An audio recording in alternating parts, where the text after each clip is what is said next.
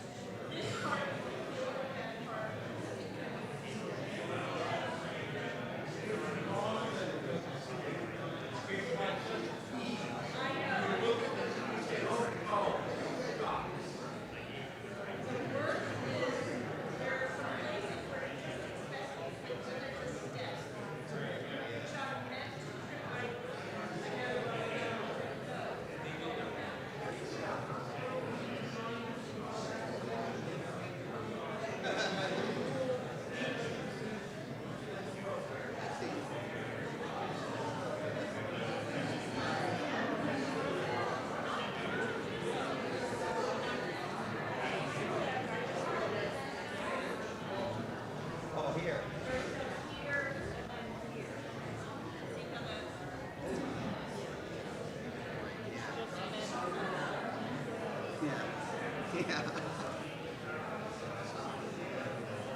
Hi.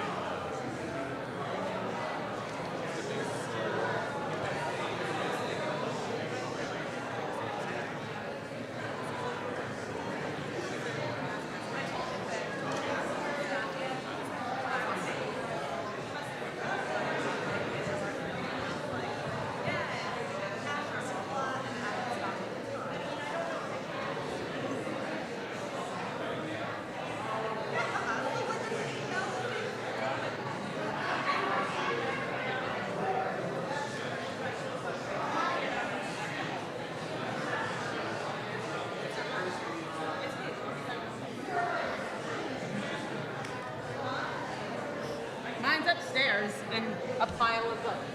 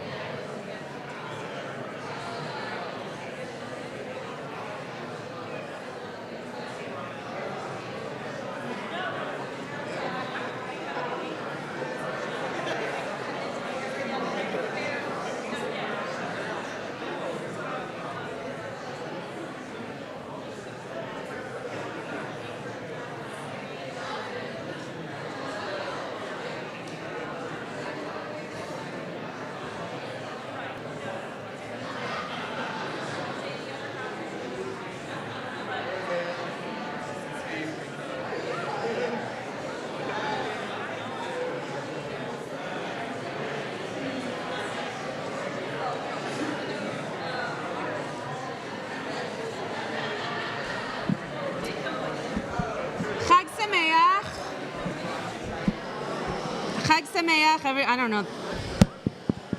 Hello?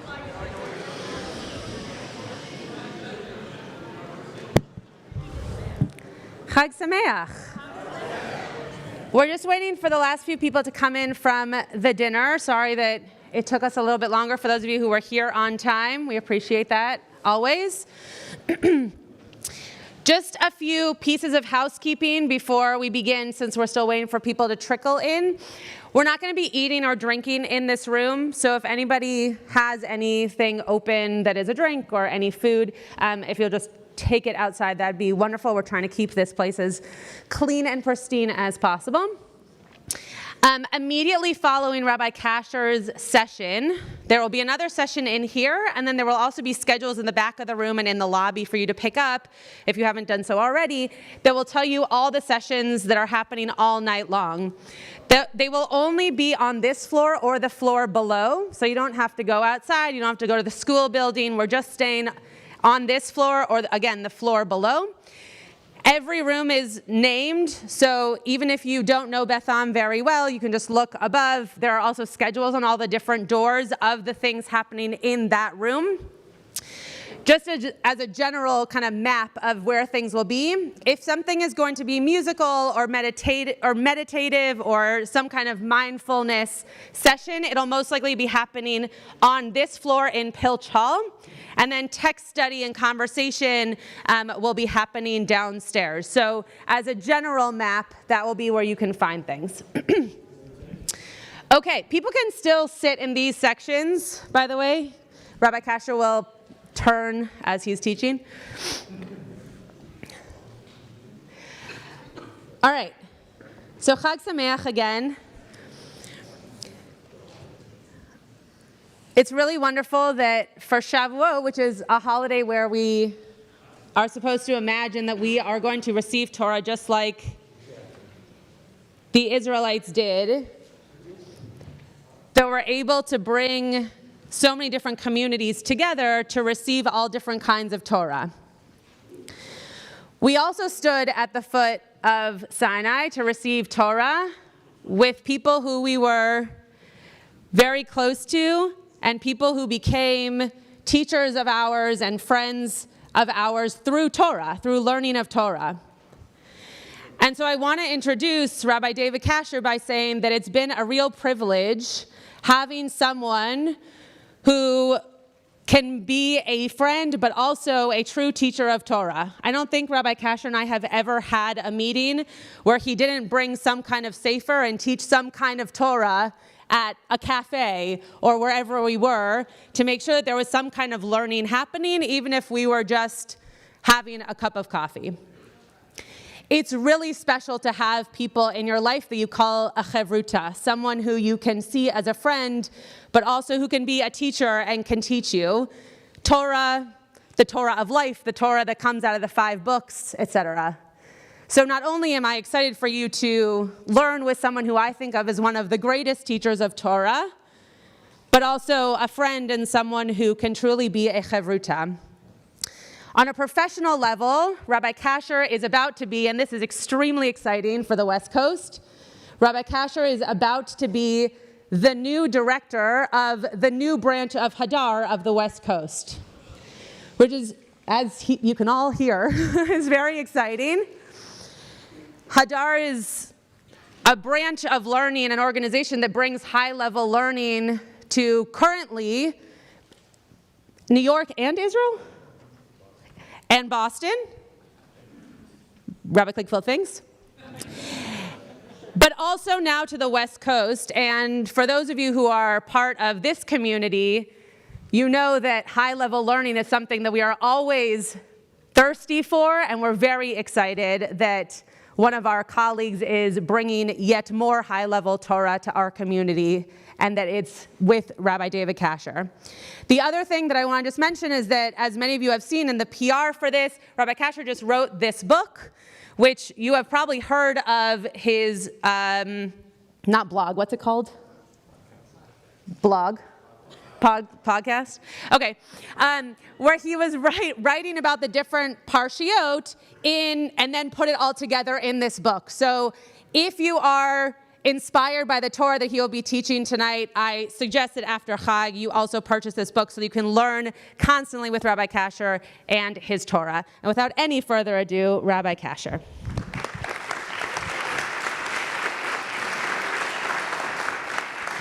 All right.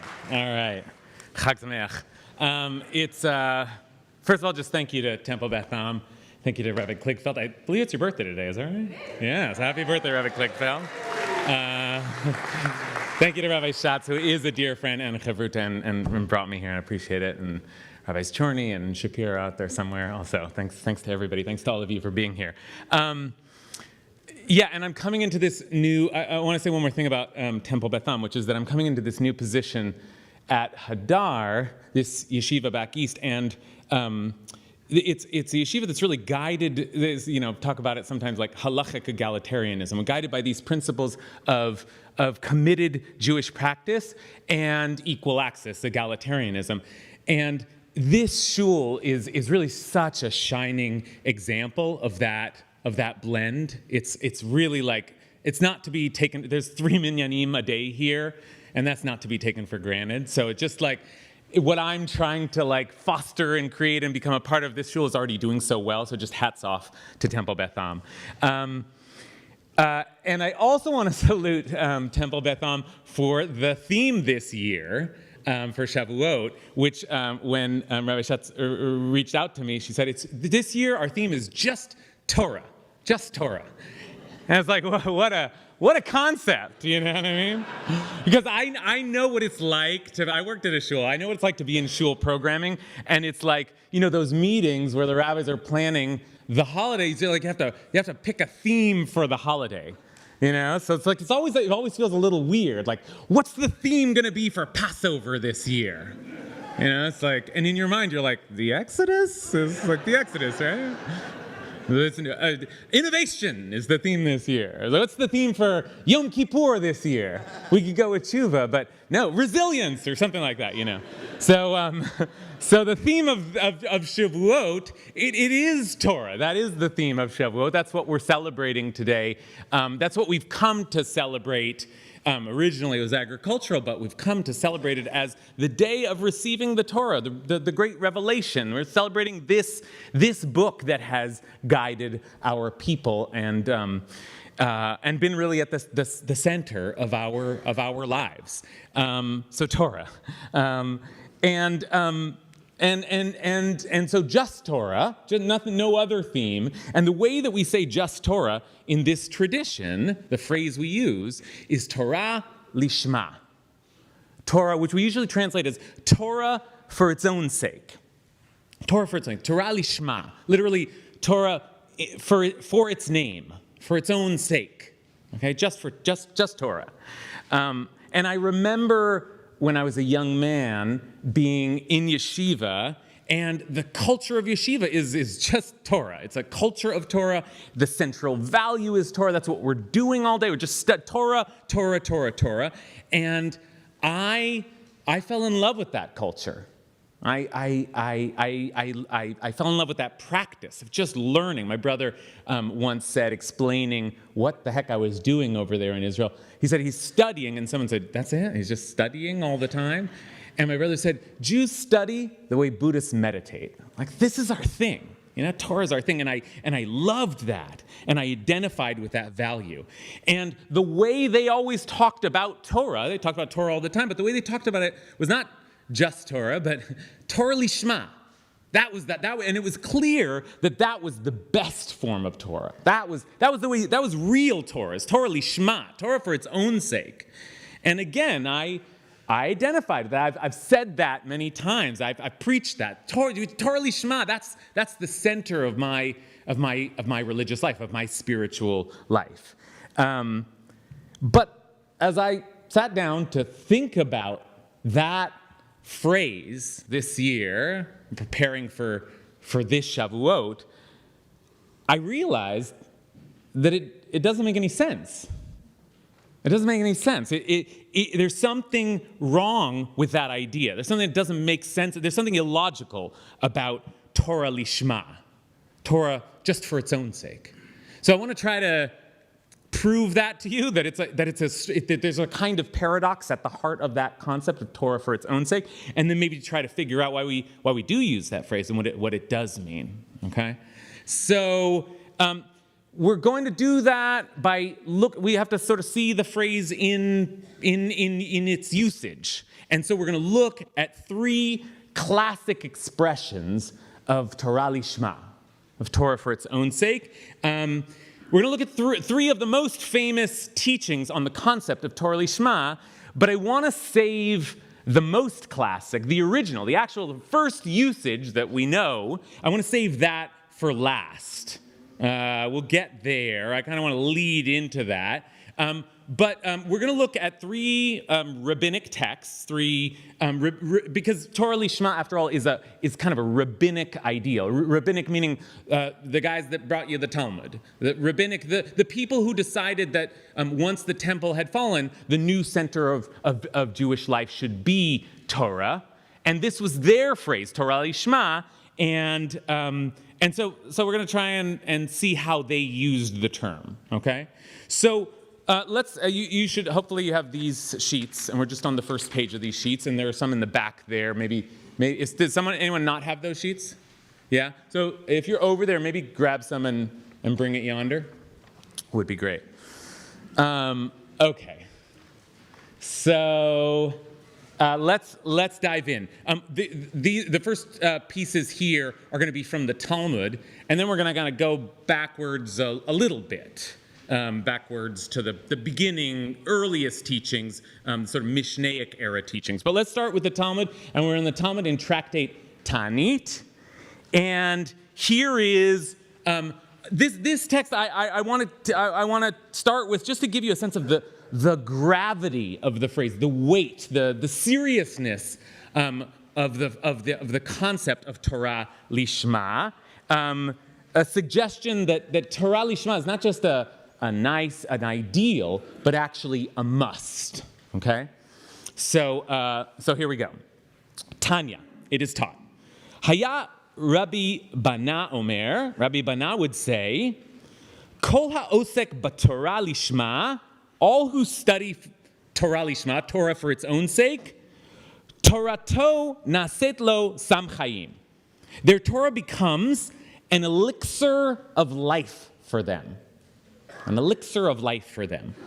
That word sam, I'm translating it as elixir. I sort of thought about how to, maybe the best way to translate it would be a drug. Right? It becomes a life-giving drug. It's like a potion, an elixir. But it's really like, I think in modern Hebrew, drugs are samim. Right? So it becomes like a life-giving drug for them. This is like Big Pharma would be excited about that one. Okay, so anyone who studies Torah for its own sake, their Torah becomes an elixir, a drug of life for them. V'chol ha'osek b'Torah shelo lishma. Now we've got another concept. And anyone all who study Torah not for its own sake, that's a little funny to translate. Torah not for its own sake. So there's another way of doing Torah that's lo lishma, not for its own sake, not in its name. Naset lo sam hamavet. It becomes an elixir of death for them. A deadly drug. Okay? All right, so you better study Torah for its own sake, right? We're not joking here. It's not just that's the higher level, but actually if you don't do that, it can be deadly.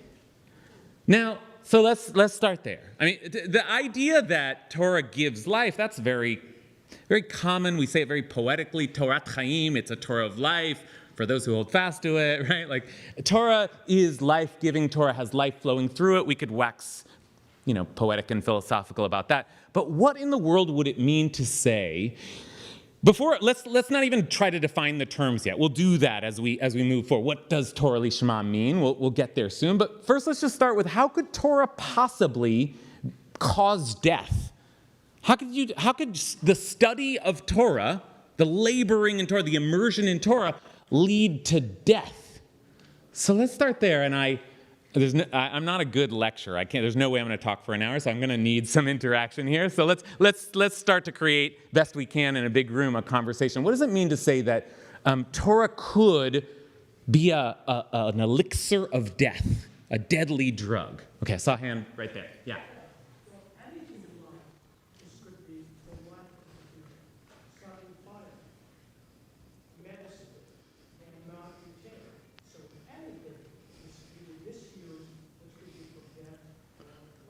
Great. Anything could be used for life or for death. And the examples you gave, maybe it is anything, but the examples you gave were especially like sort of potent things. Fire, medicine. I'm repeating. Fire, I thought it was. Fire, medicine, like these things that they can create warmth, they can create health, but too much fire will burn your house down, and too much of any drug. I mean, they did use the language of drugs, so that's a good example. Too much of any drug is too much. Maybe too many apples is too much. I mean, if you eat too many apples, you drink too much water, it's actually bad for your health. So, as you say, anything could go either way. Okay, yeah. I looked at it as you sort of use it for a perversion, where you're studying it and you're purposefully taking it out of context in a way that perhaps could hurt others. Okay, and here we're kind of creeping towards a definition. Maybe studying it shelo lishma, not for its sake, is like studying it, distorting it through your study. Studying it in some way that's you maybe intentionally, I think I heard from you, that maybe you're studying it and you're studying it in such a way that you are misreading or maybe deliberately misreading or using Torah in order to do harm, to do wrong, to do damage. Let's see, over here in the back. Yeah. Could we try for interpretation rather than if you're not studying Torah for interpretation but for your own? One of the Psalms when God puts you on paths of righteousness for His name's sake, for His glorification. Good. Okay, so you're saying Torah Lishma may mean I'm studying Torah for Torah's sake and not for my sake. Okay, we're now, it's like, I can't contain this. We're getting towards definitions. We can't just kick the phrase around without beginning to define it. And this is a good possible definition. Torah Lishma means studying it for something that's not about you. So maybe if you study Torah in order to make you special, in order to make you great for your own sake, then there's something about that's. But again, I want to hover a little longer in this idea that it could actually be deadly. Like what? So, okay, so I'm an egoist, and I want everybody to think I'm a great Torah scholar. But deadly? Is that? I mean, it's obnoxious, but is it deadly? Yeah.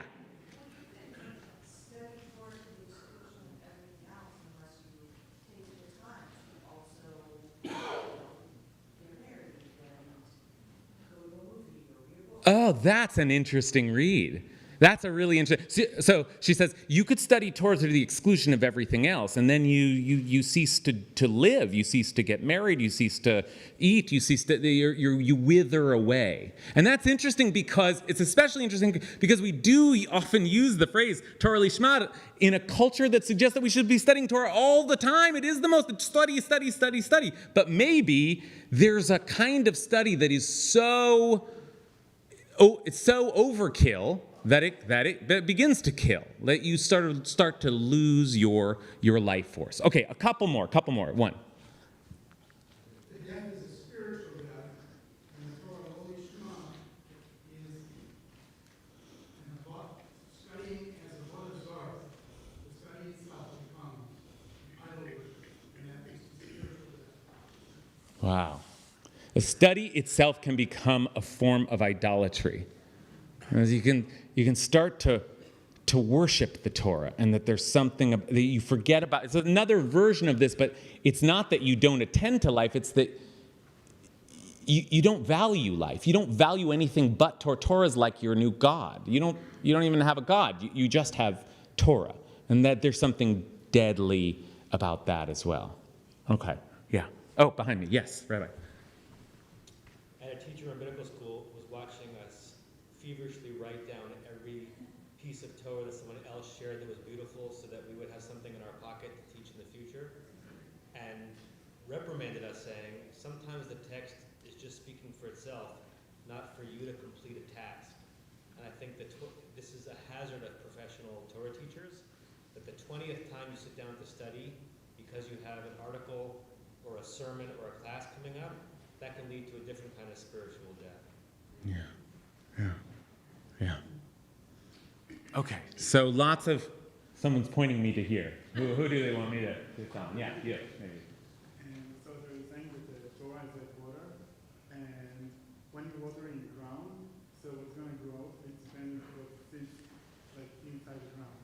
So the same about Torah. So if you have hate in your heart, or you're doing it like not for its name, so the water of the Torah will find a way to use the Torah to have more hate and have more jealous. But if you have like a warm love in your heart, you will find a way to find this in the Torah. So it's like the Torah is like the Lishma, not Lishma, it's make you stronger. But it depends like in what way you aim yourself. Okay, it sounds like part of what you're saying is so you're right. The rabbis often compare Torah to water, right, which is another life-giving force. And it sounds like you're saying that Torah is part of what it means to study Torah for its own sake is that you have to study Torah as what it is, which is a life-giving force. And if you study Torah in order to do anything but provide life and growth and harmony, in other words, these are some of the values that Torah embodies. And if you're not studying Torah in the spirit that it is meant to be studied, but in some other spirit, some hate in your heart, you said, spirit, then it can create death. Okay, all right. So Torah can be deadly. Okay, so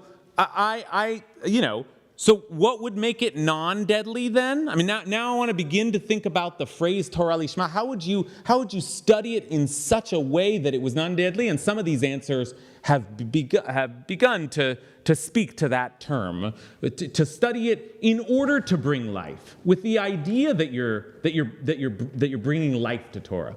What else? Yeah. I think in order to not, for something not to become deadly, you have to question. You have to give a little space between the 100% study of Torah and your capacity and ability to reason with oneself and like to question something to see is this true and why is it true and to investigate. Okay, so one answer is that you have to bring questions and a certain kind of critical thinking to Torah, and you have to bring yourself to Torah. You have to bring yourself to Torah in order for it to be a life-giving experience, not to be so immersed in Torah that it becomes like nothing but Torah and a kind of idolatry. I want to say there's a little bit of an irony in some of these answers. I mean, I resonate to them, but there's a little bit of an irony because it sort of sounds like Torah for its own sake means that's all it's about. It's not about you. It's not about your questions. It's not about life. It's not about anything else. It's just Torah, Torah, Torah. And yet, when we start to think about what would it mean for Torah to give life, we start to think, well, there are other things you have to bring to the Torah, not just Torah. So, okay, yeah. If you take out the word home and put in the word God, you do it for God's sake or not for God's sake.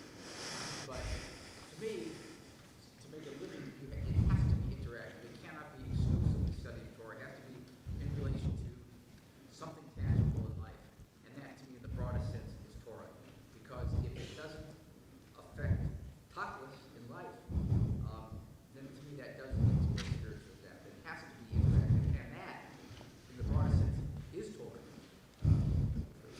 Okay, so again, an encouragement to study Torah with an eye towards the big picture, towards life itself, the way that Torah affects life. And you also suggested that we ought to be maybe thinking about God. What about God? I mean, it's a strange phrase in that way as well. Torah lishma, for its own sake. What about Torah for God's sake? What about Torah for our sake? What about Torah for the well-being of all? I mean, these seem like good answers, but there's something weird about them because that's not the phrase. The phrase, I actually, I have a friend, Ellie Stern, and he wrote, he's a professor at Yale, and he wrote a book on the Vilna Gaon, on the great genius of Vilna.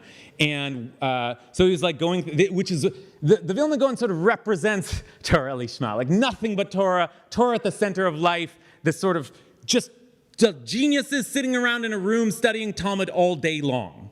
And he once leaned over and showed, we were in shul, and he's like doing research before he was a professor, and he's like, take a look at this. It was one of the students of the Vilna Gaon.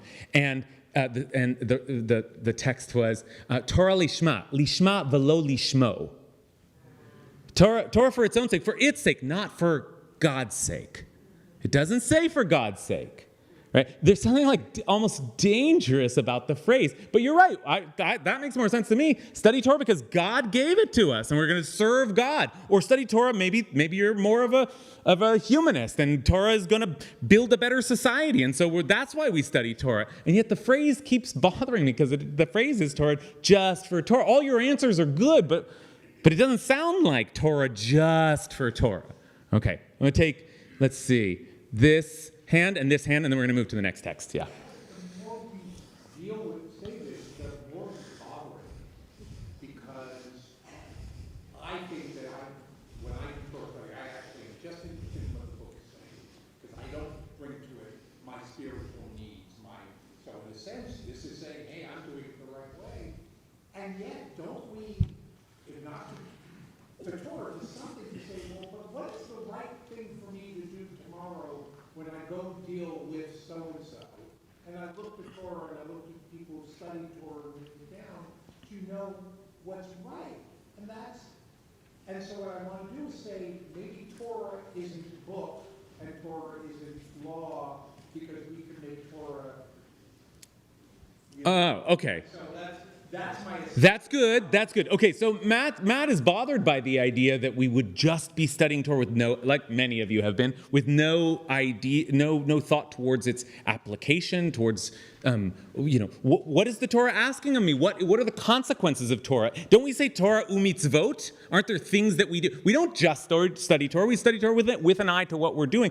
But Matt sort of it sort of salvages by saying maybe that is what Torah is. Maybe Torah for its own sake includes all the applications and life and God and each other. That's what it means. Torah for its own sake, which sounds like just Torah, and begins to bother Matt and some of us. Actually, maybe that term means Torah for all that it is, which is quite a lot. But then did we need the phrase altogether, Torah for its own sake? Okay, one more thought, and then we'll take a look at another usage. So I just wanted to pick up something that was said about spiritual death, and then the very first comment about doing the time with everything. When I read this, I read it in a very simple way. Torah for its own sake is the intrinsic spirit, the intrinsic value that you're not taking it as a means to an end, but as an end in and of itself, and that you're fully present, and you're restoring Torah just for that, not for anything else. Okay. That's spiritual life. And if you're in there and using it as a means to an end, you're not present, you're dead. Okay. All right. This is the first answer, I think, that really takes the phrase very literally, very seriously. When you're studying Torah, just study Torah. There are applications, there are outcomes, it does give life, it is service of God, but when you're doing it, don't constantly be thinking about all these other things. Just be there in the experience. Okay, that's good. Maybe now we've heard a lot of venturing towards definitions, but that takes the phrase really seriously. Maybe the idea is to study Torah for its own sake means when you're studying Torah, you just have to be thinking, what's the text in front of me? And just immersing that's the language you osek. You're deep in it, you're immersed, you're laboring in Torah. Yes, to all of the things you said, but when you're there, just be there. Don't be thinking about, oh, well, what is this going to mean for how I practice Shabbat? Just, what does it say there? Just be there, be present. Think about that, the application later. Okay, that's a good definition. We've heard some other good definitions. I want to introduce another usage that I think will help us with definitions. I was kind of trying to resist defining, but it's inevitable. So let's take a look here at another piece of Talmud, this one from Pesachim. And in the formula here, I think that there's another contrast between not for its own sake and for its own sake. And then once we have two, I think we'll be even more equipped to think, okay, so what are these two states of being? Amar Rav Yehuda Amar Rav. Rav Yehuda said that Rav said. Rav Yehuda is always quoting Rav. That was his teacher. So Amar Rav Yehuda Amar Rav. La'olam ya'asok adam b'torah u'mitzvot. A person should always engage in Torah and mitzvot. Afal pi shelo lishma. Even though you're not doing it for their sake, for its sake. Shemitoch shelo lishma ba lishma. Because from not doing them for their sake, one comes to do them for their sake. Okay. All right. So first of all, mitzvot. Oh, this isn't just Torah. We don't just use the lishma phrasing for Torah, but mitzvot are also something that you could do either lishma or lo lishma. This probably is, I think, the most famous teaching on Torah lishma. We like this. You should always do Torah, even if it's not, I don't know, fill in the blank. Let's try to fill in the blank. Even if it's not lishma, even if it's not the way it's supposed to be studied, because that will bring you to doing it lishma, for its own sake, the way that it's supposed to be studied. Now, first of all, I just want to point out, there's a little bit of a contradiction here between this text and the last one, right? Because the last text was like, shelo lishma is like death. And this text says, no, you should do Torah shelo lishma. You should, but not because it's ideal, but because it'll get you there. Okay, so how does that work? Let's try to describe that process. How does lowly shema, not for its sake, bring you to for its sake? So now we have to begin defining our terms. We've already begun. But what is lowly shema? What is that state where you're studying not for its sake? But it's okay. It'll get you there. What's lowly shema? We've been talking about Torah lishma for its sake. What is Torah not for its sake? Noah. I think the Torah lowly shema, it's just studying it as like get out of it, and with no other intention of personal advantage or something like that. And for its sake, you start that way, but then the intention to actually want to study for something other than yourself eventually comes in. You're then moved to. Okay, so this is like Torah as a means, as you were saying, but specifically the means of self-aggrandizement or self-benefit or self-gain. Noah assumes that Torah shaloli shema is Torah. I'm studying Torah for me, and others have suggested that as well. I just want to see what I can get out of it. Maybe it'll make me cooler. You know, Torah makes you so cool, right? Like maybe it'll give me status, or maybe people will think I'm smart, or maybe I'll learn something here that I can use to.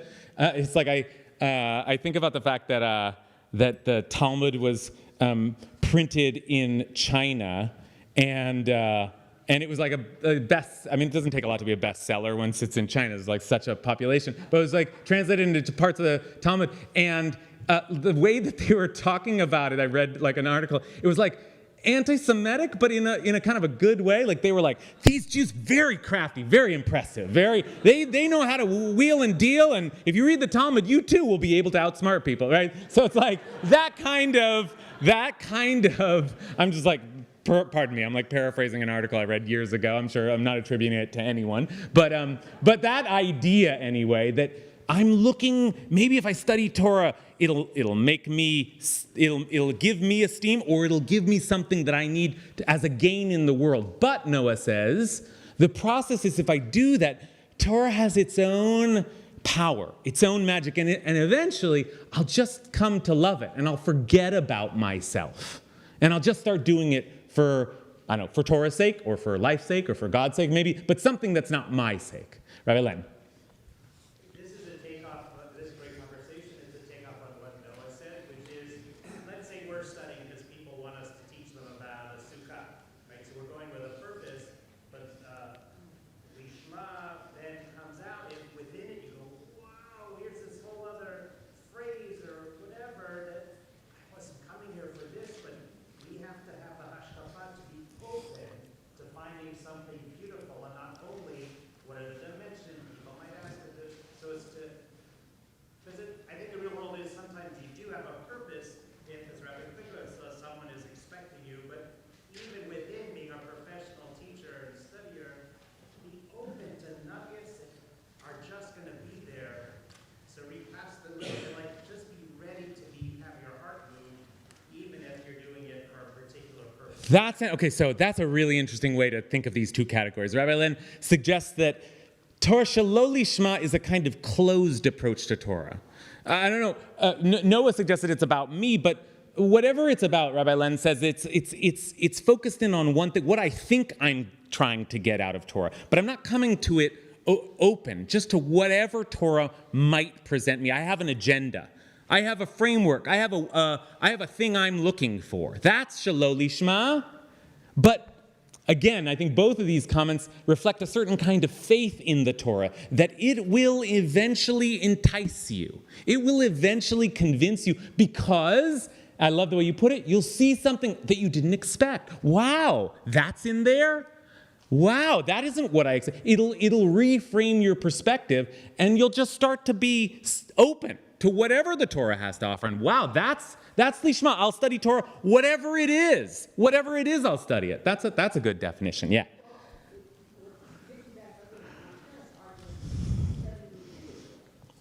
Is exactly that. You don't like it right now. You're not doing it for its sake. You're not doing it at this moment. But once you have a taste of it, you get used to it. You get familiar with it. Then it'll go on. I like that answer too.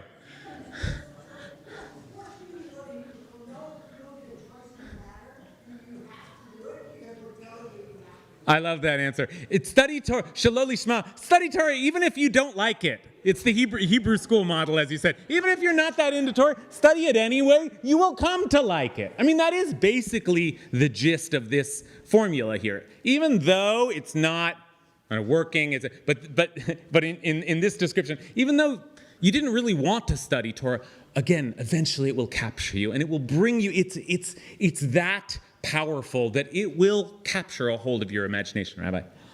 To go off of that, that was going to be one of my examples as well, but day school or even rabbinical school, right? This idea of going into an experience where you are learning skills through the learning of Torah, but in the moment, writing a paper on Psachim doesn't feel like Torah Lishma. It feels like I want to get a good grade.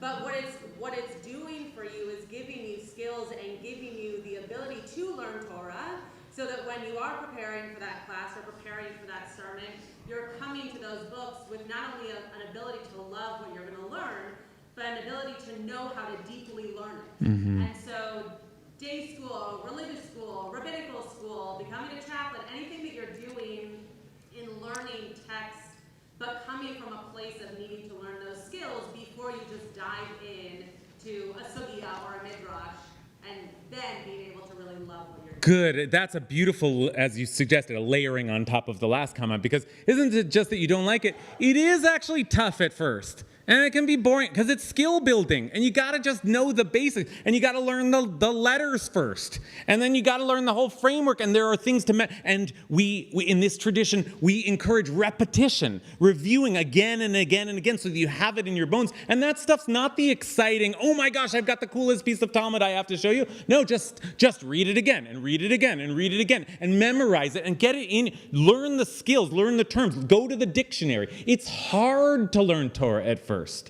If anyone's ever been to yeshiva or Hebrew, that first year is rough, but you need that because Torah is so sophisticated, so intricate, so dense that if you really want to climb to the vistas that Torah offers, you got to break your teeth on the dictionary, on the letters, on the review of Torah. You got to do the heavy lifting that gets you strong enough to ascend to the heights of Torah. All right. I do want to get to the last text. Does anyone want to I said this when we read this text, that there's one text that suggested that shalol lishma led to death, and now this other text that says shalol lishma leads to lishma. Not doing it for its own sake actually gets you to a good place. Does anyone want to how do I distinguish between the two? How do I know that my version of studying Torah not for its own sake is not deadly, but actually good and skill building and getting me there? Yeah, Nick.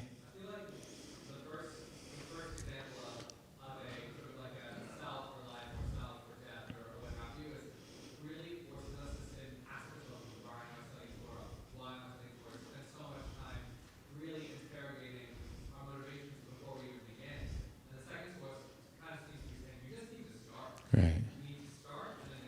Right.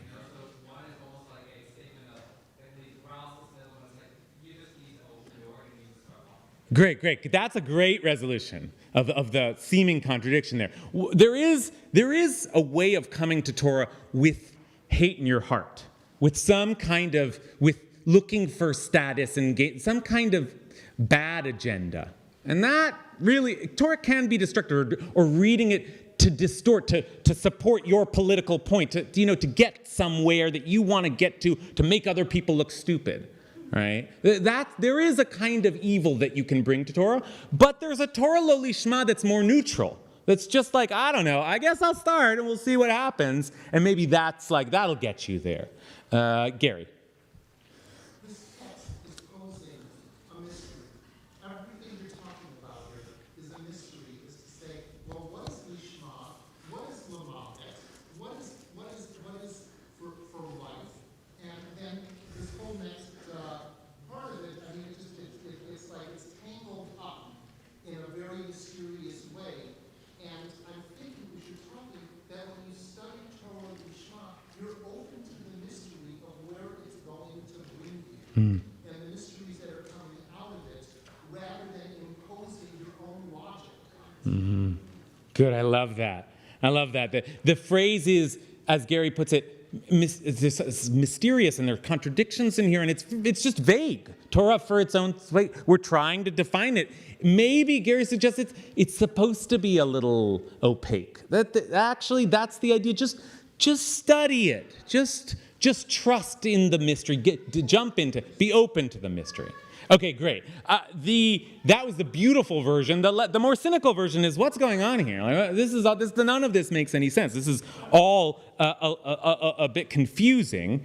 And so, what should we do if we're confused by the phrase? Well, let's go back to the source. Let's look at the original usage. How was the phrase first used? And the phrase was first used, or at least the first usage that we have, by Rabbi Meir.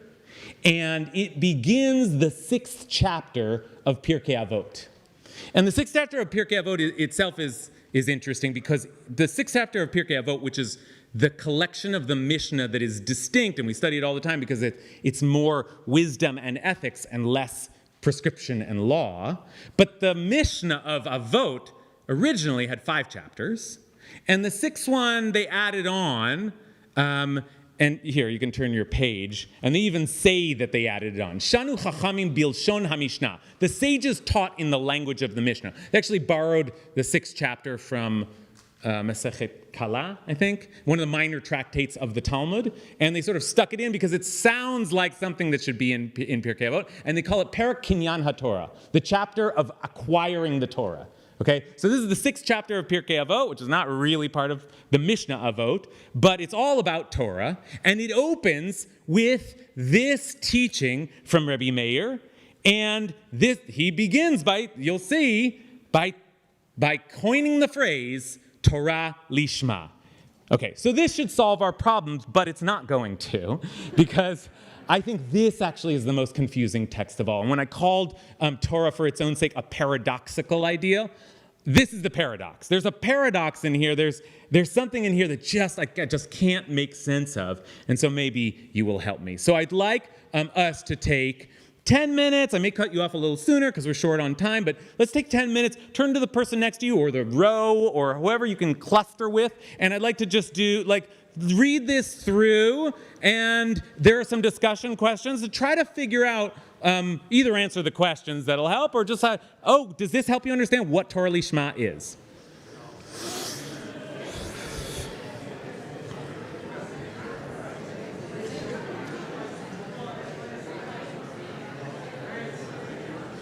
If you have a question, you can raise your hand. I'll come around.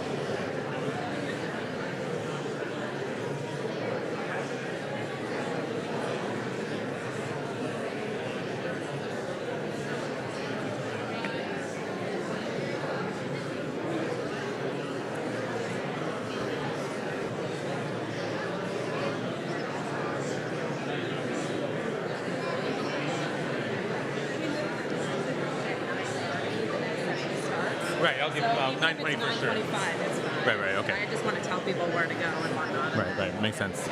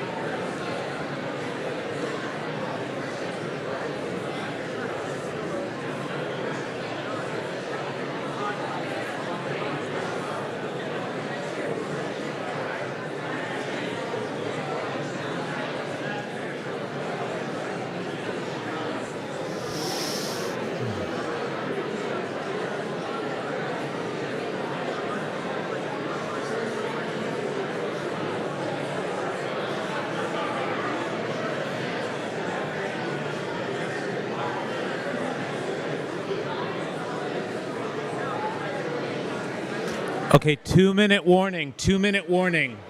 2 minutes.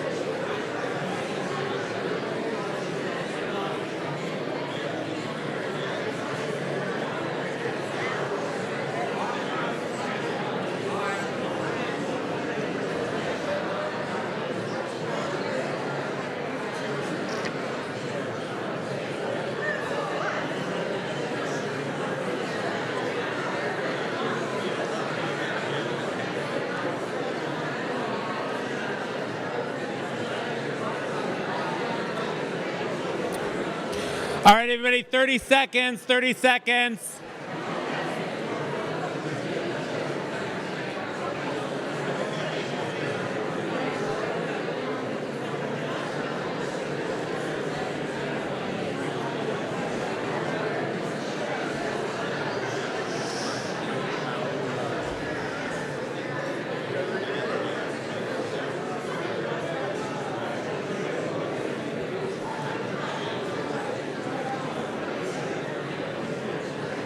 All right, everyone.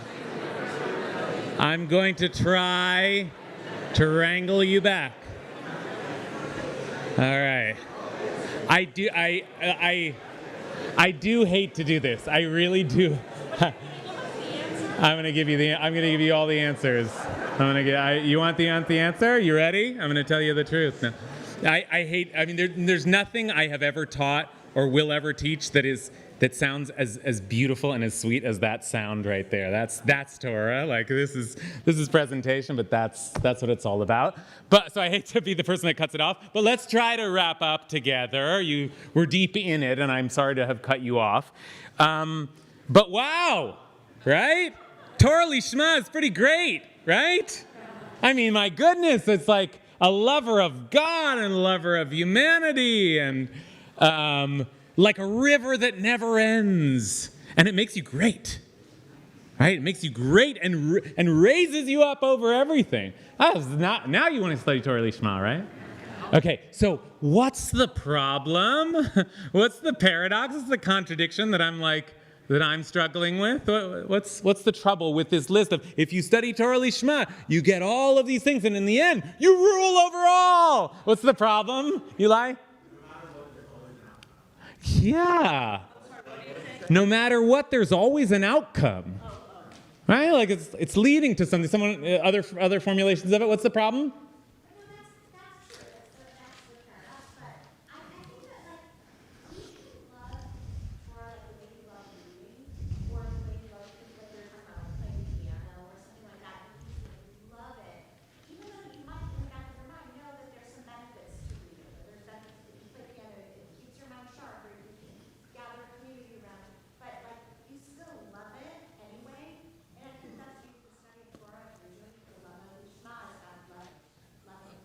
Okay, good. All right, so you're solving the problem, which is great, right? That there has to be...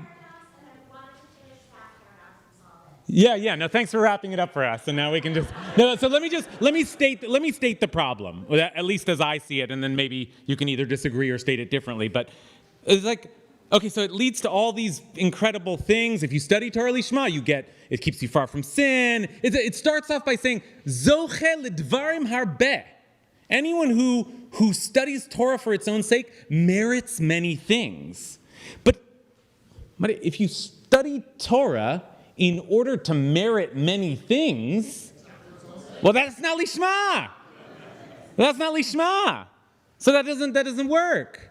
And anyway, okay, but I mean, even if I don't want to go there, I don't want to study it for its own sake, but there's still a problem. It's like Torah, we do believe that Torah leads to these things, that Torah is water, is life, builds our society, connects us to God. I mean, the problem as I see it is we would only think about studying Torah for its own sake and putting it at the center of everything and immersing ourselves in it if we actually thought it was good and led to good things, not just random. We picked one thing and just decided we'd focus on that, right? So Torah does produce all these things. We want to believe that's what drew it to us in the first place, and yet my last question, once Rembaum has told us this, well, now I can't study Torah Lishma because I know I'm going to become great and like a river that never ends. So how do I solve that problem? So one solution is, but I still love it, and I would do it I just love it, right? Okay, other solutions? Yeah. So I'm a lawyer. Okay. So. And when you are a lawyer and you look at law, you look at contemporary American law, generally you are coming from a perspective. You're an advocate of some sort. And so you look at the law and you do your best to try to analyze it, but you do so with an agenda. You do so in a way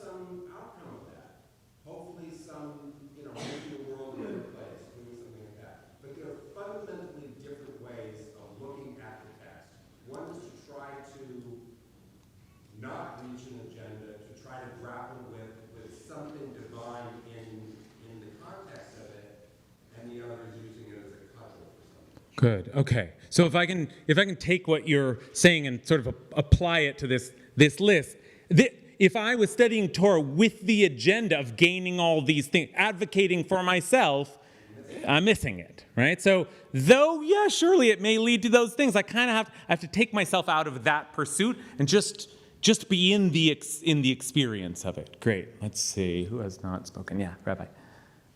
So I kind of imagine this teaching as like the answer that Rabbi Meir is giving to students who are like, but Rabbi, how do I get on the Jewish Week's 36 under 36 list? Like, I just want to be known. Right. How do I get to be you? And he's like, it's a paradox, my friend. Yeah. The thing is, the only way to all of these things I'm about to list for you is not to study in order to actually get to the greatness. Yeah. So the only way to become and actually get the reward of eventually being modest, patient, and forgiving of insults, and actually get all of these secrets, but also be revered and beloved, and people will say all these things about you, is not to go out in the world and seek them. Ultimately, even though you might look out there and think that's how people got there and how I got there, that's not how you get there.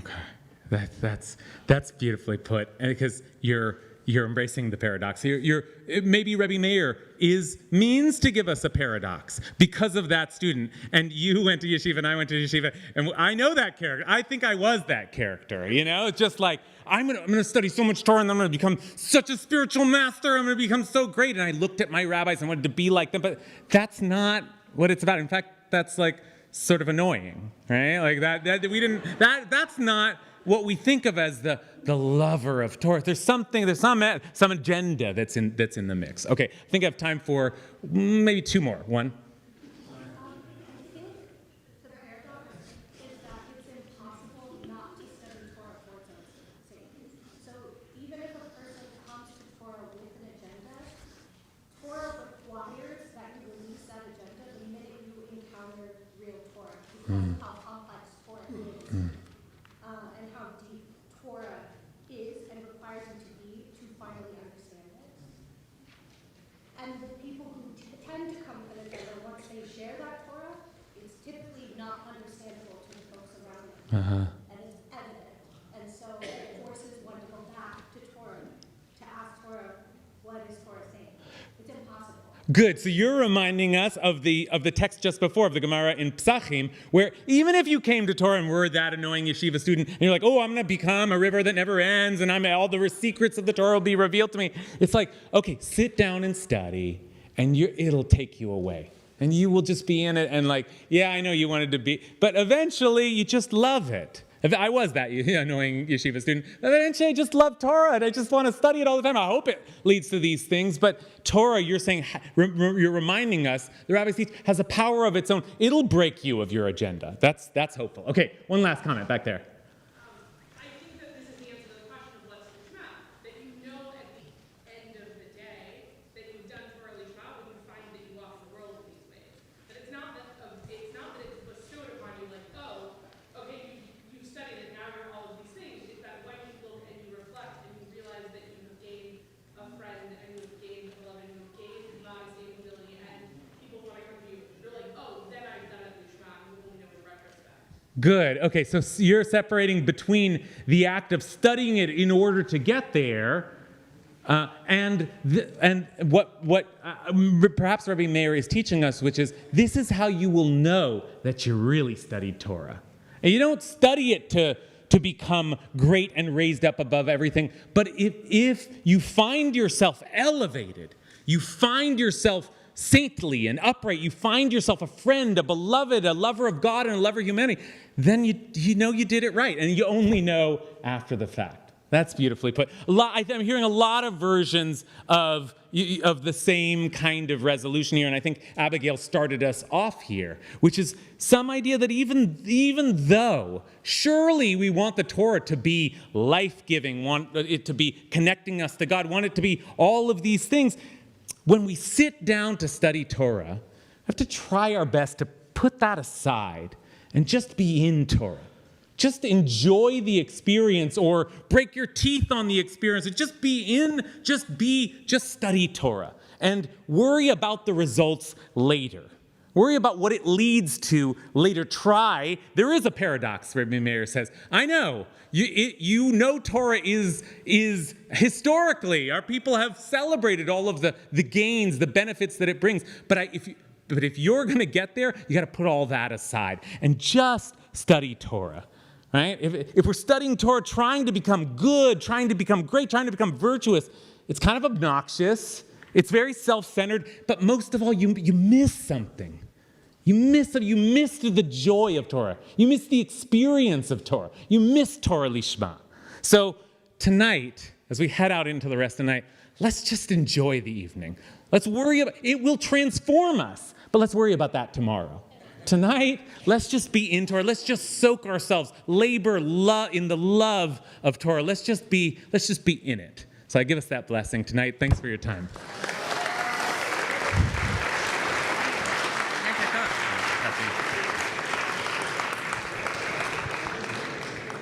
So indeed, we hope that you will just enjoy this night. You're already here at 9:20. Stay for the next session.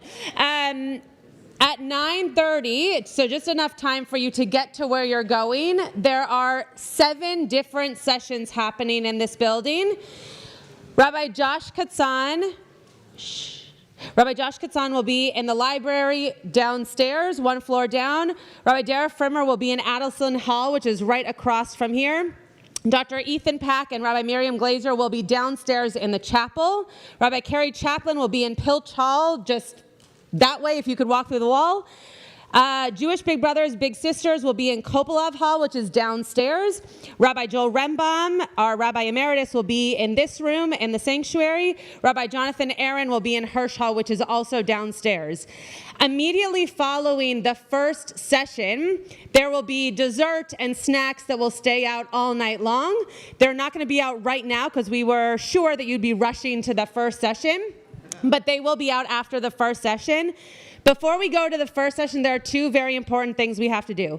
Number 1, every sign, every piece of logistics, every teacher that is teaching tonight, all of that was organized by Ari Fife.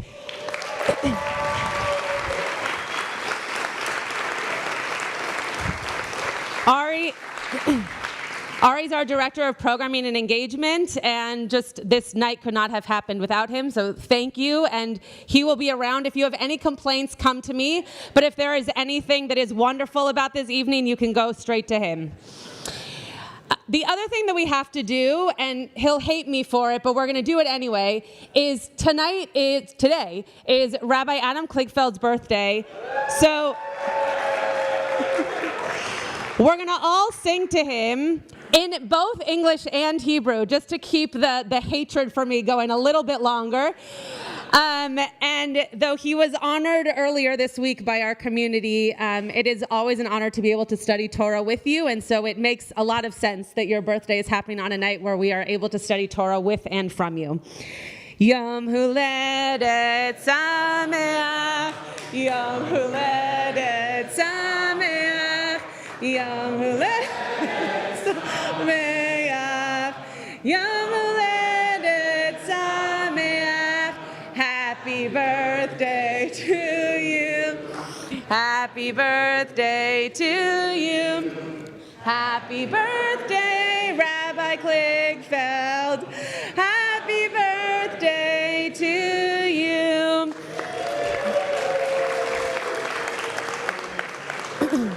There are schedules on your way out. If there are schedules on your chair and you are not staying, please bring them to the table so that others can use them, and enjoy your night.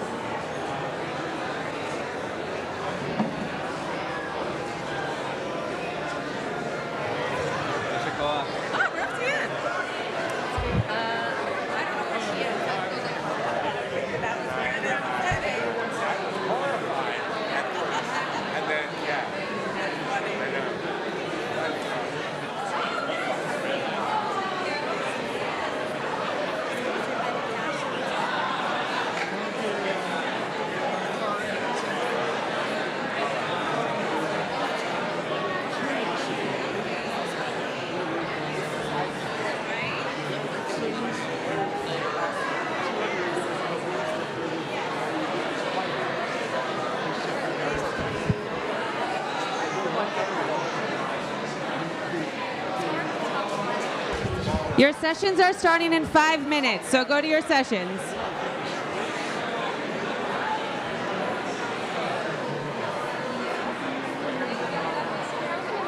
Thanks for being here. There we go.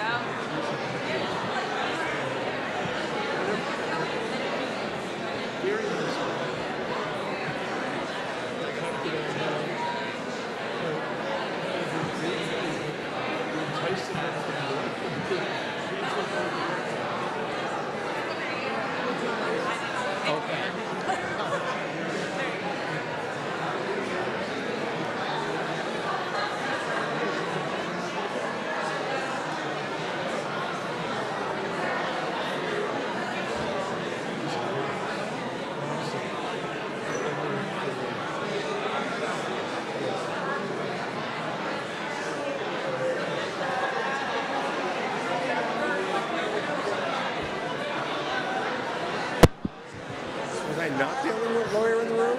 Definitely. But it was a beautiful statement. Okay, everyone, go to your sessions. Go to your sessions. They're starting in 5 minutes.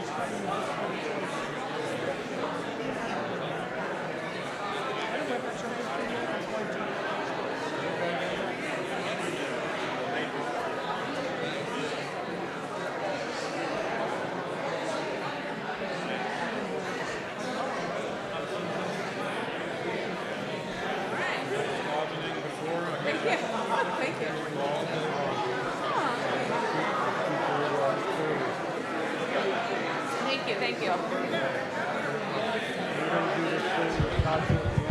Yes. Okay, the schmoozing's over. Go to your sessions. Go to your sessions. Bob and Diane, go to your sessions. I can't call on anybody else. Alan, are you staying here? Are you staying in this session? Okay, go to your session.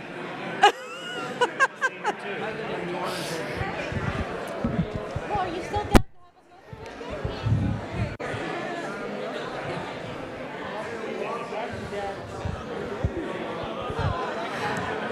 a 5 minutes, 5 minutes. Your sessions are starting in 5 minutes. Go to wherever you're learning.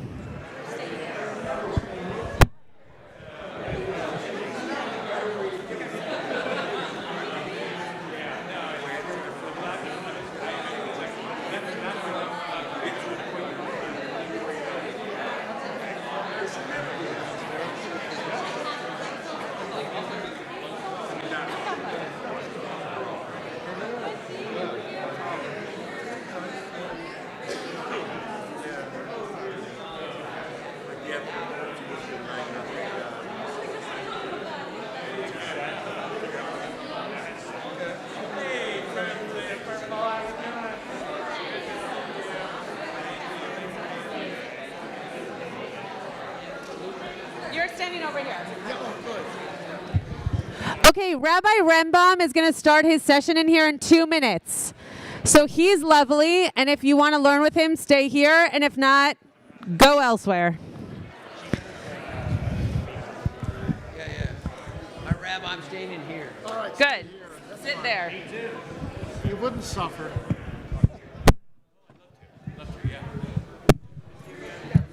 Get a long hand. What? Get a long hand out.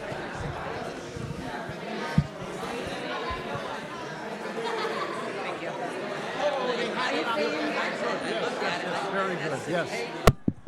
Yes. Good.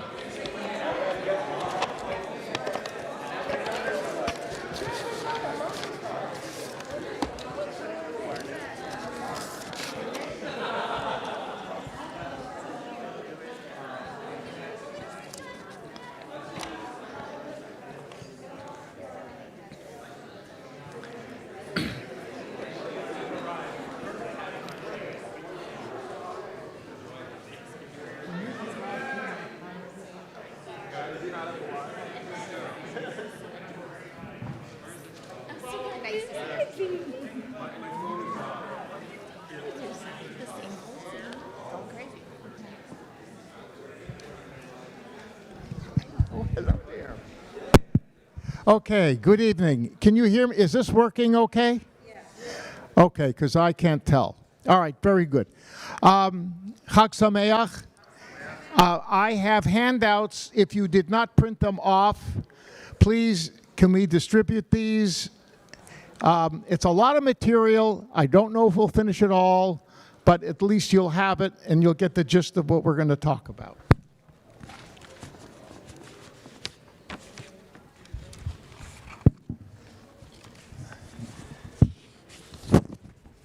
Okay, while this is happening, I want to read to you a story. Okay? Shh. I'm from the shushing school. People say you're not supposed to do that. But guess what? Sometimes it works. Anyway, all right. Have you heard of Rabbi Yitzchak Miberdichev? The Berdichev, oh, he's an amazing guy. Okay, so here's a story about him. All kinds of stories were written about this guy. Okay, the story is told of Rabbi Levi Yitzchak of Berdichev that once on Kol Nidre, the holiest night of the year, when all sins are confessed, the tailor, one of the most devout members of the community, was absent. Concerned, the rabbi left the synagogue and went to the tailor's home. To his surprise, he found the tailor looking at a piece of paper before him on the table. "What's the matter?" asked Rabbi Levi Yitzchak. "Oh, everything's fine," replied the tailor. "As I was getting ready to attend the service, I made a list with 2 columns. At the top of one, I wrote my name, and at the top of the other, I wrote God of all the universe. Then, one by one, I began to list my sins. Cheated Goldman out of a pair of trousers. And in the other column, I noted God's omission. Little girl died of diphtheria. Then the next sin, lost my temper with my children. And in God's column, I heard there was a famine in another country. And so it went. The tailor showed the rabbi the completed list. And for every sin I committed during the past year, God had done one too. So I said to God, look, we each have the same number of sins.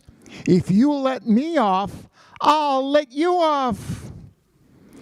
Then the rabbi looked at the paper and his face grew red, and he scolded his friend, "You fool! You had him and you let him go." That's Rabbi Levi Yitzchak, the great Rabbi Levi Yitzchak of Berdichev, scolded this guy for making a deal for forgiveness. Should have squeezed them. God. That's us. So tonight I want to share with you some thoughts on this whole question of, my God, why have you abandoned me? Can we yell at God? I'm not sure where it's going to go. It may have to go nowhere because it's obviously a very, it's an amorphous topic. You know about the guy who went to the Kotel and prayed and prayed and prayed. And he prayed for world peace, and he prayed for healing, and he prayed for all kinds of good things, not for himself, but for the betterment of the world. And there was this visitor from Israel who was davening at the Kotel along with him, and he saw this every day. You know, and he went to him and said, I see you're praying with such fervor. So he says, yes, I've been doing this for all my life.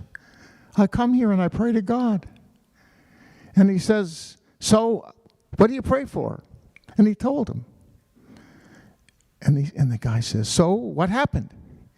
It's like talking to the wall. You know, it's hard to talk to God. I don't know if it's stylish these days. But there were ancient times when people did. And maybe it's something we should think of a little bit more if you think about it. But it's something, it's a challenge. Because a lot of it depends upon what concept of God do you have. Some people believe in a God that you can talk to. Others believe that God is not necessarily a deity you can talk to. Sometimes people feel, I can talk to God. And that same person, 3 days later, can say, I can't get a word in edgewise with this thing. And you know what? That's okay. Anyhow, but there was a whole tradition, if you will, of yelling at God that exists within our Bible. And I want to look at some selections. Some of them you probably are aware of. Some of them you may not be.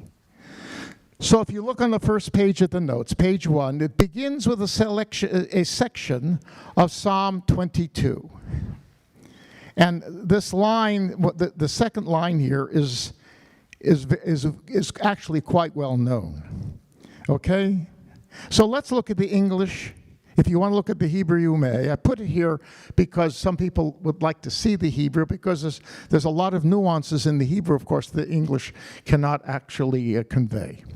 So for the leader on the Ayelet HaShachar, which is probably some kind of a melody, a Psalm of David. Eli, Eli, lama azavtani, rachok mishuati, divrei sha'agati. My God, why have you abandoned me? Why so far from delivering me from my anguished roaring? My God, I cry by day, you answer not, by night, and have no respite. Okay? This is his taina. This is his complaint. It's painful. Right? The guy's waiting. Doesn't happen. That line, Eli, Eli, lama azavtani, became a Yiddish song, a whole melody based on that line. And it basically picks up the theme, and you can understand that people in Eastern Europe, where Yiddish was spoken, often felt this way. I needn't go into details. And this was pre-Holocaust. So it's not just a response to that. Anyhow, but then he goes on to say, look what he says. But you are the Holy One enthroned, the praise of Israel. In you our fathers trusted. They trusted and you rescued them. To you they cried out and they escaped. In you they trusted and were not disappointed. You have a history, God, of being a redeemer, a helper of people who are in trouble. No, what about me? But I'm a worm, less than human. I'm nothing, scorned by men, despised by people. All who see me mock me. They curl their lips, they shake their heads. Let him commit himself to the Lord. Let him rescue him. Let him save him, for he's pleased with him. That last verse 9 is obviously intended to be sarcastic.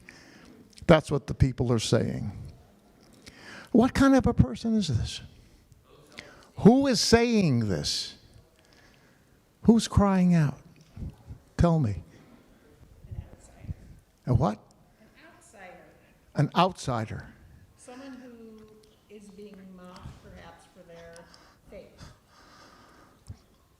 good. Someone being mocked for their faith. On what grounds can you base this?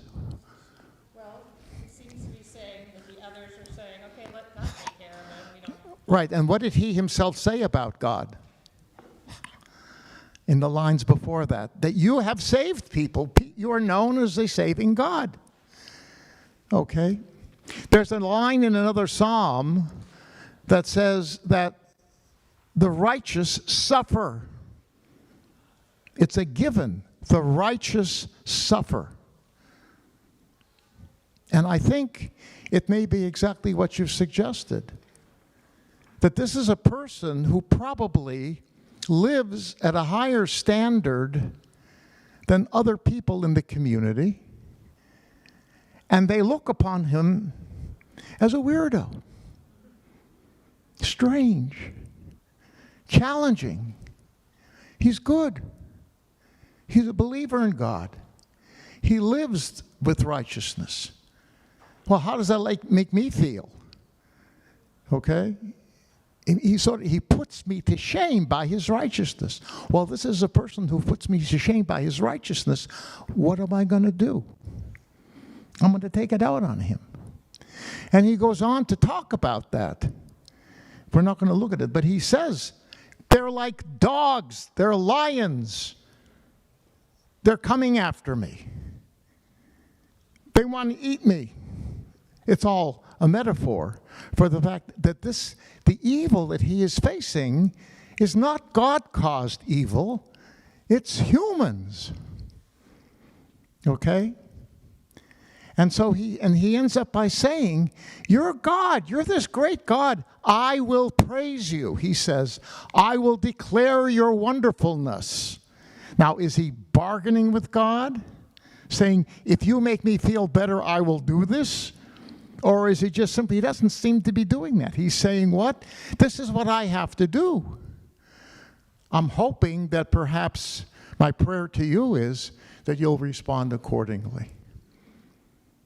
Okay? He's talking to God. Now, God doesn't respond. I don't believe there are psalms in which God responds. Maybe you can find one. I haven't found one. It's not the style of the psalms.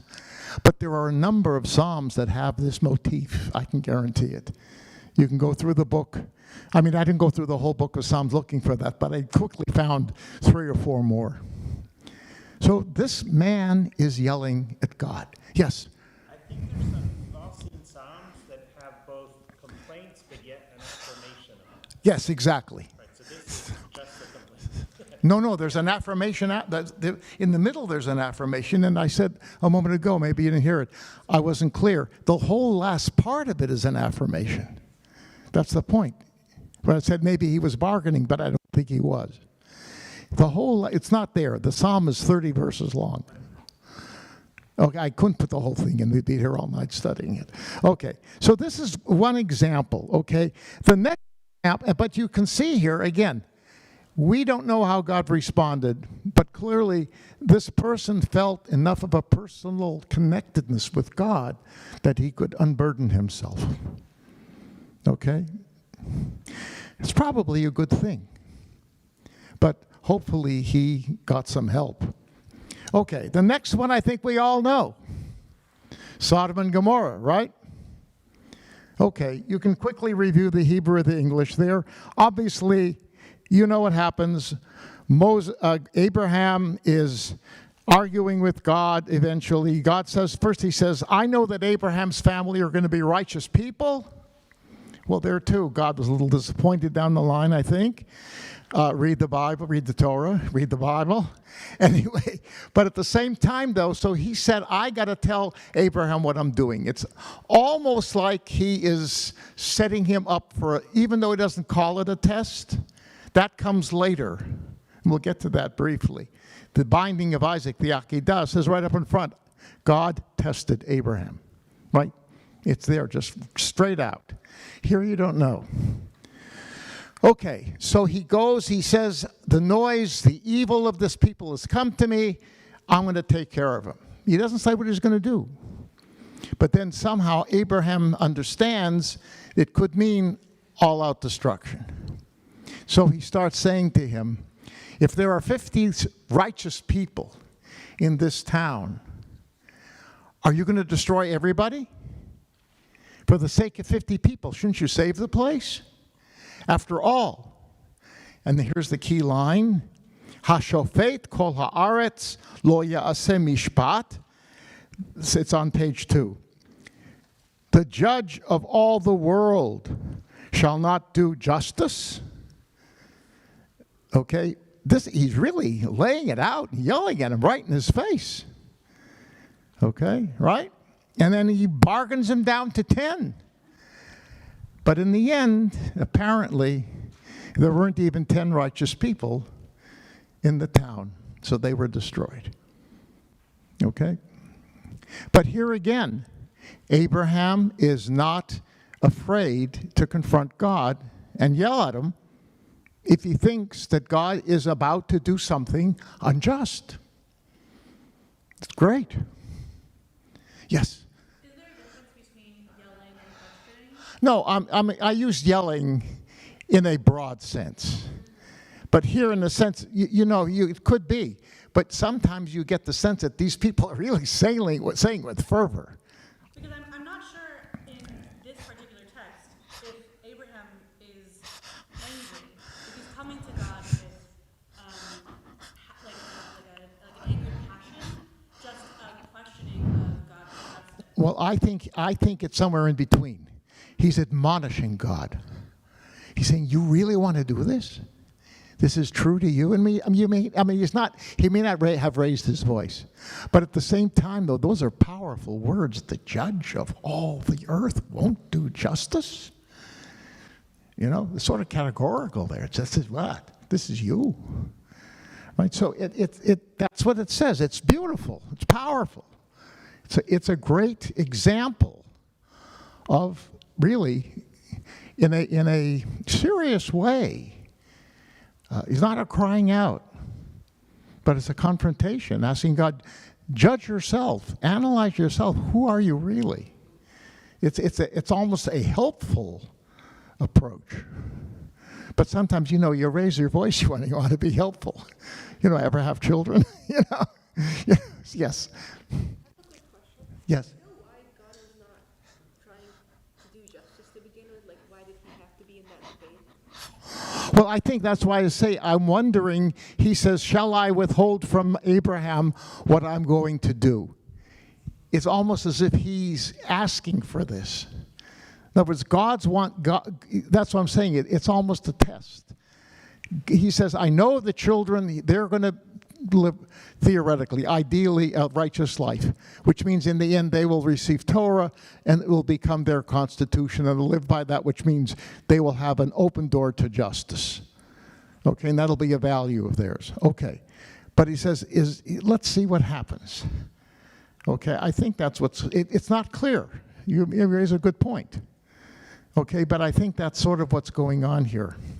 Because he's telling us in advance, he's going to open the door. He didn't have to tell them, right? He could have ignored the whole thing and just sent the angels off and goodbye, they're gone, right? But of course, Abraham had a vested interest because his nephew Lot was living there, right? And so in the end, that's part of the bargaining here. So clearly, Lot and his family were saved because they presumably, relatively speaking, were among the righteous. They were the righteous, but nobody else.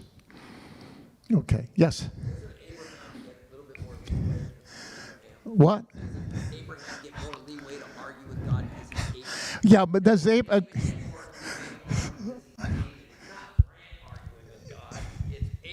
Yeah, exactly, right. So can we be Abraham, right? Abraham is Abraham, right? The first person, well, technically Noah got a covenant, right? Noah did get a covenant. But in terms of this kind of a deep covenant for a specific people come out of him, yeah, Abraham was a special guy. So maybe he could. Can we? That's the question. Can we? But I think our tradition is that, yes, we are all equal in God's eyes. And we should feel that we have the opportunity, we can do it.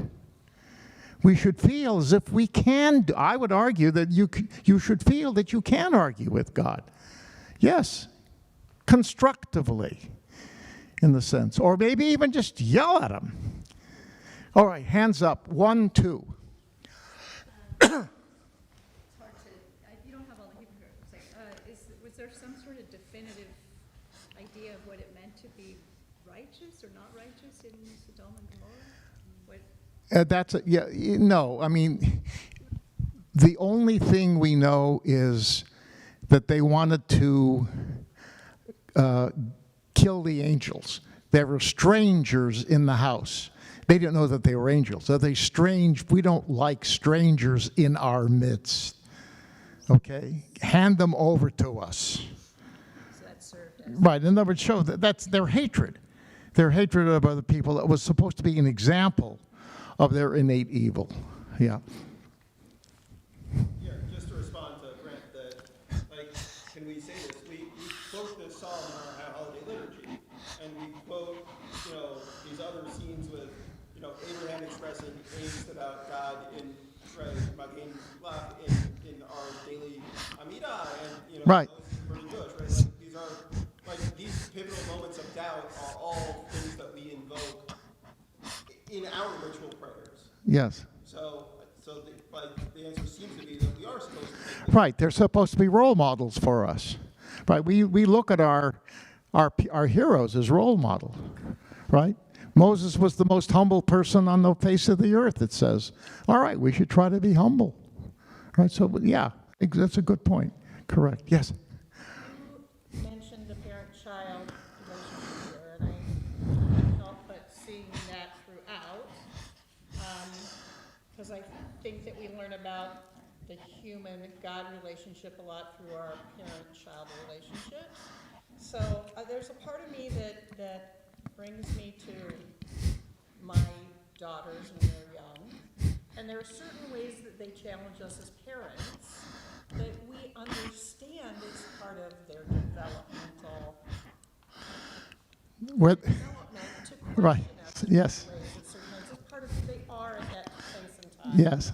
And sometimes we even chuckle, not in front of them, about Right. the terrible twos. Yes. Or the teenage rebellion. Right. Whatever they are. Yeah. We know it's their job to do that. Yes. Right?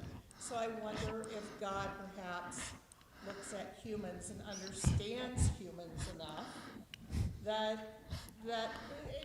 I could go to, I mean, this brings me to Noah Shalachai as well, but Yeah. the whole idea that God could be looking down and chuckling and saying, yeah, that's their role, that's their job. Yeah, good, right, exactly. And maybe even further, that he wanted to see, I want to see what Abram's made out of. Yeah. Let me see. I've chosen him, I got a covenant with him, but, he's going to have a nation to come out of him. Let me just take a look and see, and he doesn't disappoint. The point is, that this instance, he does not disappoint him at all. I'm sure he's happy. This is great. Let's bargain some more, Yeah. Of course, in the end, he had no choice. According to the Torah, he had to do what he did. And it was yeah. You didn't have a question? You kind of went on it. Okay. It feels to me like the Akedah, like he Ah. see what God. I think he wanted Abraham to put up a fight. I see. That's a very good point. The binding of Isaac is almost the antithesis of this, right? I mean, and you really get a sense that Abraham missed the boat. Isaac was supposed to be the continuation of the covenant. That's what God said. And here God wants to destroy the continuation of the covenant. Now, forgetting about his own emotional attachment to Isaac as a father, why didn't Abraham confront him and say, "What are you talking about? This is my son. Your covenant with me and my descendants is based upon Isaac. That's what you promised me and Sarah." And Sarah heard that. How can you do this and be God? You're negating yourself. Why didn't he say that? Okay? It's a real strange thing. And, you know, in the end, God says, you pass the test, everything's going to be fine. And it sounds like God forgave, and that's it. Okay, fine. But on the other hand, and it was a test, so at the beginning we know that it may only be a test.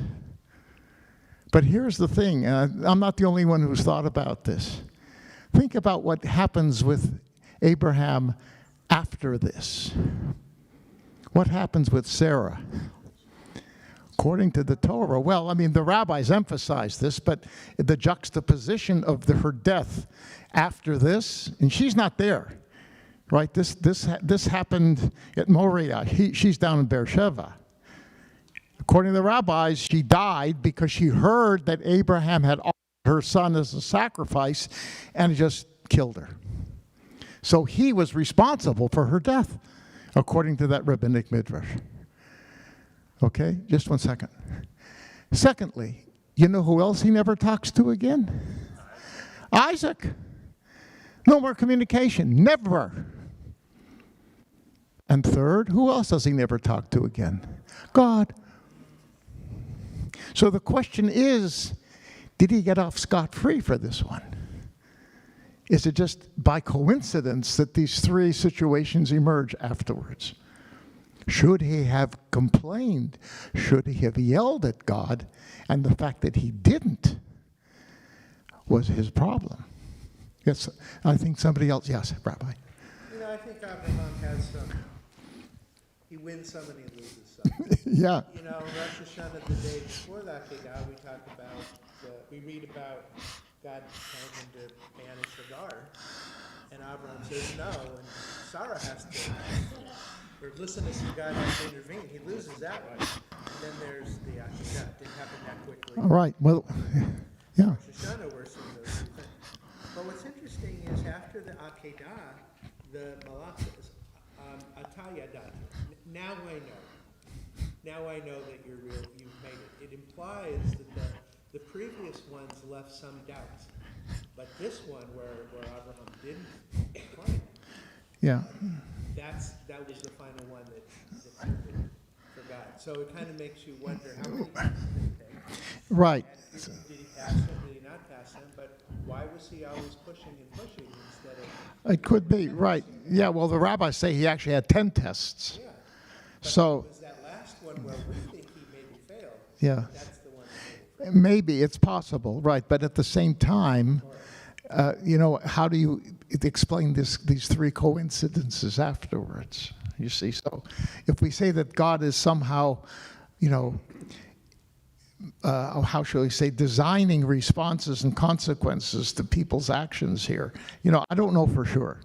Okay, but it's a good point, though. Yes, thank you. All right, so this is another instance where Abraham does that. All right, the next person, what's our time? What time is it?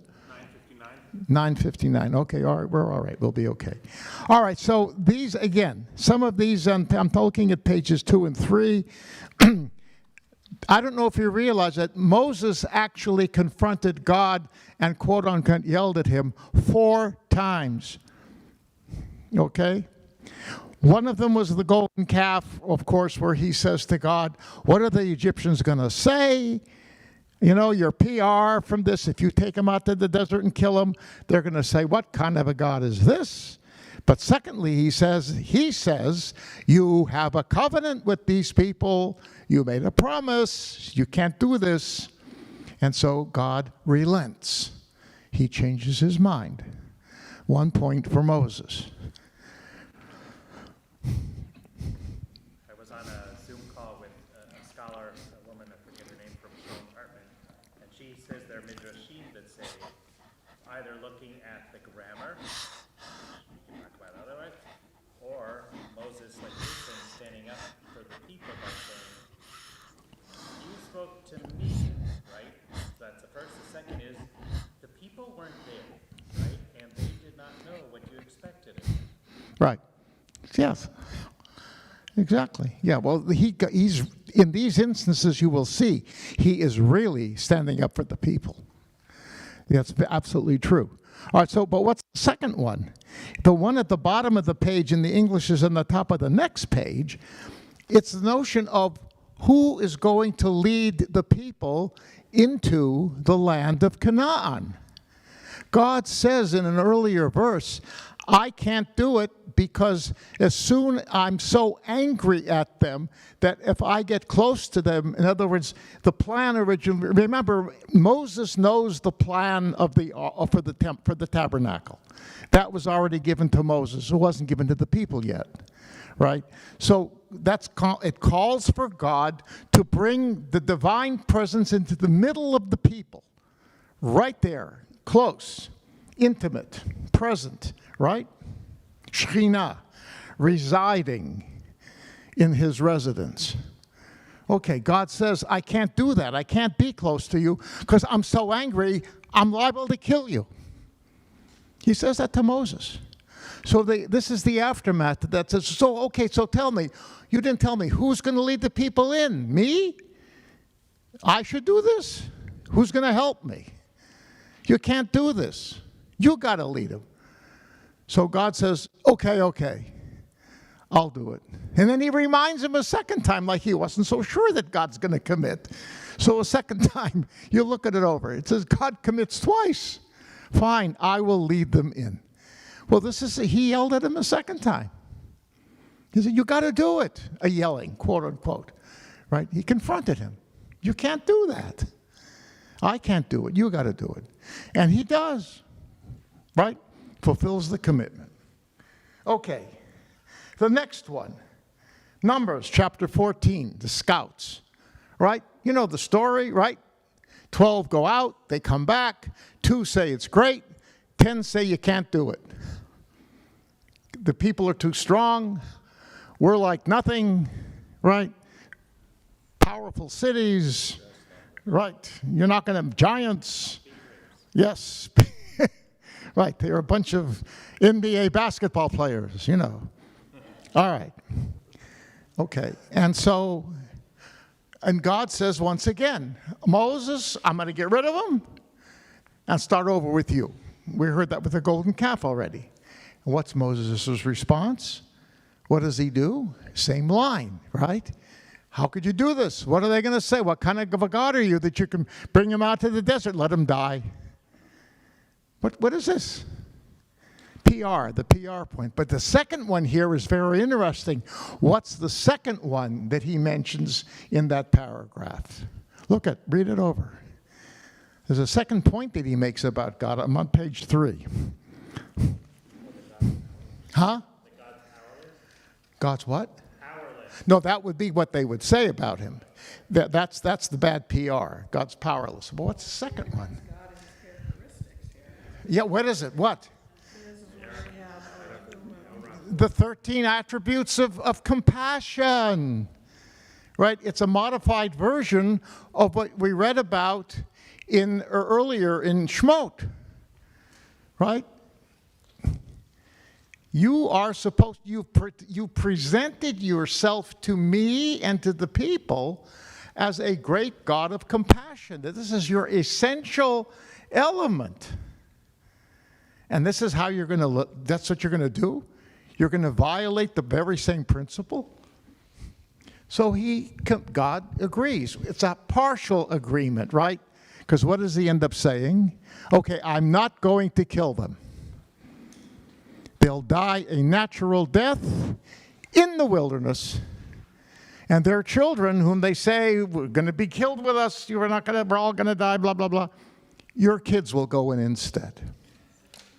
Cool. Now here's the fourth one. This is a subtle one. What are we talking about here? Also from the book of Numbers. Korach's revolt, right? So Korach and Datan and Aviram and On ben Pelet say their thing. They revolt against Moses and Aaron. Korach's main point is as Aaron, because Korach is a cousin, he's a Levite, right? This is from within the family. Okay, and the other guys are angry at Moses because they're from the tribe of the Reuben, right? Which is the number one for the firstborn tribe. They should be the political leaders of the people. Okay. So, what does God say to Moses? Look at it. What's the first thing he says to him? And Aaron, Moses and Aaron. Stand back from this community and I may annihilate them in an instant. Right. Move away, the two of you. Get out of here because I'm going to kill all these people. Okay? And what does Moses say in response? What? Exactly. Just because one or two or three people are rebelling, are you going to punish the whole community? So one final point, just a second. And so what does God say? All right, tell them all to move away. Tell them all to get out of there. I don't want to kill them all, only the bad guys. But who's responsible for this?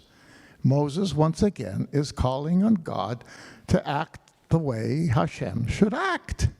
This is very Abrahamic, right? Right? Yeah, everybody should suffer because of a few. Okay, yeah, and of course, Abraham, it's the other way around. Shouldn't the town be kept because of the tiny group of righteous people there? But the same basic concept. Okay? All right, so here he too is yelling. And now you can say once again, that's Moses, right? Moses can yell at God, right? What? Say again?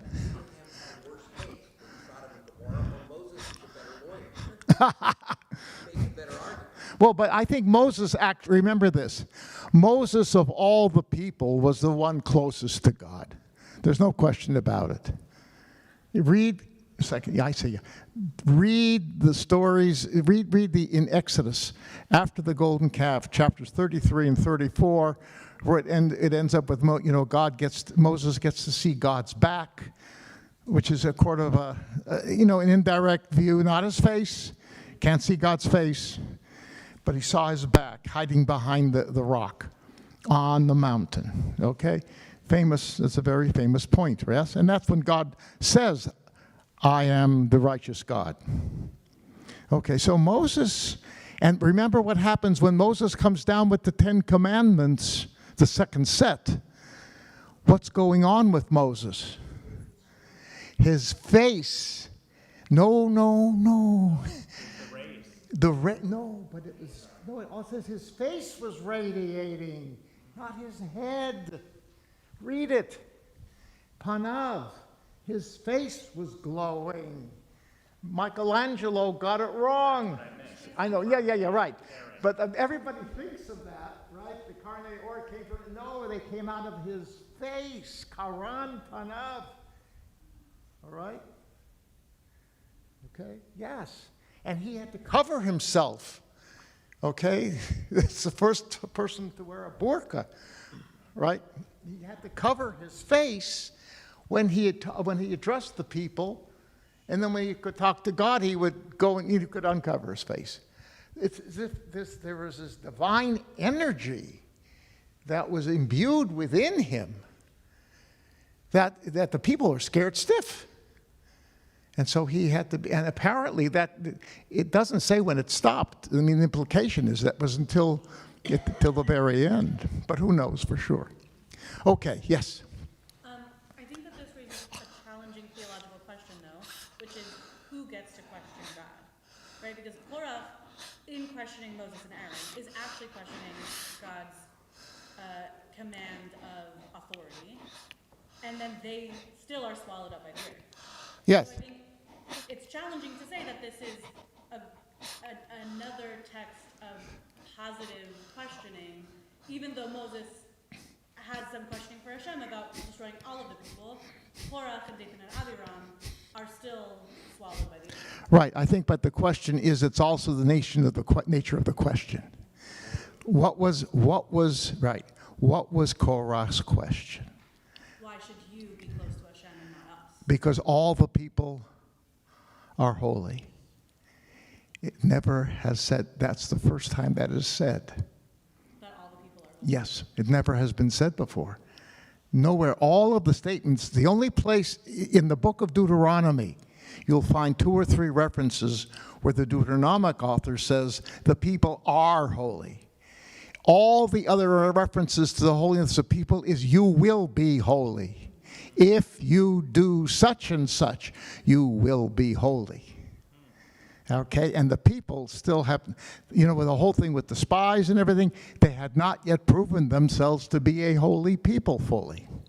So by saying that, it proves that the question was the question of a demagogue, twisting around a positive concept for his purposes to show, to weaken the authority of Moses and Aaron.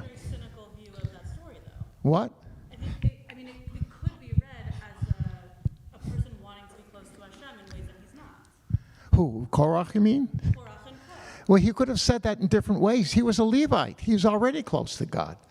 In fact, Moses says that. Is he standing up for the rest of the Israelites who aren't? Say again? Is he standing up for the rest of the people who aren't Levites?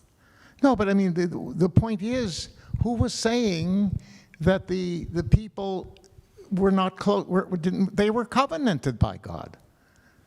I mean, the point is, what triggered him? What was going on in his mind that triggered him? Okay, they had just rejected God with the spies, with the scouts, the people, right? They questioned God's ability. And that's the only time that they questioned God directly. Okay, that's not there necessarily. When the people accept the majority vote and choose not to go in, okay, they didn't say Moses. They said they were challenging God's power. Okay, and that shows that they're not, but that was never the point here. No, God wasn't saying I cut off my relation. I mean, yes, he said these people have to. I would say that Korach is probably building on the punishment that God rendered with regard to the people because of how they had acted. Okay? So I'm not sure, you got to look at the question. And the point is, this was not a question aimed at God, directly at God either. That's the point. If he wanted to challenge God, let him talk to the boss. He never does. Okay? Yeah, so I mean, I understand your point, and it's a good point. What's the question? Yeah. I think the theological difficulty as you move through Tanakh is that there is a history, but it's an indeterminate history of how God will respond. You can look back and say that the totality of the Israelites' experience was good, but there were many times where God kind of broke off from his own rules, or it seemed that way. So I could understand somebody in Tehillim thinking, you did it for them, why aren't you doing it for me? Or that time you said yes, why are you saying no? Yeah, of course. And so I think it's like with a parent, if you always say yes, it's one thing. Right. You always say no, it's another thing. It's the right. parent who waffles, or who is unpredictable. Right. That makes people crazy. Yeah, exactly. But I think by and large, though, there's a lot of history in these that in fact God does listen and responds in a responsible way. Okay, I think you can't deny that. There are a few instances, we're going to see one in just a second, where he actually, the complaint, the source of the complaint totally fails with his complaint. Okay, and let's look at the next one. Samuel failed. And here, it's one line. Okay? All right, the scene. Saul was supposed to destroy the Amalekites. Everybody, this is Cherem, what they call Cherem. Total destruction. Whew. Including all the sheep and the cows and the goats and the kids, the children, the women, the men, everybody. Okay, now that's from God. You want to argue with, nobody argued with God about that one. Okay, I'm not going to go there right now. Okay, but they were really, this is real hatred, okay, because of what they had done in the past. All right. Anyhow, Saul decides to disregard God's command to a degree. He killed everybody except the king, and he kept the sheep because the people could use them. And they could use them for sacrifices to their God, to Hashem. Sounds cool, doesn't it? God gets totally angry because he says, this guy gave me explicit instructions. Who gave him the authority to disregard what I had told him? Clearly, he didn't do it out of compassion because he killed all the children and women, right? It was for whatever. Makes him look good. And the king, hey, maybe we can, bargain from the good stuff for this king. Who knows? So he gets very angry. God's angry at him. He tells it to Samuel. And Samuel hears this. And look what it says. It's one line. And I have to thank a law professor from USC, Dan Lehrman, who was the president of Congregation Ner Tamid in South Bay, where I was the interim rabbi. Okay? Yeah. And he's brilliant. He's a Bible guy, too. Anyhow, he's a very bright guy. So he called me attention to this, because this is part of a Haftorah that was read recently. So, and look at the last line. In the Hebrew, it says, Vayizak el Adonai kol halayla. He cried out to God. Here he says he entreated the Lord all night. What is to entreat? It's to plead, to bargain, right? He was complaining. He was trying to get God to change his mind all night. That is something. I mean, this is not just a one-time thing. He was serious. I think Samuel really felt, in a sense, attached to Saul, even though he understood what he had done was wrong, because he had a stake in him. He was the guy, granted God appointed him, but he was the guy that did it. So he has it's like the teacher of the great Rav who gives smicha to his student, right? And he finds out that his student has done something nasty, but he was my student. What can I do? I can't condemn him. How can I condemn my student? I loved the guy, Well, I don't know if Samuel loved Saul, but the point is, he had a sense of commitment to him. Didn't matter. That was the end. God took away his kingship, right? He gets killed in battle later, and David takes over. Okay? He lost. God did not budge on this one. Very interesting. Maybe the message is, ultimately, what is the message? I see your hand, just a second. All right, what is the message that this is telling us about the king? Which king? Any king. Any king. He's not above the law. He's got to listen to God. And the same thing you think about David, right? David did some nasty things in his life, and he had payback, big time payback. His own son rebelled against him and took his women, on the roof and had sexual intercourse with them, the same roof from which David looked down upon Bathsheba. And that's what Natan, his prophet, said was going to happen. Rabbi, almost Rabbi. I know, one way. In terms of what it may teach us about crying out to God all night long, I like the direction we're going in of it is a positive thing. It shows that you're still in relationship with God and all of that. And it also doesn't always mean that God is going to do what you're crying out for. Exactly. But that doesn't mean that you shouldn't, but that doesn't put a negative spin on it. You're still in relationship with God. I agree. Even if you don't get it. Exactly. In fact, I would say that maybe Samuel scored some points with God in the process. Yes? I wanted to ask, if the story seemed like it's a hit or miss where God grants someone what they want or not, but then it made me ask, on what level does, questioning, challenging become disobedience and then gets punished? Well, I don't know that anyone who questions gets punishment for questioning. I think if it's a legitimate point, it's like the good case is Samuel. By and large, up until this point, people who made the challenges changed, more often than not, God changed his decisions. which means he's interested in an interactive relationship. This is another thing to keep in mind here. The concept here is that you can confront God and develop an interactive relationship with God. Okay, now granted, God assumes that the person, his interlocutor, will be a, devout, a good person, a person who follows the covenant. Right? All these people were covenanted, and God expects certain things. But if it's justice, it's righteousness, God is supposed to, we see, God is the great God of compassion and the God of justice. And those are things that you can, if you think God's point on a certain thing violates these basic principles that define God, good, God's not going to be angry at you for that.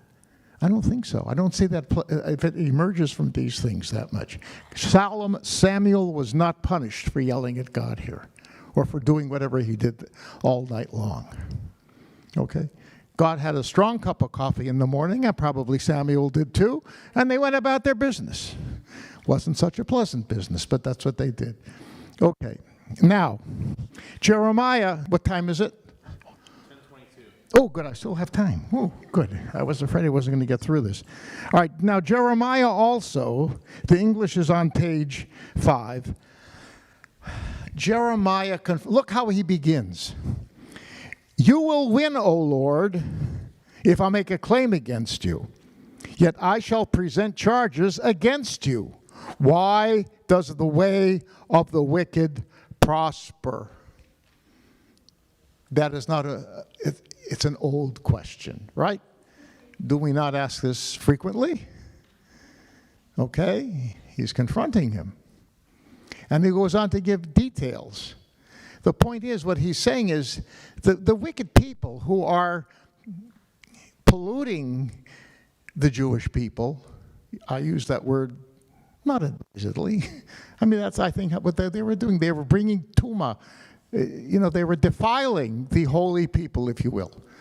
Okay, these people, the priests, the kings, the leaders who were corrupt, according to Jeremiah, the people who allowed ongoing pagan practices to be taking place in Jewish religious sites and so forth, they are polluting and tarnishing the relationship with God. And bad things are happening to the people even then, which he mentions. The land is suffering. The people are suffering. It's as if God is pulling away, or the evil of these people is. I got 6 minutes. The evil of these people, the evil of this people is having a deleterious effect on the rest of the people.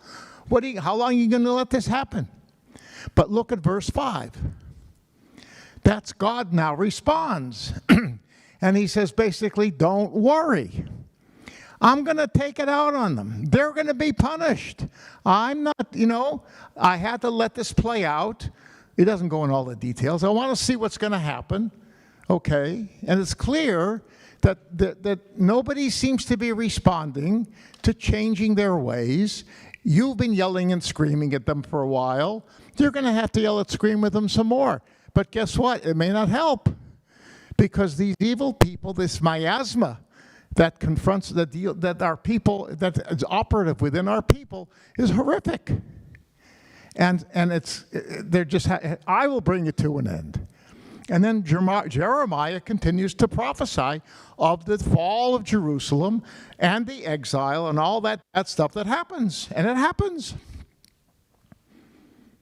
So basically, God answers him. And he says, trust me, is sort of what God is saying. I know. I'm letting people, by the way, Amos the prophet says the same thing. He says, God's given you all kinds of signs that you're not doing the right thing. There was this earthquake that hit you. You had plagues that came in. What do you think's going on here? You think God's pleased with your behavior? You're going to fall. And they did. Okay, so this is there's background here. Yes. Well, going back to the first few verses about the way the wicked prosper, that reminds me of some of the text in the Psalm for Shabbat. Oh yes, of course. It could flourish like grass, and every evildoer blossoms only to be destroyed forever. Right, exactly, sure. I mean, good point. Psalms will often make statements that are found elsewhere. We're going to see it in just a minute. Okay, the last one, of course, is the one you would have expected. Okay, which is, I could not summarize it easily because it's over 40 chapters long. The book of Job. How many people have read the book of Job? Ooh, good. Exciting book. Depressing book, isn't it? Yes. Yes. Well, so you can see, so the first selection is what Job says. All right? And so what is he saying? Look at the bottom of page 5 and the top of 6. I will not speak with restraint. I will give voice to the anguish of my spirit, the bitterness of my soul. Am I the sea? Basically what he's saying here now is, why are you checking me out with such detail? Every move I make, you watch. Okay, am I the dragon or Yam? The dragon and the Yam are pagan gods of the sea. Okay, and that will pop up a little bit later when God responds. Okay, so God's got to keep an eye on them all the time because they're powerful beings, and he's got to keep them under control. Okay, and that's the kind of concept of God that exists here. It's a very ancient concept. Very ancient concept. Anyway, so that's what he's saying. But why me? Why us? Especially, every little thing. And I'm living a miserable life. Let me die for Christ's sake. To say that, excuse me. I shouldn't have said that. What? You understand what I mean. For God's sake. Okay, leave it alone. Sorry, I apologize. It slipped out. Look, we all make mistakes. Okay, you got to say mochel. Oh, thank you. You forgive me. Okay. I really didn't mean that. All right, anyway. When you get my point, I got caught up in the discussion here. No, it's not there. All right, anyway. Okay, so you get the point, all right? And so let me die at least. And this is a theme that runs throughout. The poor guy. You know what happened? I mean, God is challenged by Satan. Satan is the challenging angel. Satan is the prosecuting attorney in heaven. Okay, he's not the devil. He's not the force of evil. Okay, he's a pain in God's side. All right? So that's his role. So he says, this guy, Job, okay? He's such a righteous man. I'll bet you that if you really hit him hard, he will deny you. And you'll see that he's not as pure as you think. And God seems to have enough trust in Job to allow the Satan to bring down some horrible things. So he loses his children, he loses his wealth, his wife and he survive, and he's got this horrible skin disease that keeps him up day and night. Huh? Horrible thing to be so trusted by God. Yes, right, exactly. No, you know the point. But then the Satan is the one who designed that really, because he called a punishment. Anyhow, or not the suffering. So I mean, this is horrible. And the truth was, he really was a righteous guy, and and so his 3 friends come. And then another guy comes, and they try to convince him, you must have sinned somewhere along the way. He says, what did I do wrong? Okay? In fact, he says to God here, if there's something I sinned, please forgive me. You are a God of compassion. I've been suffering. All right, isn't it time to forgive me? I don't know what I did, but if I did something wrong, forgive me. Okay, and this goes on and on and on. And finally, the best thing ultimately he says, I want to talk to God. Finally, God jumps in at the end of the book, chapter 38. Turn the page, or you're on the last page. Then this is God's answer. God answers him, finally. And the question is going to be, is it a good answer? All right? Huh? Oh, not, yeah, but this, it's more than that, though. He says, you're only a man. That's the point. Okay, look what he says. Do you know, look, fine. You who darken counsel, speaking without knowledge.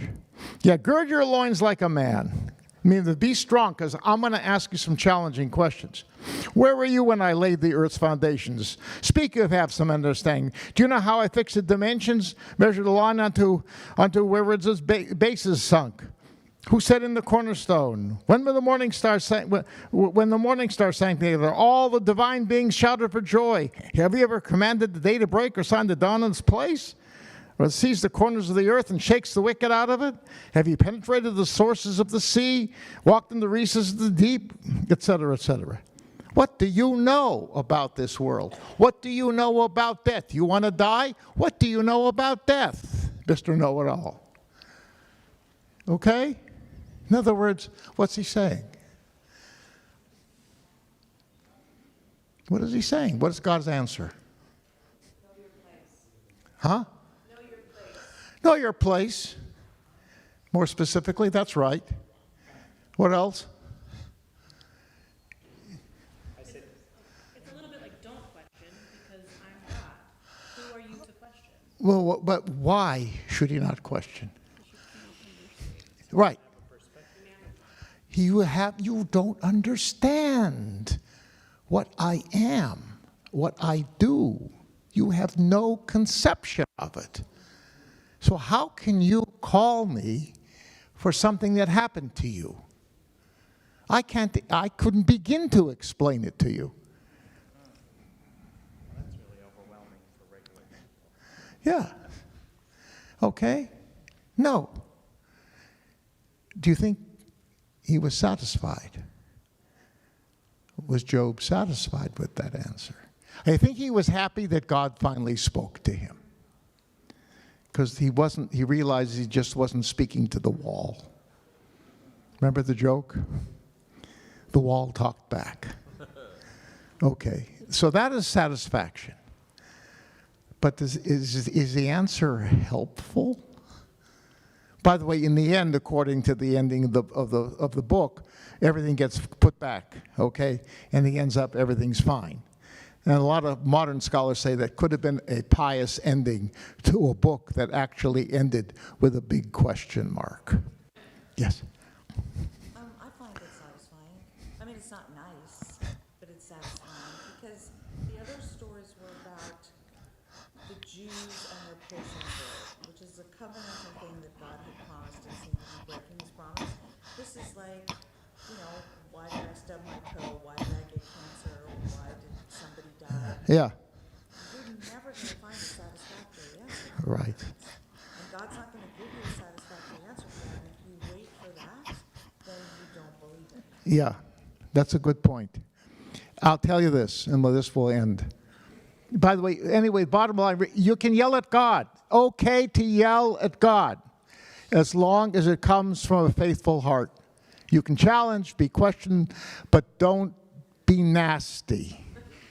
Korach was being nasty. Okay? Don't be like that. The other guys had serious reasons to respond. Okay, but I think, let me put it to you this way. Rembaum Maimonides, the great philosopher, antithesis of mysticism. Okay, the exact antithesis of mysticism says no human being can fully understand God. The Zohar, the other side, on the other 180-degree opposite of Rambam, ultimately says the Ein Sof, the highest expression of what God is unreachable and unknowable on the part of human beings. Even Moses could not comprehend the totality of God. That says something. Okay.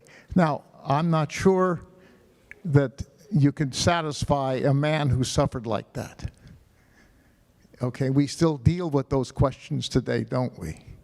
But I think the bottom line is, if you get a sense that you can somehow relate to this deity and perhaps comprehend what the totality of what this deity does and takes your personal suffering into the context of that totality, and you realize that it's not all bleak. Final point. I think this is where Judaism comes into play, because we celebrate stuff all the time. We are forced to confront the beauty and the goodness in the world. Everything we do, you take a drink of water, you say a blessing, thank you. It makes us appreciate all of these positive things. And I think if you can do that, when the negative stuff hits, and very often it's going to happen, at least it's not going to diminish necessarily the pain, but it will contextualize it. And you realize that maybe all is not lost. And you can grab a piece of hope based upon the thankfulness that you had experienced earlier. Chag Sameach. It's been a pleasure. You can keep the pages. But it has your name up. Yeah, that's right. Rembaum, there are snacks downstairs, and then your next session is starting in 10 minutes. But this room you can't eat in. So if you're coming back to Rabbi Shapiro's session, just make sure you eat outside and then come back in. Okay. If you, There's yoga and Pilch. There are yoga mats if you didn't bring your own. And then sessions happening. if you don't want to keep the page, please bring it back to me. God's name is written on it. Rabbi, if you're going home now, I'll take you home. Oh, my goodness. She said that she lives next door to you. She lives right next door. Right. Yes. Yeah. Okay, So we're thank fighting you. for you. Okay, thank you. See you. Thanks. Sure. No, it's Good, thank you. couldn't be less of a problem. Okay. Thank you. Thank you. That was very nice, especially that wrap-up. Thank you. And just so you know, there's a little joke I heard years ago now everyone's about gonna Hogba.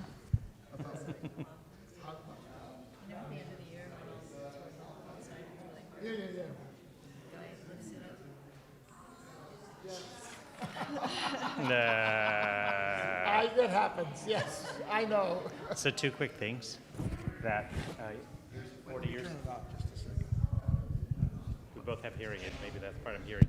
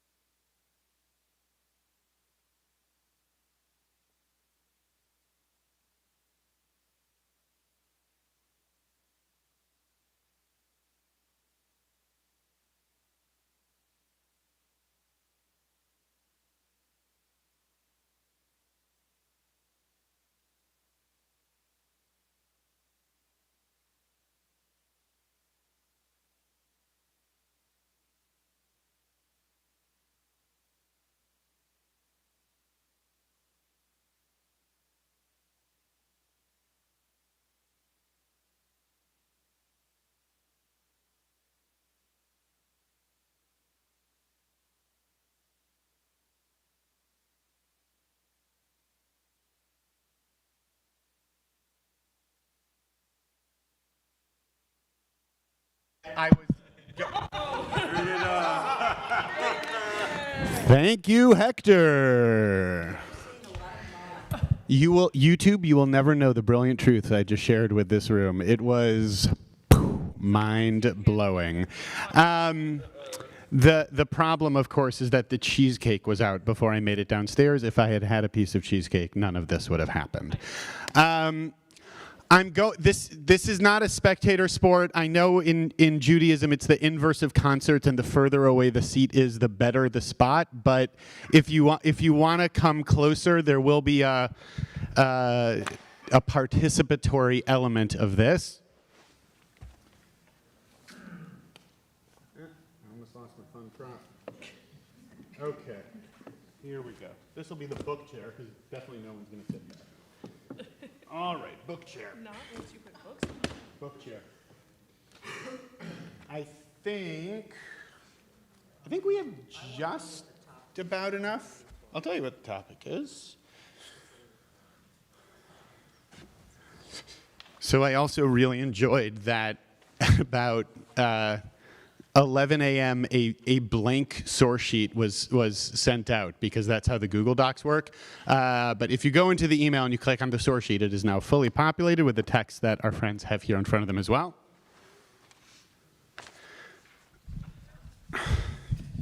And oh, jeez. I'm going to mostly ignore the microphone because I want to mostly ignore the microphone. And I will say the 2 to 2 million people who are watching on YouTube, either there or there. There is going to be a part of this session that will really not translate to the live streaming element of this. I'm sorry. You can take a little schluff while we're doing that, or reflect on the prompt yourself, but there is going to be a part of this when I'm going to encourage folks who are here to share their stories as well. Here's what we're doing. There are going to be 4 parts to this session. Part 1, I'm going to try to intentionally confuse you. Part 2, check already, thank you, Jackie. I'm going to try to confuse you more. Part 2, we're going to explore what that confusion might mean. Part 3, we're going to try to bring ourselves into the experience of what revelation can be to us. And part 4, we're going to try to wrap it all together in a nice bow. I'm confident I can do at least part 1 successfully, and hopefully parts 2, 3, and 4 will be just as successful. That's the plan. The framework for this session, or the title, is Our Stories of Revelation.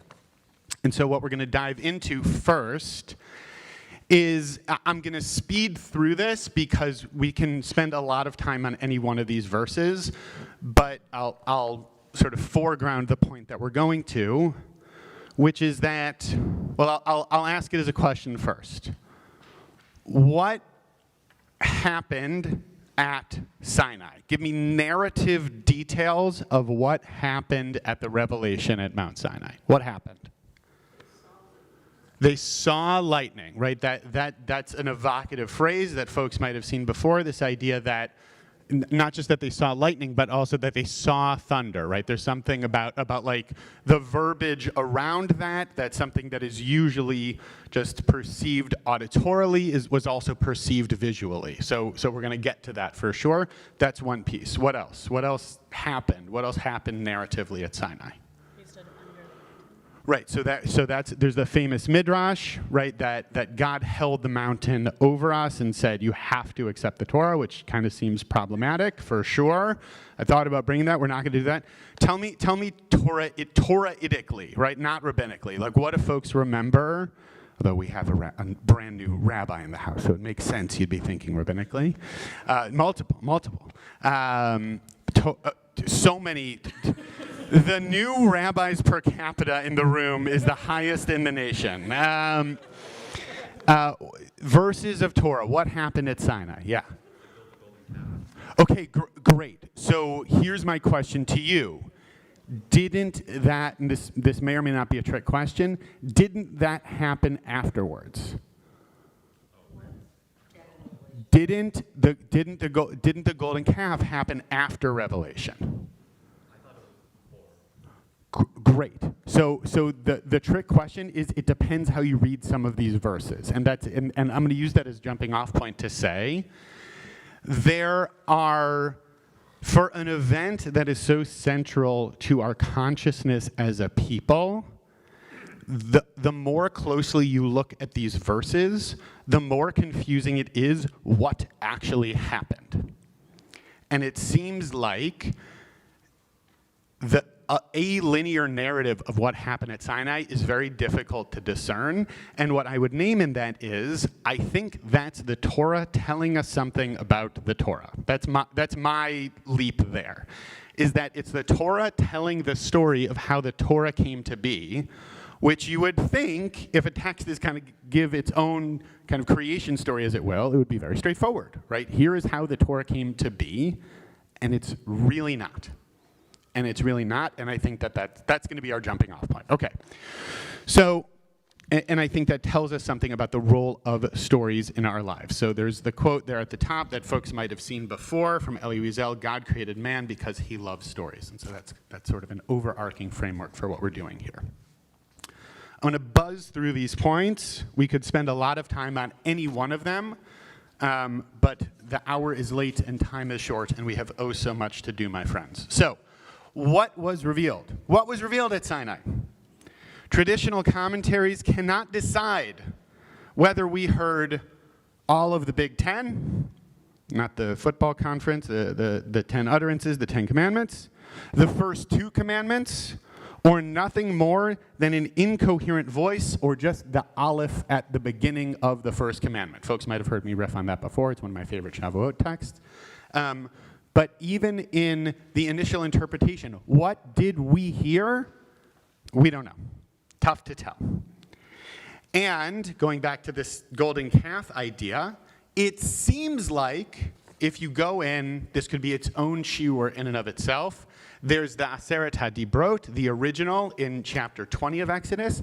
And then if you look in chapter 34, it seems like there's another 10. It seems like there's another 10, which is kind of weird. 10 commandments should be 10 commandments, except for when it's much more than 10 commandments. And no less of an authority than Richard Elliott Friedman, who wrote the Bible. That's not like me stuttering over my words. He wrote who wrote the Bible. He says, I have seen it claimed that such doublets are common in ancient Near Eastern literature, right? There's this idea that maybe it's repeated because that's a common motif. That is false. You don't see people say that enough in books. That is wrong. That is false. No such phenomenon exists. It's not just poetic that there's 10 here and 10 there. The text is telling us something. That in the very brief span, whether it's happening simultaneously or after, whenever the golden calf, the building of the golden calf occurs, when Moses goes back up, in that same setting, essentially, there's another 10. There's another 10. And that's interesting. What was revealed? Not totally clear. How was it revealed? V'har Sinai ashen kulo mipnei asher yarad alav Adonai ba'esh vayal ashno ka'ashan hakivshan ve'chared kol hahar me'od. Mount Sinai was all in smoke. God had come down upon it in fire. The smoke rose like the smoke of a kiln. The whole mountain trembled violently. Vayhi kol shofar holech v'chazak me'od. The blare of the shofar, of the horn, grew louder and louder. Vaydaber v'chazak me'od. Moshe yidaber v'Elohim yanenu v'kol. Moses spoke. God answered him in thunder. This is not a calm and relaxing experience. This is not the Torah service that you kind of snooze through in shul. This is an intense and disorienting experience. Yes? Notice it says Moses spoke, but we don't know what he said. Yes. It's missing part of the story. 100%. And that's part of it too. Depending on how you read chapter 19 into chapter 20, it's possible to read it as if it's Moses saying what God said. That it's Moses sort of as an excellent recording secretary relaying to the people what Moses heard God say. You can read that too, depending on how you play with the verbiage there, right? So there might be a germ of uncertainty there as well. Okay. Yeah? So are we confused yet? Yes. Yes? We're getting confused. Excellent. Fantastic. Very good. Who was there? Who was on Mount Sinai? Who was close to Mount Sinai? We're told beginning towards the end of chapter 19, before the Big Ten, God said to Moses, go down, come back together with Aaron. Don't let anybody else get close. Nobody else can get close. Just you and maybe your bro if he wants to come along for the ride. But then a couple of chapters later, God says to Moses, come on up with Aaron and Nadab and Avihu and 70 elders of Israel. I thought it was just Moses and Aaron, right? Who's there? What's being said? Unclear. And if you might want to say, I'm on the next page, this is wrapping up part 1, where we're all very confused. If you want to say these are slightly different incidents, the text seems to go out of its way, ironically enough, in the middle of chapter 31 of Shemot. Vayiten el Moshe kechalto lidaber ito. When he finished this one experience, when God finished this one experience of speaking to Moses, there's a clear potential out here. The Torah could say the Sinai experience was over a number of days or a few weeks, but it seems to go out of its way to say, no, this was all one thing, even though it's very clearly multiple things. And so what I would say is that that's telling us something, that it's not just one story that is somehow still one story, that there's an intentional multiplicity, and that's telling us something about Torah and about ourselves. That's where I'm landing now that we're all very confused. Ooh. Oh, yeah, there we go. That means something. I think it means that God didn't like that point. Sorry, God. The entire revelation at Sinai was true and uniform, and there is no confusion whatsoever. I will say this also happened, by the way, in the event with the teens in the gym, and they made a different type of noises than you guys did. Miriam, Rabbi Miriam has her hand up. I know it's dark and we're being silly now, but I do have a clarifying question. Yeah. Why is the assumption with this Hebrew that this was one instance, in meaning not multiple things, instead of referring to the entirety of the experience? Yeah. Which could include multiple things. Fair question.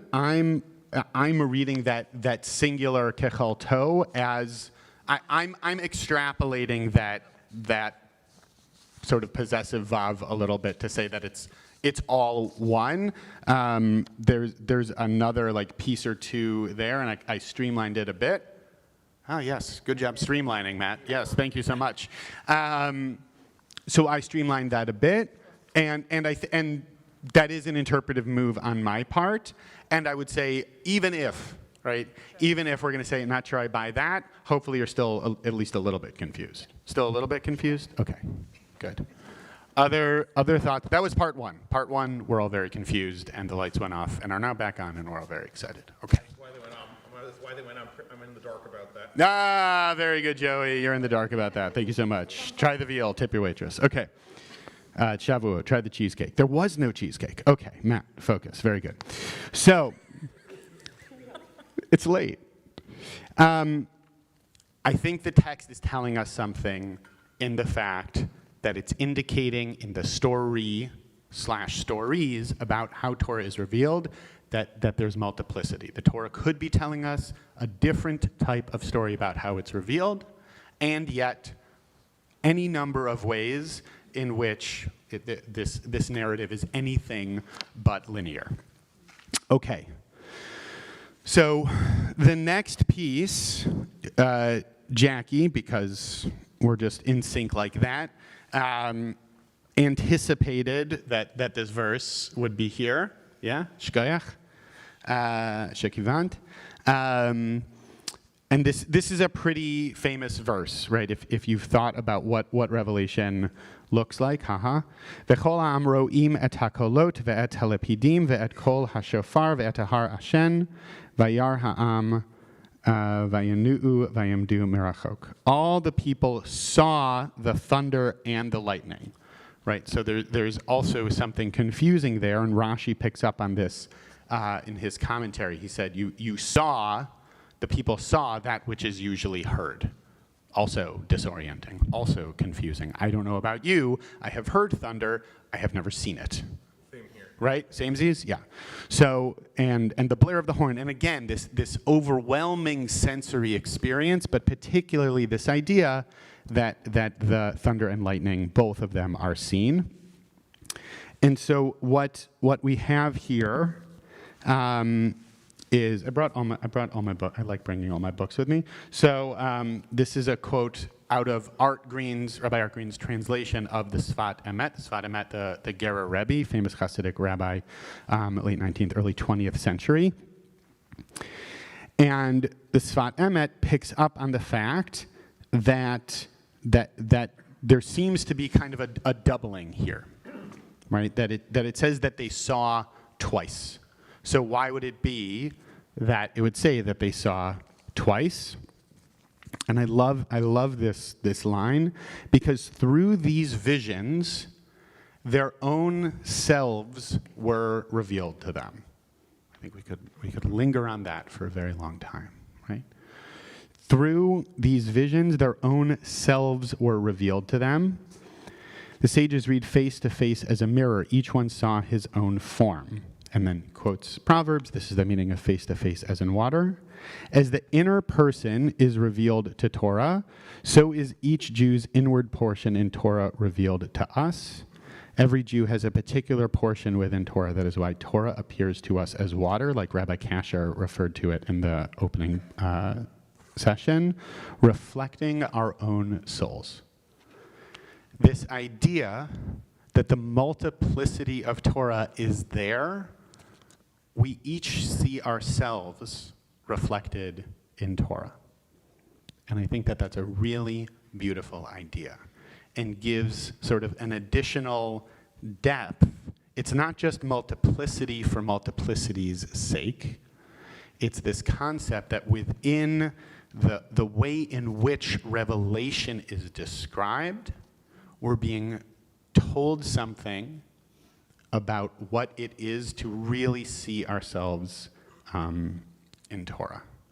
I'm seeing some frantic Chumash looking at, and I'm curious about that. And another new rabbi. Here we go. Okay. So Yes, Candace. That's not a new rabbi. Indeed. They're now old rabbis. The newest rabbi in the house. There you go. Okay. So here's the thing. In line with what you're saying, you've been talking about these like two different sets of events or things happening, and it's actually right here in this verse, because you have v'chol ha'am ro'im et hakolot ve'et halapidim, right? So all of the people saw the voices, right? The sounds, Yeah. and then the lightning, and then you have again another ve'et kol shofar, and the sound of the shofar, and the mountain that was in smoke. So you have two instances of hearing a sound, right? They hear a sound, and they see a sound and something to behold with the eyes. Yeah. And another sound and another something to behold with the eyes. And that's the panim el panim kind of thing that you see, like the Nice. juggling like that. Nice. Right. You could, the Sfat Emet could also be picking, if he wants to play with doubling, he could be picking up that within the same verse, it says, et kolot ve'et kol hashofar. That's right. Well, wouldn't it be enough? Like, you could just say kolot. Why do you also need to say kol shofar? Presumably, kol shofar could be included in the broad category of kolot. So there's the doubling of ro'im, there's the kolot and kol shofar, there's the seeing of the of the lightning and the seeing of the mountain smoking, right? If the Torah wanted to be economical with its language, you could have definitely tightened up this verse. And as all of us good rabbinic Jews know, right, there is no verse, phrase, word, letter in the Torah that's there by accident. So reading into that, we can see that there's something in that repetition, that sort of muddying of, wait, no, the voice, wait, fire, smoke, wait, what's happening here? And that repetition can tell us something in that way too, yeah? And that immersion of sound creates a space to see something. Yeah. Yeah. In stereo, I guess. Torah, no in stereo. The 80s. I mean, it comes to mind, and I always just love the sort of inverse of that in the story of Elijah, when Elijah hears that kol dmama daka, that still small voice, that also happened on the same mountain, right? A few centuries later, right? But that the same place, it's not the same story, right? Right, sort of, but same page, different playbook, right? That there's this concept that in the very same place, the concept of revelation can be radically different. Here at Sinai, it's loud and psychedelic light show, right? And all that kind of stuff. And for Elijah, we're specifically told God was not in the fire. God was not in the wind, right? That's actually not where God was. God was specifically in that often translated still small voice, or the sound of pure silence, as I've also seen it translated, right? And I think that, Sima. There's also the changing of tense. They are seeing. It kind of like gives us that anxiety, or like puts us in that moment of experiencing all this stuff. And then Vayar, and they saw in the past. But it's also like almost causative, like the Ro'im caused them to Vayar.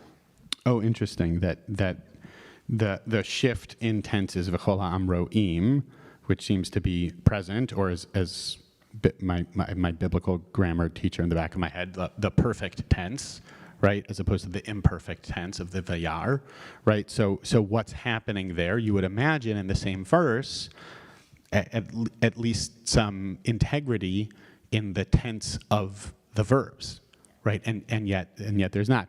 And this side of the room intuiting all kinds of stuff. If you flip over, right? If you go to the next page, there's another Hasidic teaching from Rabbi Tzadok HaKohen of Lublin. He picks up on exactly this. He picks up, he's also seeing it as the present tense, by the way, to indicate that Jewish souls in every generation are capable of seeing these voices in their soul. Right, this idea, folks have possibly / probably heard of this idea of continuous revelation, this idea that what was revealed at Sinai continues to reverberate and echo even today, and he's picking up on this by seeing the tense of that verb. We're still seeing it. We're still seeing that thunder and that lightning, and it's still unfolding. Yeah, Rabbi, and then over here, Rabbi Chayva. So much fun with all the new rabbis over here. It's very fun.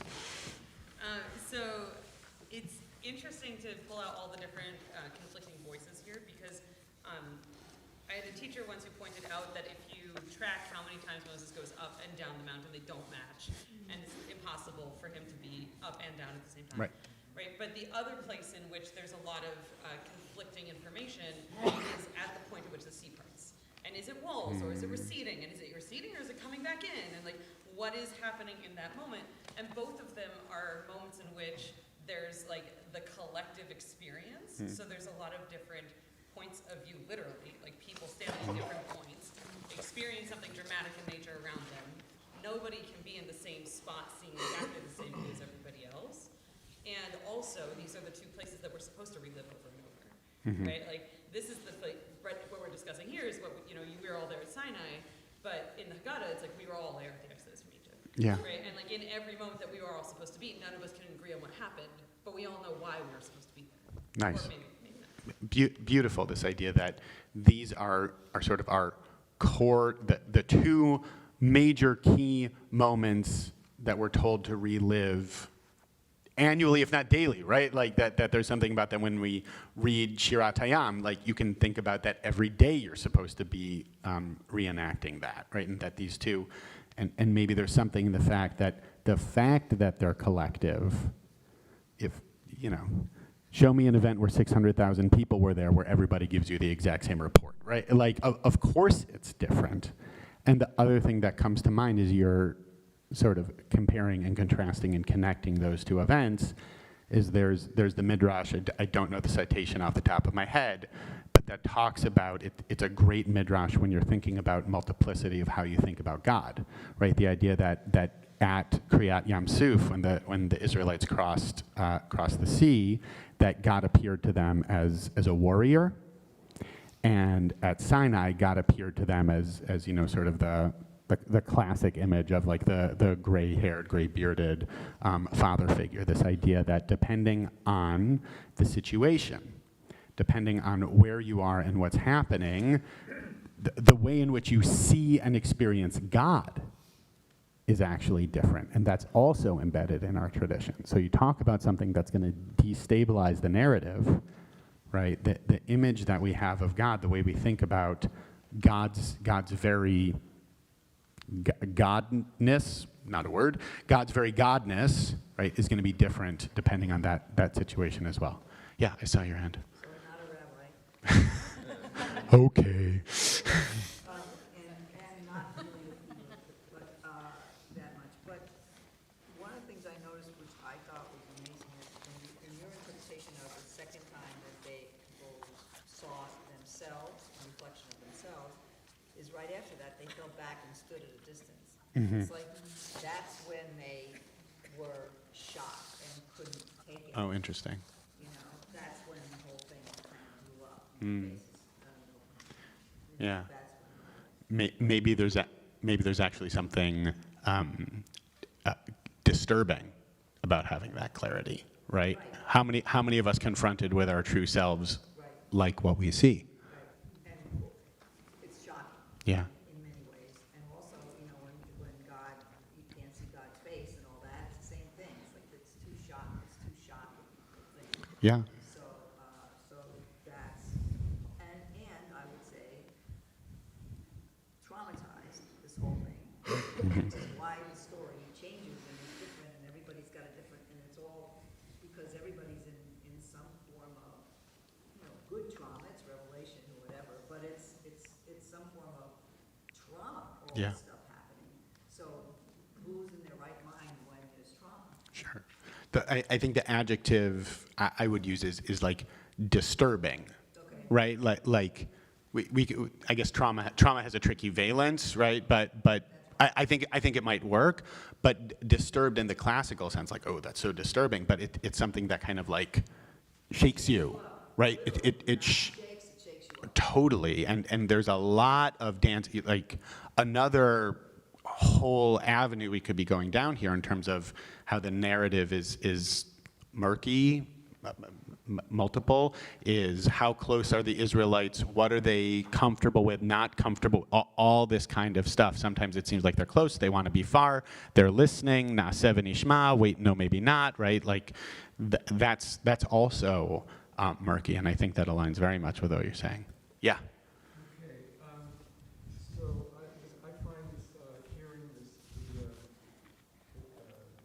Seeing the sound and hearing the thunder, I find that very intriguing.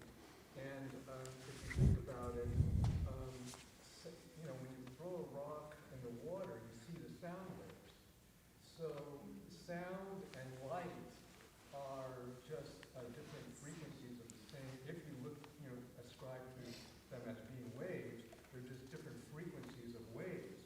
So what this says to me is that this experience was a kind of what you might say an altered state of consciousness. It was not an ordinary.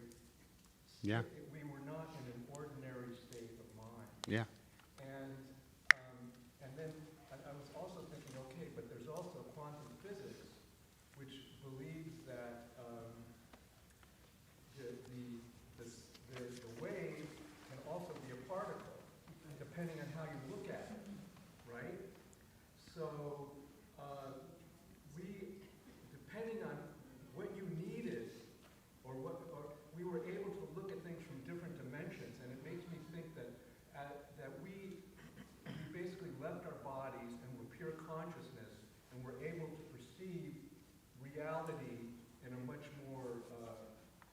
accurate way. And that's why we were able to see the sound. There's something really cool unfolding in this room, which is that multiple times someone has referenced the source. I don't know if you knew you were doing this. Referenced the source that I had on the page originally, and I took off. Right, like the Rashi, and there was another piece I saw that literally talked about, in terms of this same idea of seeing one's self. Actually, it might just be the next paragraph of the Sfat Emet, if I'm remembering correctly. That there's something about how each of them then left their bodies and had an out of body experience, and that it was disturbing. Right, so there's something very cool happening here.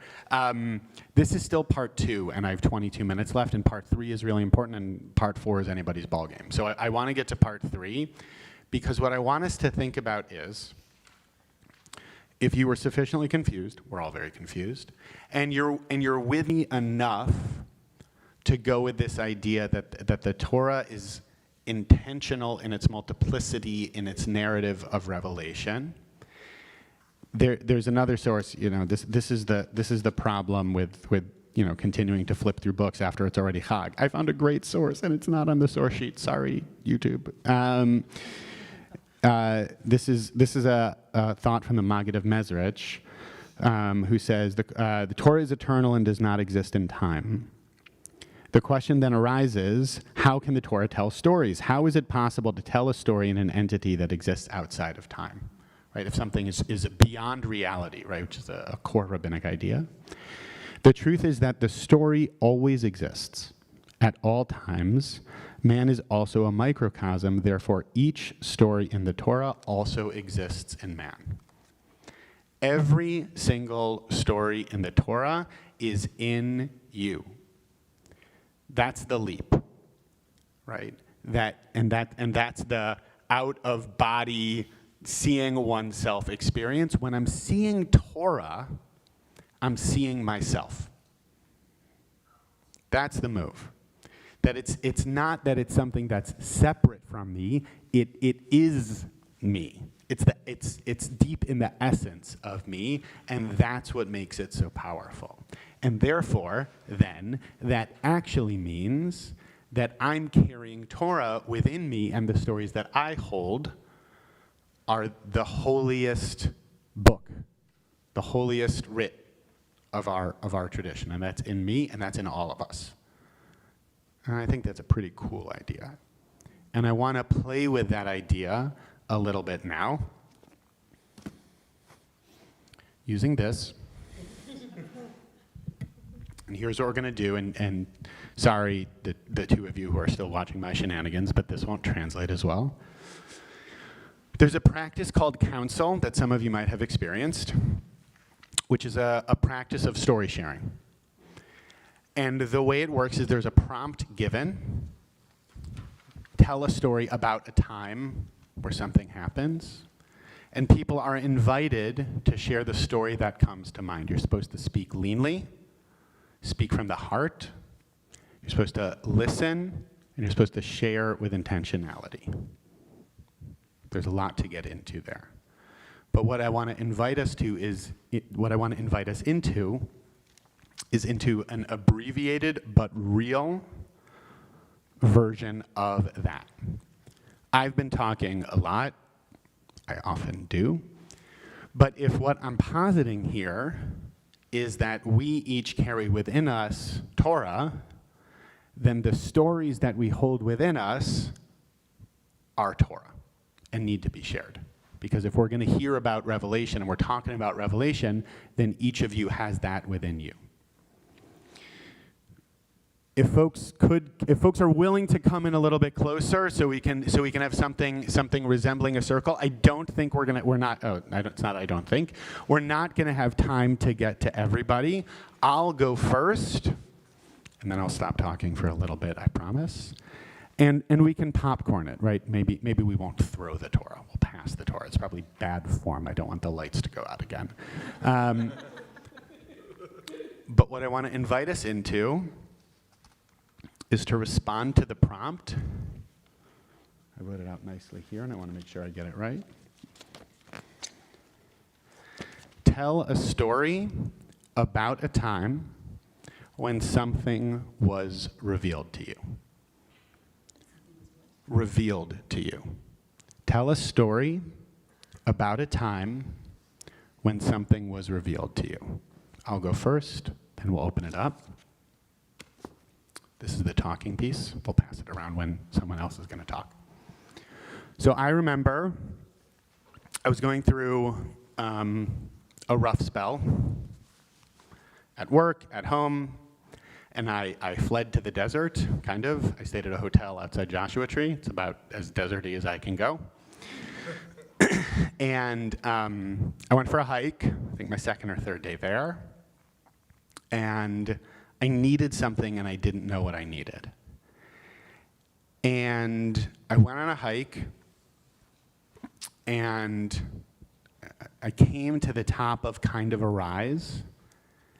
And just as I came over the rise, I didn't know what was going to be there, and it was just this beautiful, expansive view out in Joshua Tree. I am an indoor cat. I am generally not a nature person, but it was beautiful.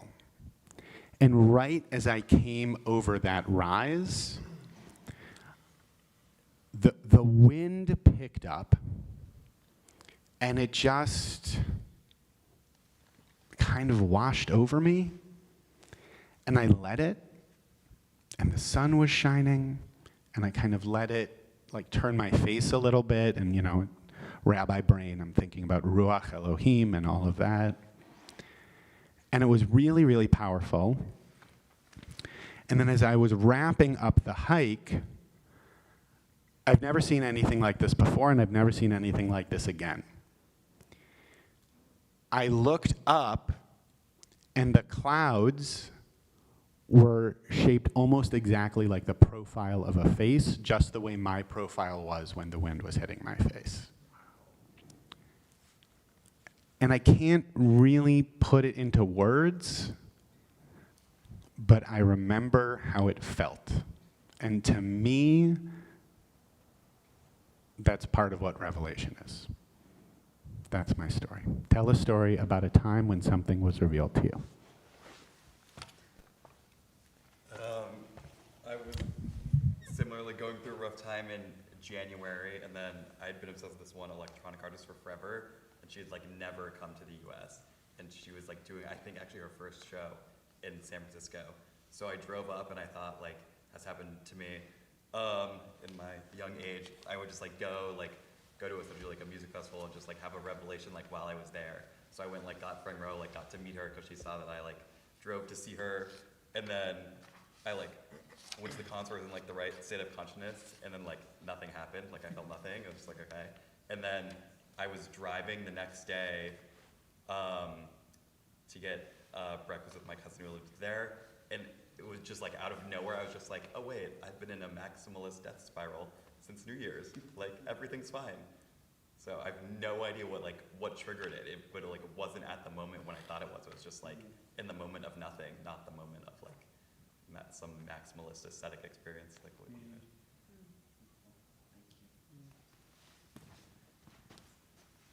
Story about a time when something was revealed. Yes. This is really pertinent to Shavuot.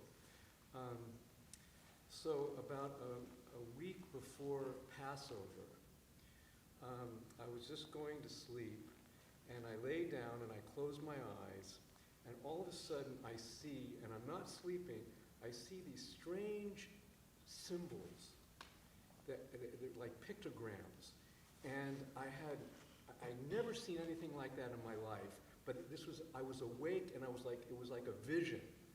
So I went to sleep. The next morning I got up, I said, I've got to Google this and see if I can find these, images. So I come upon a website that has ancient Hebrew hieroglyphics that were written in Moses' time.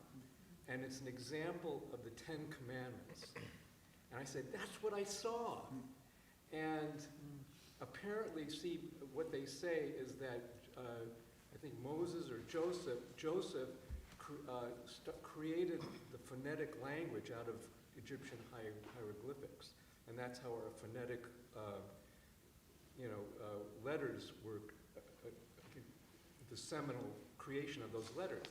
But what it made me realize is that, look, maybe I really was there, okay? Maybe our souls really were there, and when we say at the Seder, it's as if we had gone there. Maybe it's not as if we had gone there, but we really were there.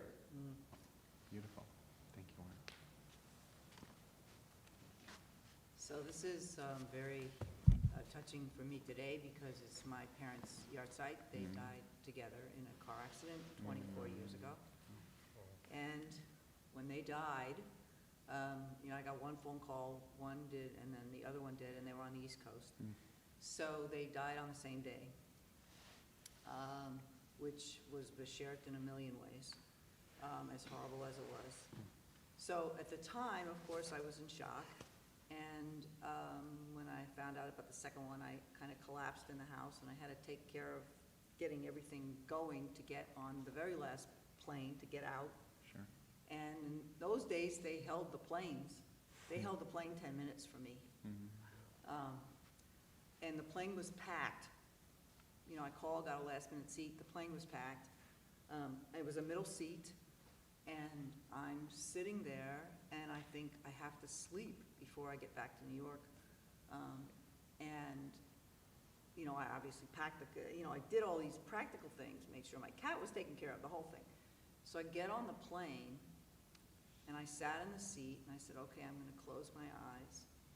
And I closed my eyes, and in front of me came my parents holding two candles. They were holding hands and holding candles and smiling and completely loving and fine. And they died, they died in a car accident, right?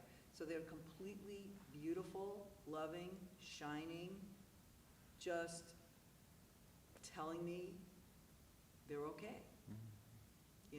They're okay. And they died together, which is what they would have wanted. I can't tell you how many people told me that would have been what they would have wanted as a couple. But it was so, one of these things where there's no explaining it. It just happened. And so they accompanied me on the plane all the way back to New York. And I jokingly say that, I was up 30,000 feet and they were on their way up, and the three of us met. And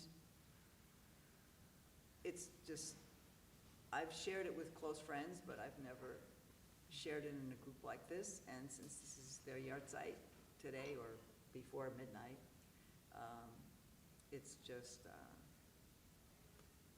thank you for allowing me to share that. Thank you for sharing it with us. So it was revealed that they were okay. Yeah. And I just had to deal with my feelings and my stuff, but I didn't have to worry about them, any pain they went through. It's beautiful. Thank you for sharing.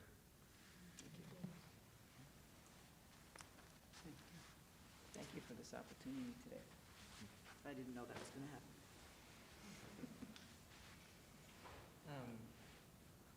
In 2017, I was trying to figure out what to do with my life, my career, so to speak, and I had this idea that I wanted to work in politics, and so I took a leave of absence from work and went back to Ohio, where I'm from, to work on a political campaign for mayor for a candidate that I was kind of friendly with, and I started working after the first day of working on this campaign. It was clear that I had no real interest in doing this, but I committed to a period of time. And so when I get home at night, I'd poke around on rabbinical school websites and look at the application and look at what was needed. And then I don't remember there wasn't a moment, but I just started writing essays to the application for Hebrew Union College. I didn't tell anyone.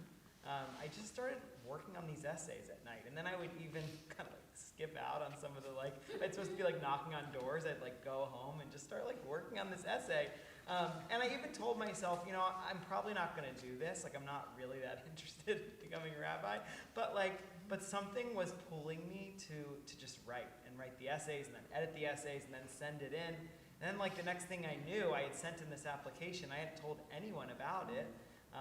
And it just felt to me, it was revealed to me that this was my path because it just felt right. It just happened. Like there wasn't a lot of, I mean, there was thought about the essays, but it was just kind of, there was like a pull that was having me write and type and submit and study for the GRE and like all these random other things. It just happened.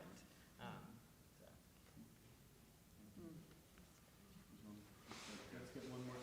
Okay. Let's get one, two, and then we'll move forward. I'm very jealous of y'all's revelations. What? I said I'm jealous of y'all's revelations.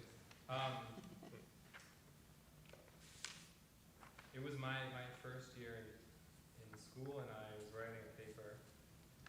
No, that's not true. I was procrastinating on a paper about like a certain part of Bereshit, and I was reading more into the Kopin instead because that was a great distraction. And I was looking at the and it was a sense almost like letters were rearranging themselves in front of me. I immediately sat down and wrote this paper. I say I wrote this paper. It's a little strange because, you know, half an hour later, it's only 4 pages. My friend was like, "You're done. It's incredible. Are you going to edit it?" And I was like, "I don't know how. I didn't write it. Like, what do I do?" I'll have you know, by the way, I turned it in, and my professor wrote back. It was incredible. He opened with, "Michael, this is brilliant," and then spent longer than I'd written on the entire paper, more pages telling me why I was wrong. But I remember the sense of being like, I can't edit this. Like, I don't feel like that elusive brain state or that sense of revealedness that you're like, it was just there. And I was lucky enough to like sit down and immediately get, and then it was gone. I wish I could get those moments more often.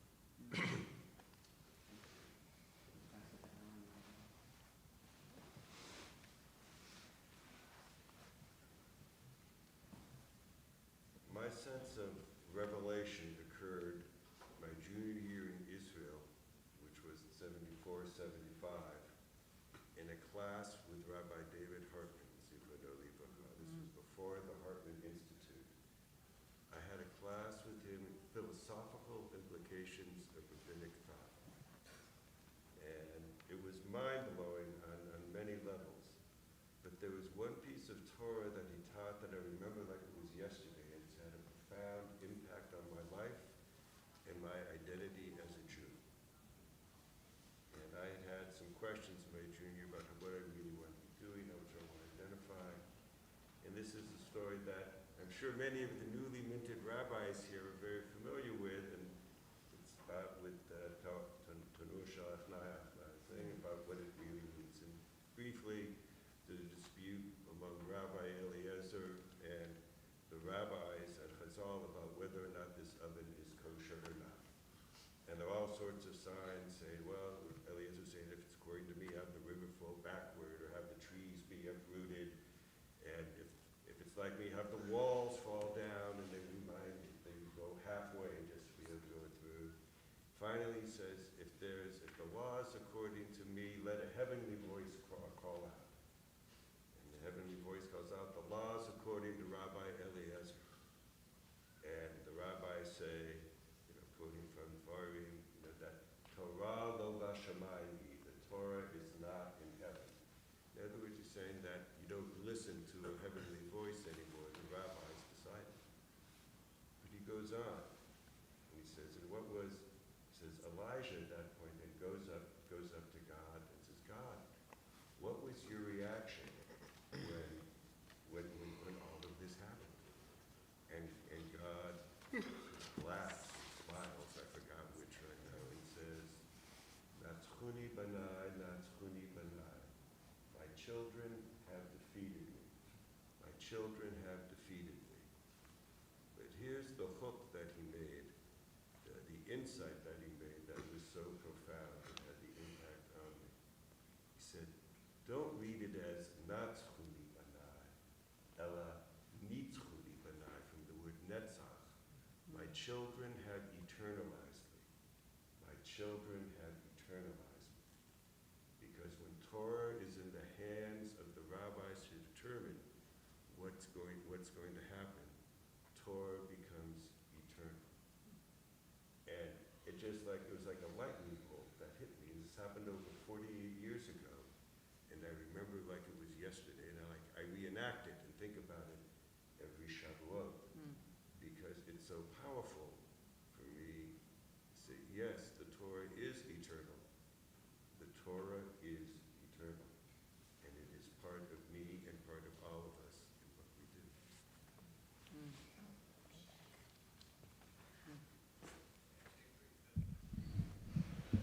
Sorry, you guys missed that. Thank you, everyone, for sharing your stories. Really beautiful. I want to pull two of the many threads I heard through those stories. Rabbi Schatz gave me the 5 3 minutes ago, but I'm going to take another 5. Sorry, Rabbi Schatz. And I'm going to take us into the last two texts on the page. One thing I'll note is the multiplicity of settings, right? The multiplicity of settings, and within that, some of these happened fairly recently, and some of these happened decades ago. And a moment of revelation lingers, right? It really does. And the other piece I'll notice is right, you said, and I wish I had that more often, right? But if we're really going to take the idea of revelation seriously, that happens a lot, right? If we're going to think about what it is to have truth revealed to us, and we had, 5, 6, 7 stories shared, maybe folks who didn't share were thinking of one too, that's actually pretty remarkable to think about. Maybe it's possible that God's truth is revealed in the world not all that infrequently. Yeah? So,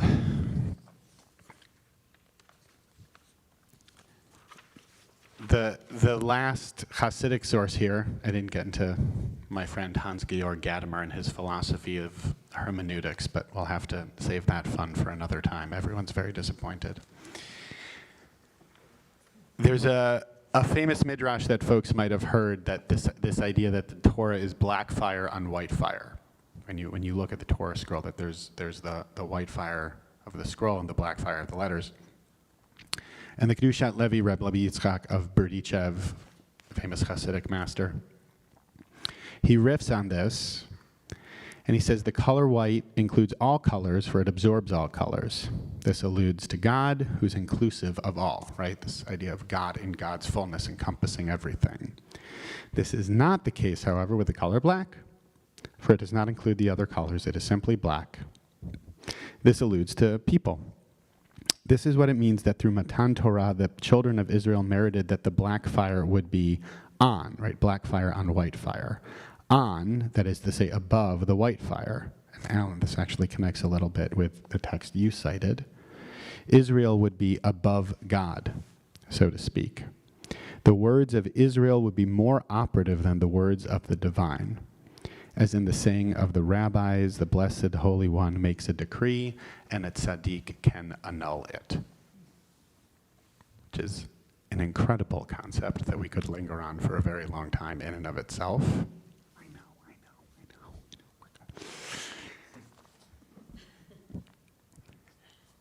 And to bring in the stories that were shared in our little mini council here, our stories are what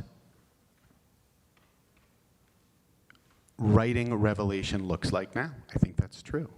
I present as a cynic, I present as sarcastic, and I am cynical and sarcastic. And I believe Revelation is real. And I believe Revelation happens. And it might not be as often as we want it to be. And I think it's real. And I think that when it happens, it does hold that authority in terms of how it impacts our lives and how it can linger and reverberate just as the revelation at Sinai did and does.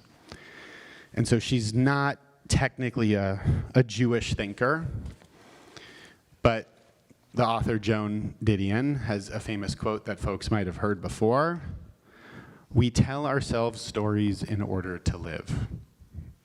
We interpret what we see, select the most workable of the multiple choices.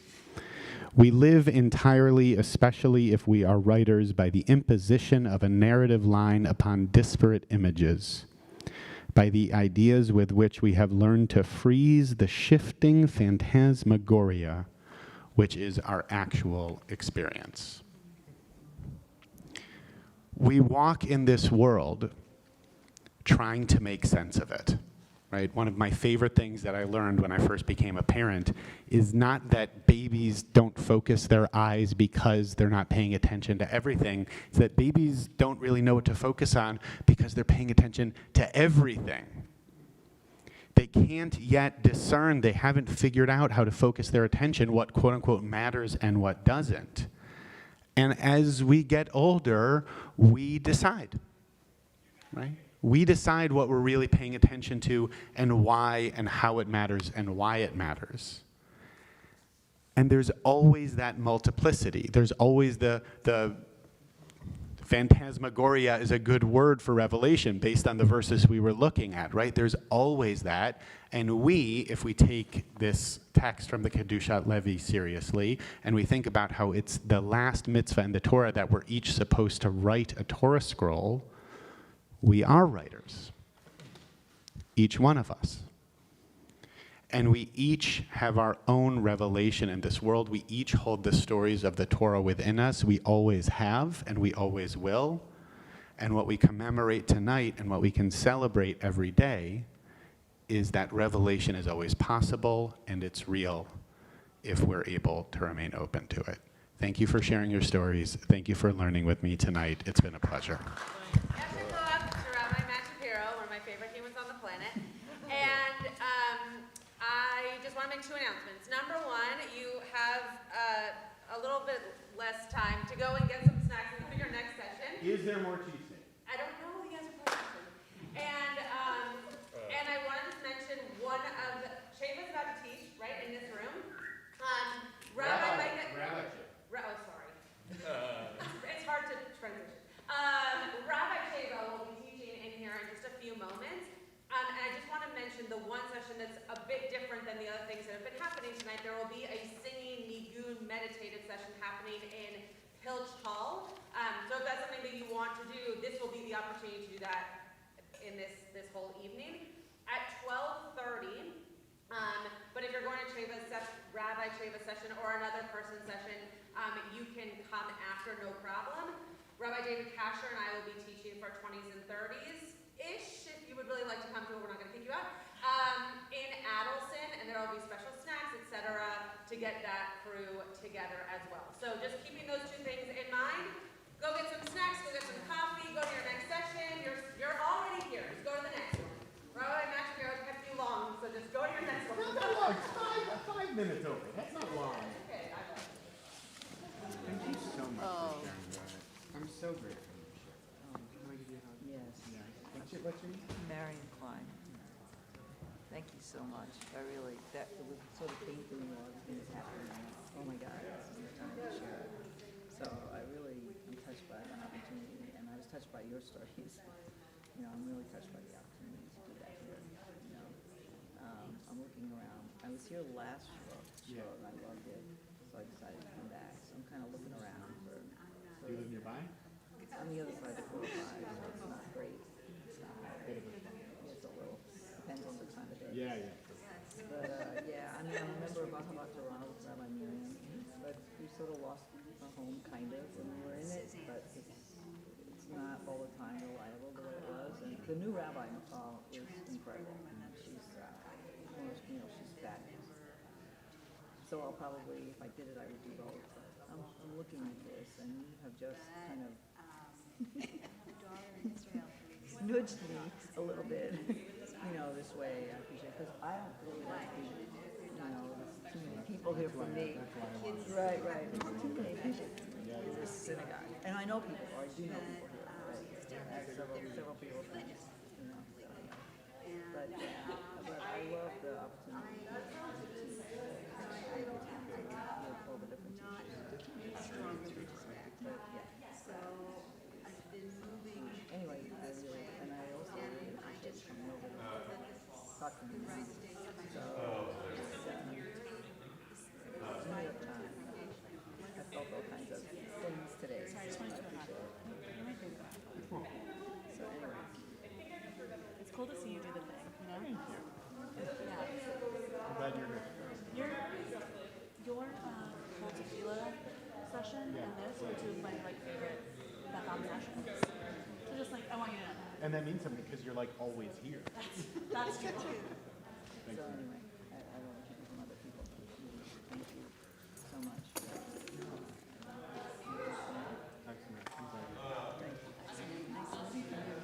I also wanted to tell this woman. I'm sorry, I don't know your name. Oh, me? Marion. Marion, thank you so much for sharing. Oh, you're welcome. You're welcome. Needed more gathering. Needed more what? Needed more gathering. My hermeneutical response. Oh.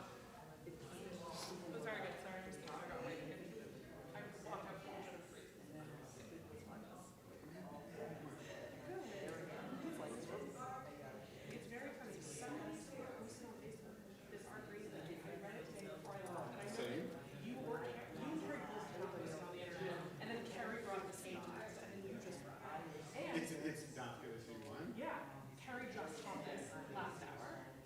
This one? Yeah. Exactly. Yeah. And it's weird. Whoa. It's funny because our group was in Midrash after the Shiva here. I vaguely was the name of the grade. I've seen her every. I stopped and got in every single Monday. I love her. He's my guy.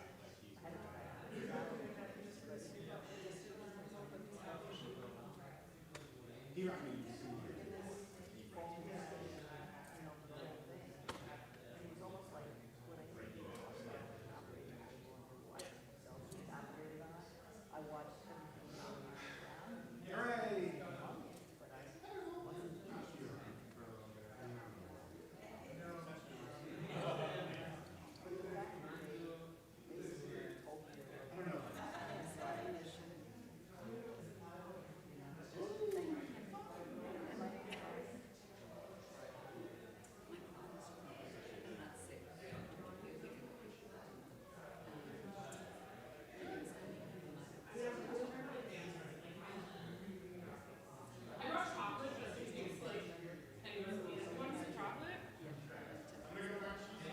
Okay, well, if you don't find cheesecake, I have chocolate that you're welcome to.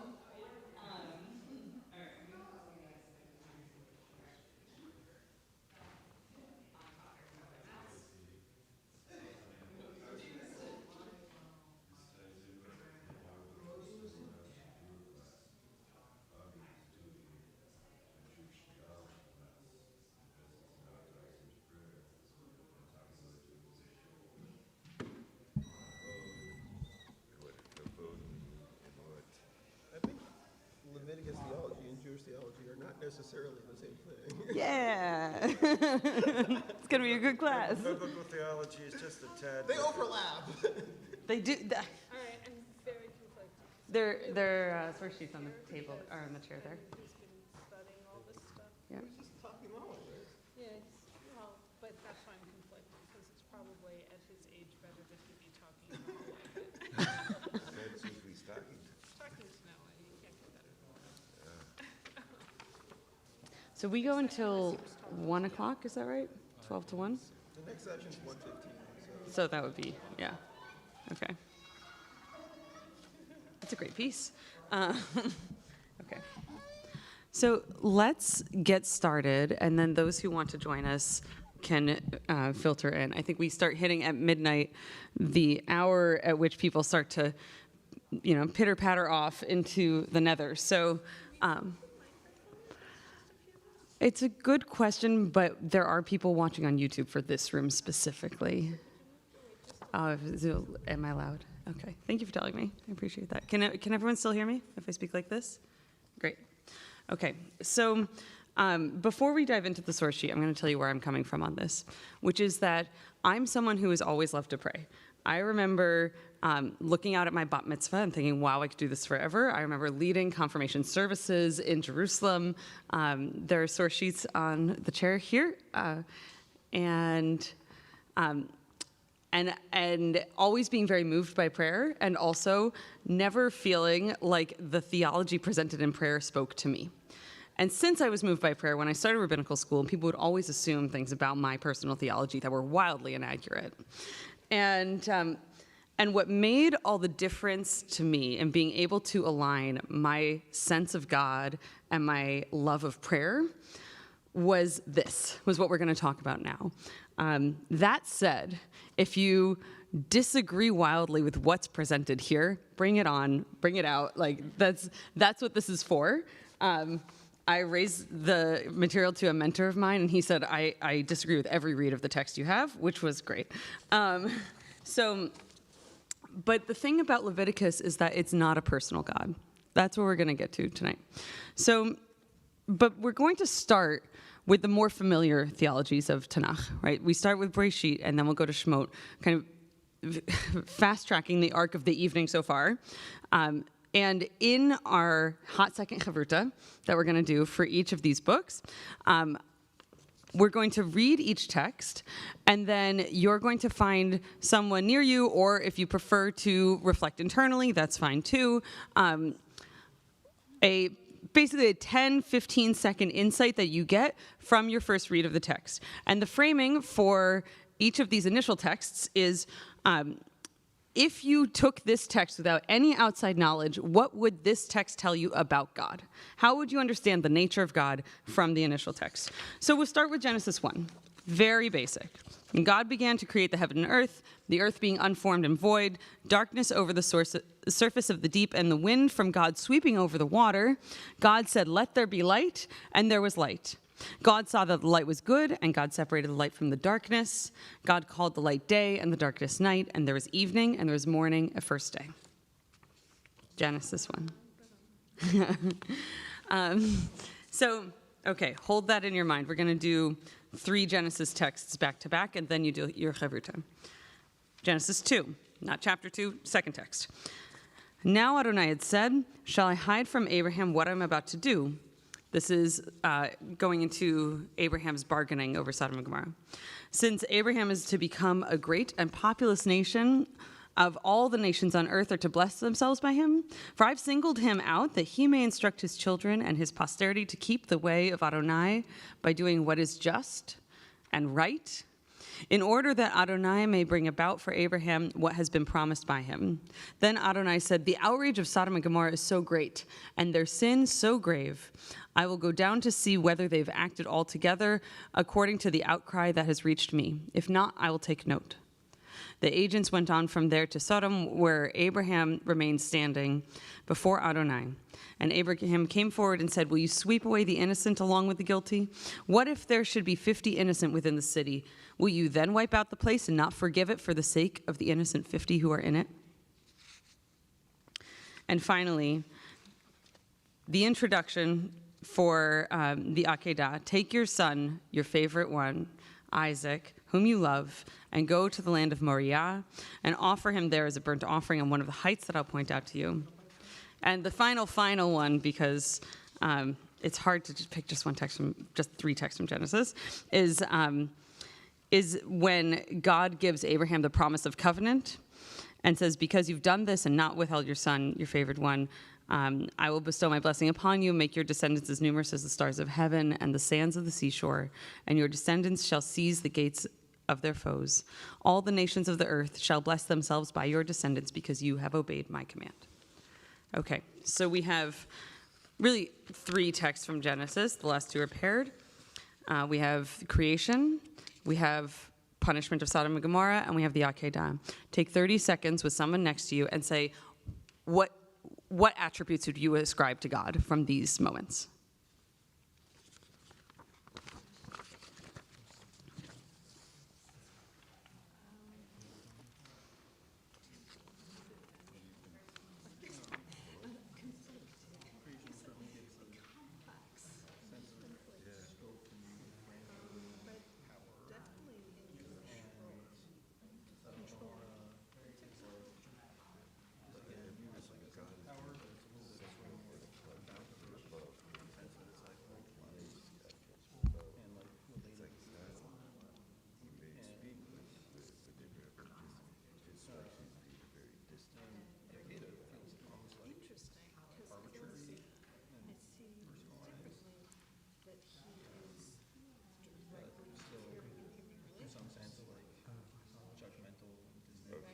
He's always got the covenant, but if you came over here, you're down here. 15 seconds. But he's always testing people, he says, like continuously. Yeah, like It's judgment worse. seems to be like It's like the enemy testing. Okay, let's come back together. Can you give me a couple of the words that bubbled up to describe God from these encounters that stood out to you?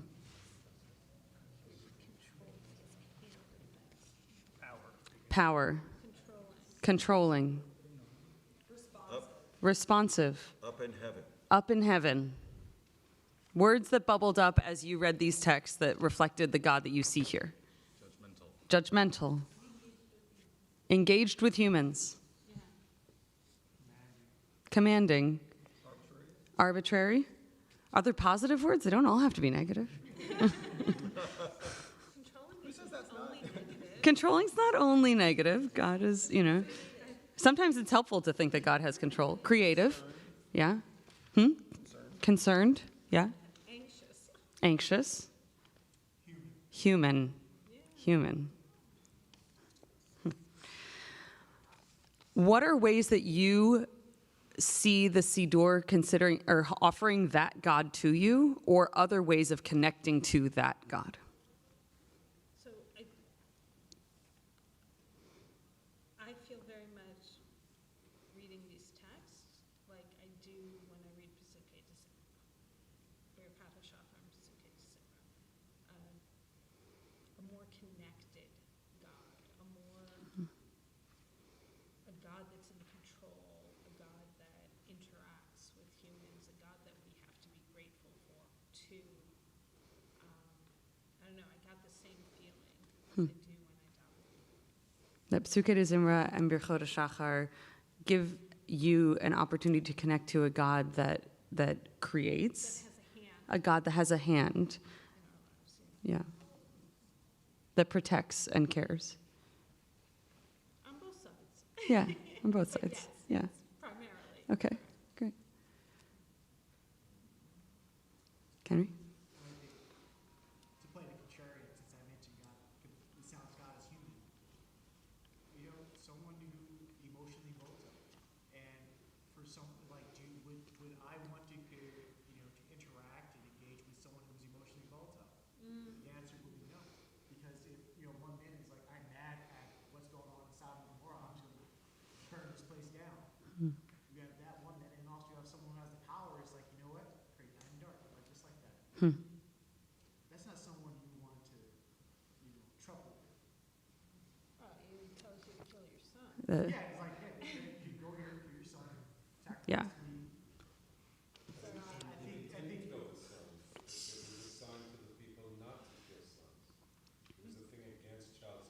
Mm-hmm. No, but the thing is, prior to it, that is the contemplation. It's like, will you go up to do this for me? And then, but as we look at it as the entire story, yes, we deduce that, but if you talk about it in that moment, you're like, all right, I have to kill my son, because this is what God has asked me to do. Mm-hmm.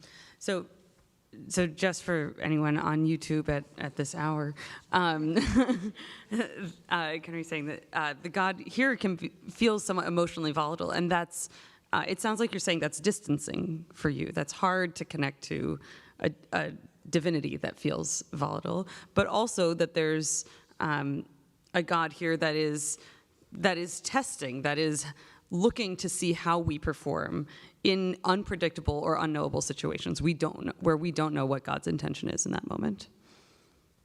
Mickey? I think it's really difficult to empathize with God, the version of God in this that's described here, both in the sacrificing his son in Sodom and Gomorrah. His reaction just so extreme, or his request is so extreme. Mm-hmm. If a person were to act this way, you would think, I can't deal with them, or this is a troublesome person. Hard to deal with a God that feels this way. Yeah, I hear that. Liana, and then we'll go to Shemot. I'm still thinking on the concept of like this human God, and I'm thinking about Liana Fink's new like comic version of Genesis and like her midrash on it.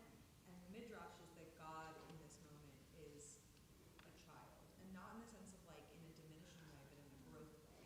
But like this is a moment, and when I read Genesis, I see a lot of God that is also trying to figure out how to have a relationship with us.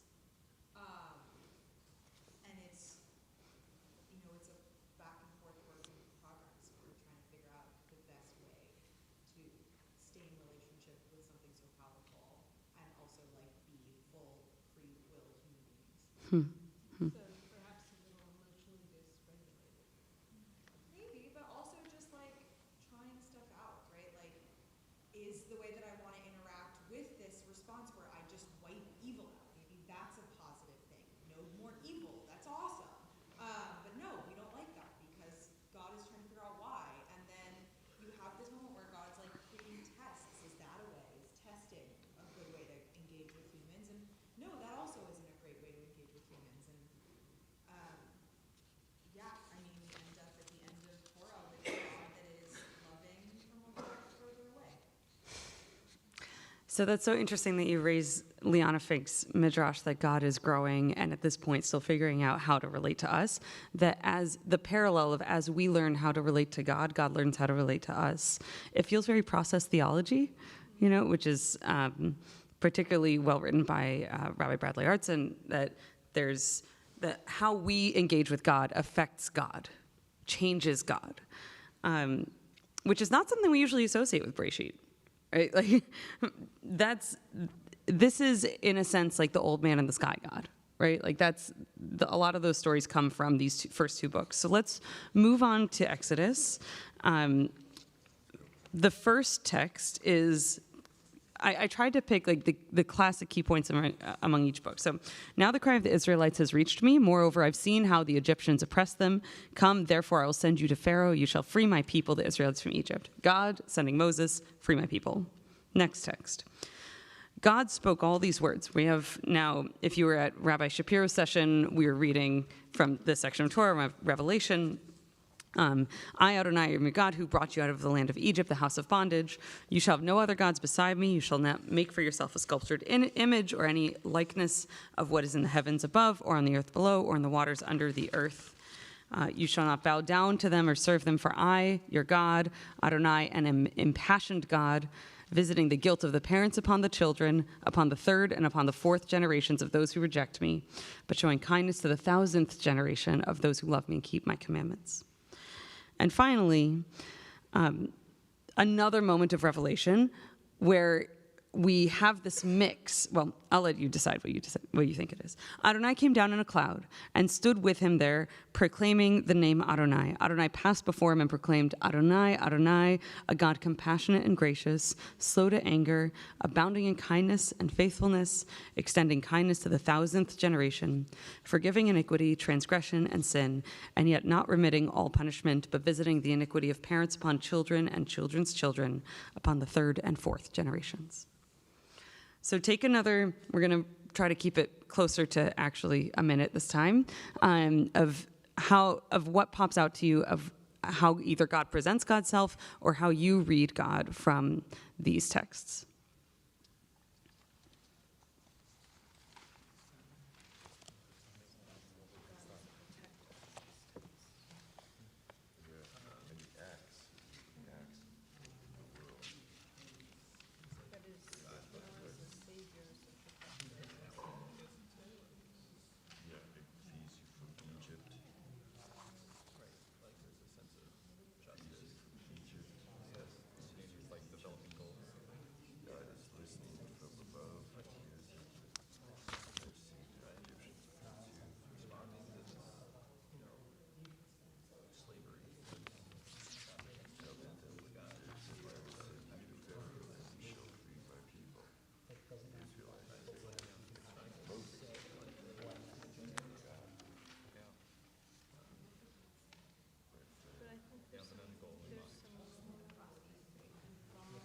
There's 15 seconds.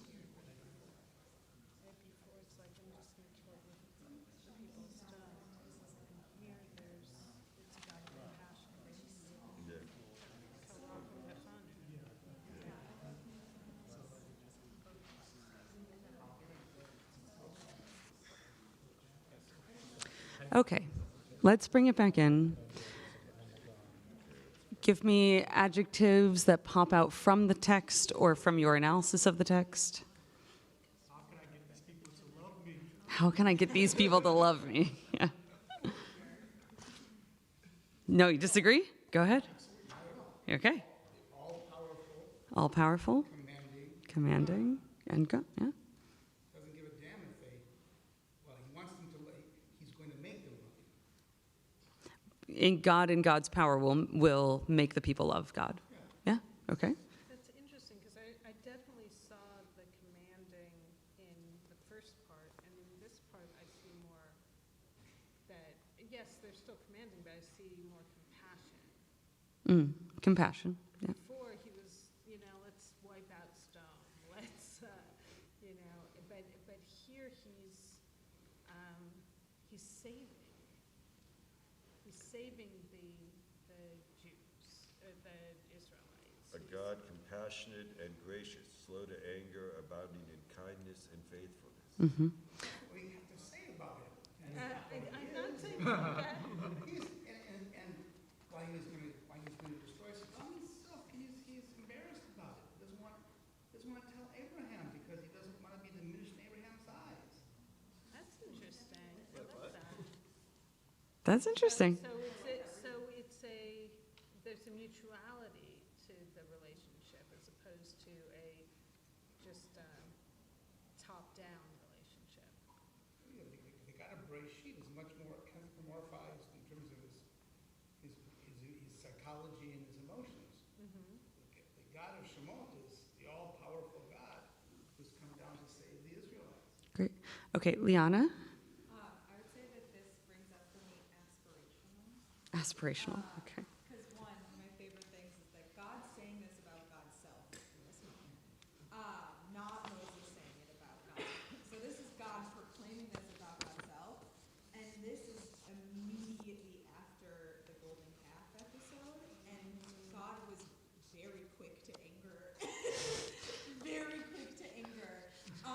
Was literally about to destroy every single person right there.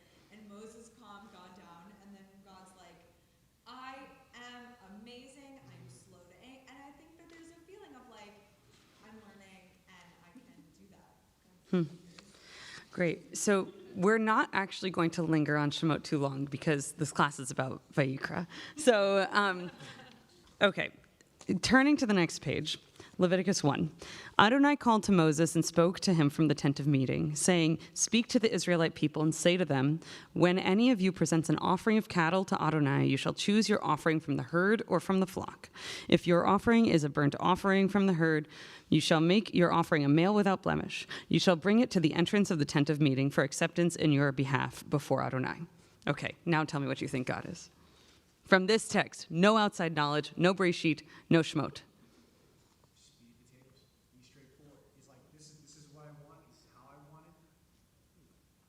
Straightforward and direct? Very clear? Okay. Mm-hmm. Obsessive compulsive, interesting. Can you say more? Very specific? Is that where you're getting with that? No, he's obsessed with being served in a very particular way. Mm. He's particularly demanding about things that don't seem very meaningful. Demanding about things that don't seem meaningful. Interesting, yeah. The people that wrote the story this way is saying that God is acting this way. Okay? It's the perspective of the people that set this down. Is the way I believe it. Otherwise, you believe that God wrote every word here. So it depends on your perspective as to who wrote the thing. So if you want to set up a system of sacrifice, you tell everybody, hey, God wanted us to set up a system of sacrifice. So it depends on your perspective. Okay. Now, do you hear anything in this text that would indicate what those people thought God was? What God was? Or Yeah. what he wanted? Or either. Leviticus, the Levites, are setting up a system where they can help the people approach God and get some relief from their guilt and being able to deal with the world and deal with skin diseases. They set up all these things so that Israelites, I don't even know exactly when it was written, but it was written to tell the story about how the people survived and what they did. And all sorts of cultures, they had animal sacrifices. Some had human sacrifices. So we were better than them.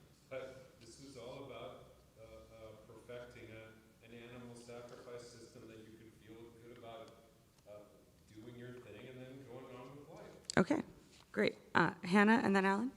Yeah, this is a different type of exchange. Like the people think that God is looking for something specific, and this is how we get what we want from God, either to make the land fertile or to make the rain fall. Like this is the way that we interact with God now, and this is the way that we have a relationship in which God continues to sustain us. Okay. So this is a how-to, is what you're getting at. It doesn't tell us necessarily what God is.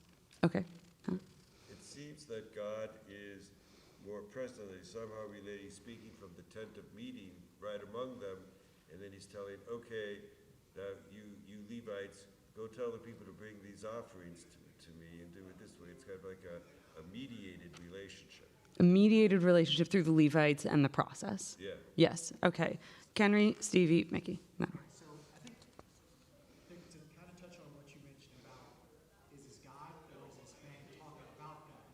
And I think one thing we can infer is that the situations that the Israelites were in every time we read these different texts, we read Exodus, instability, Leviticus, there's more stability in the land. So I think it's reflective of, not necessarily of God, but of what the Israelites were going through at that juncture, at that moment, and how if things are going good, I mean, God speaks highly of us. If we're doing bad, then God speaks negatively or he's jealous or something along those lines. Great. Okay. Okay. We're going to Stevie, Mickey, then Larry, and then moving on. Go ahead.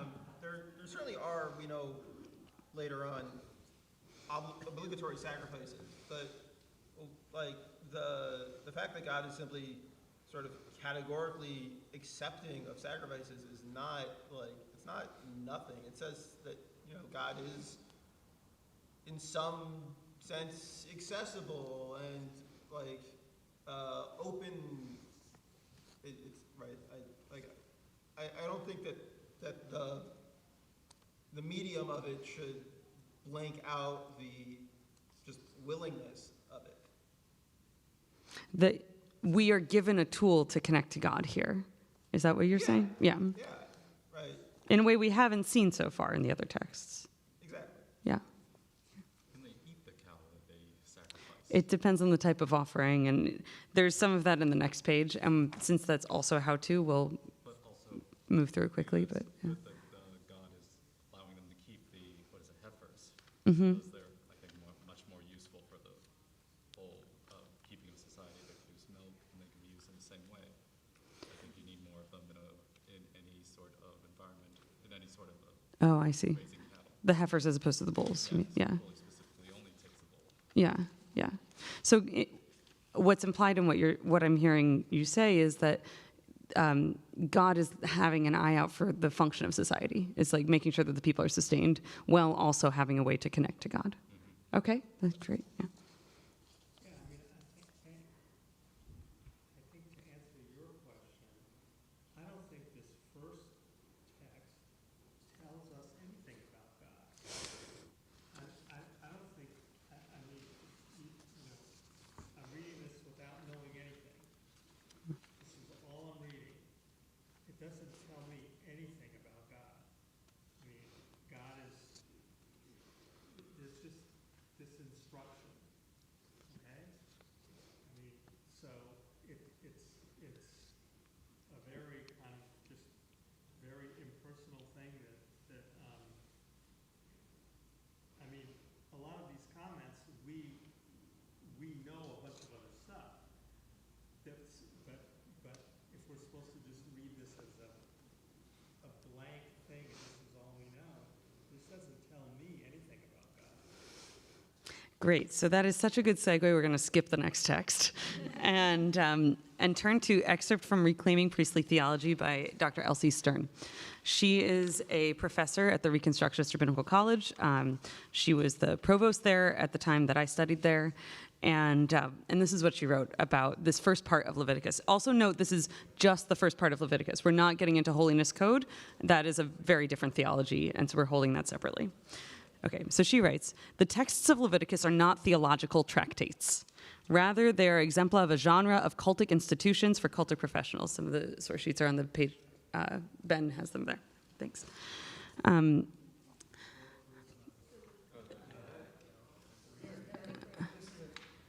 Oh, Rabbi Kasher, we have one for you. Yeah, sorry. Okay. Okay. The texts of Leviticus are not theological tractates. Rather, they are exempla of a genre of cultic instructions for cultic professionals. They tell the priests what they must do to keep the cultic system functioning properly. In other words, they're instruction manuals for priests. And instruction manuals are, by definition, instrumental.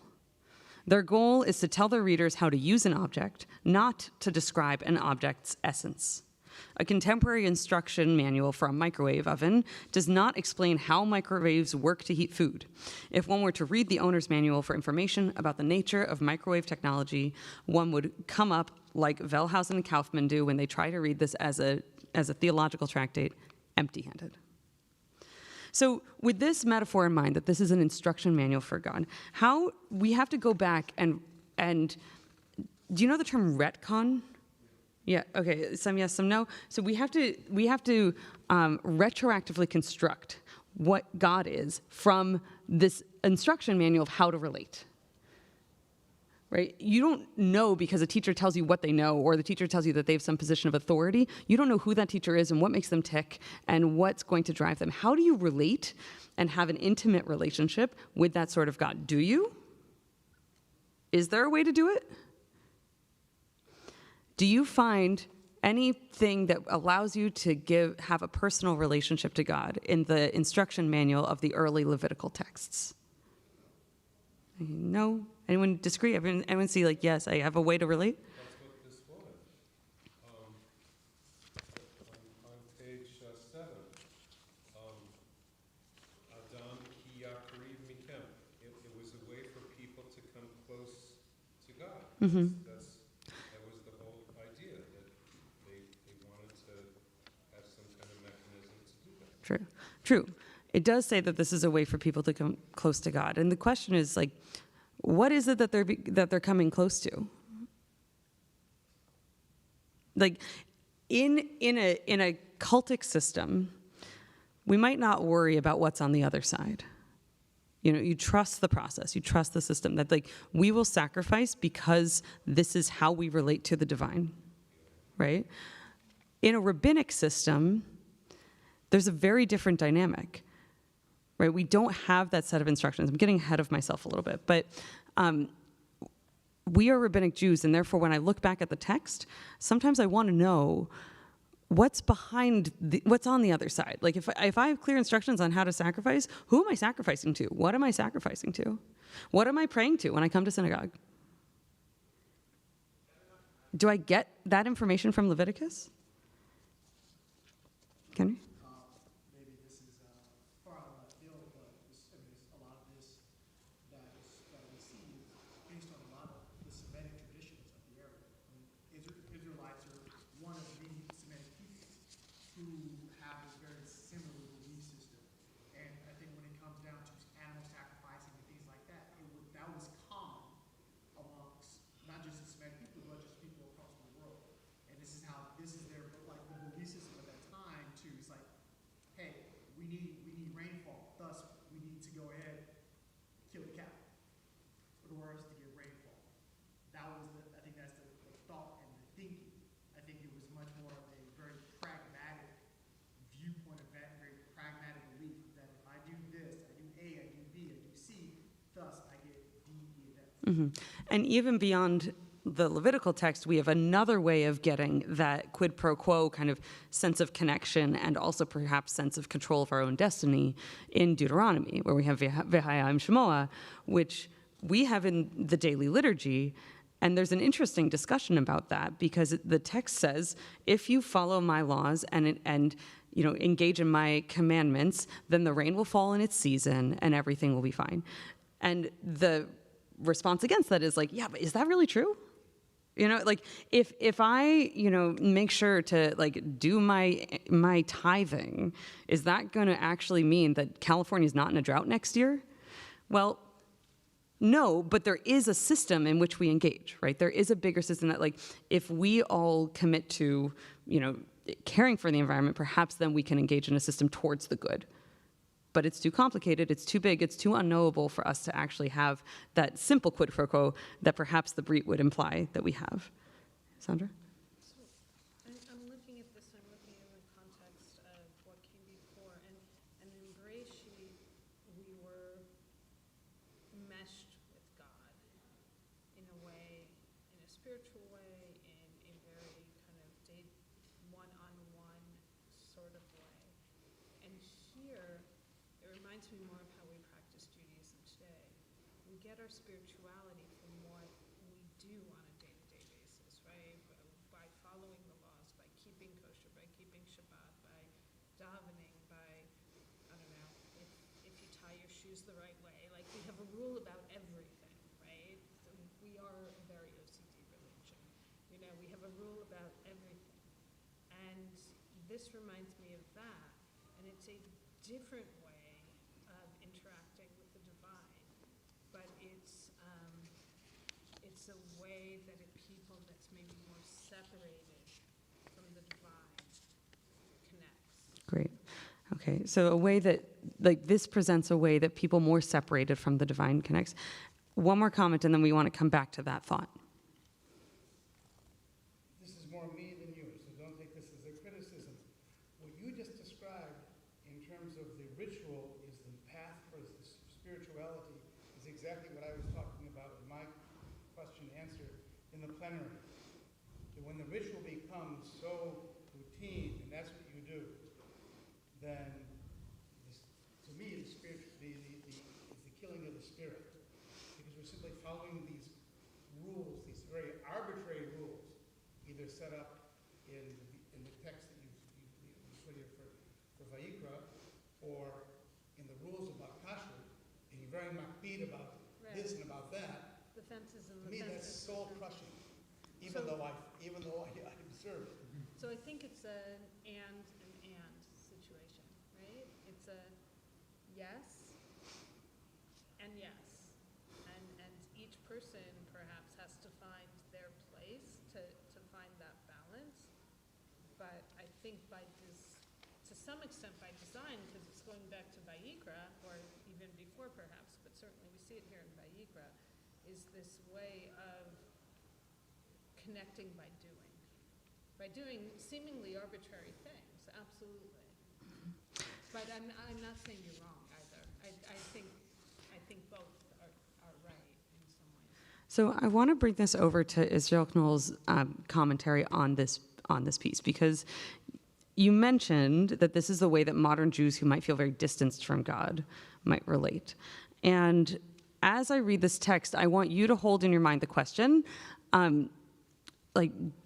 how do you experience, connect to, relate to God in your life as it is, right? Not how you think you should, how you think the text tells you to, what the mitzvot say. What do you have a sense do you have a sense of theology and divinity in your life? So priestly Torah assigns direct speech to God only when God communicates with Moses. In priestly Torah, we never find God employing the personal pronoun ani, and punishment is strictly impersonal. The term brit is limited in priestly Torah to the Genesis period.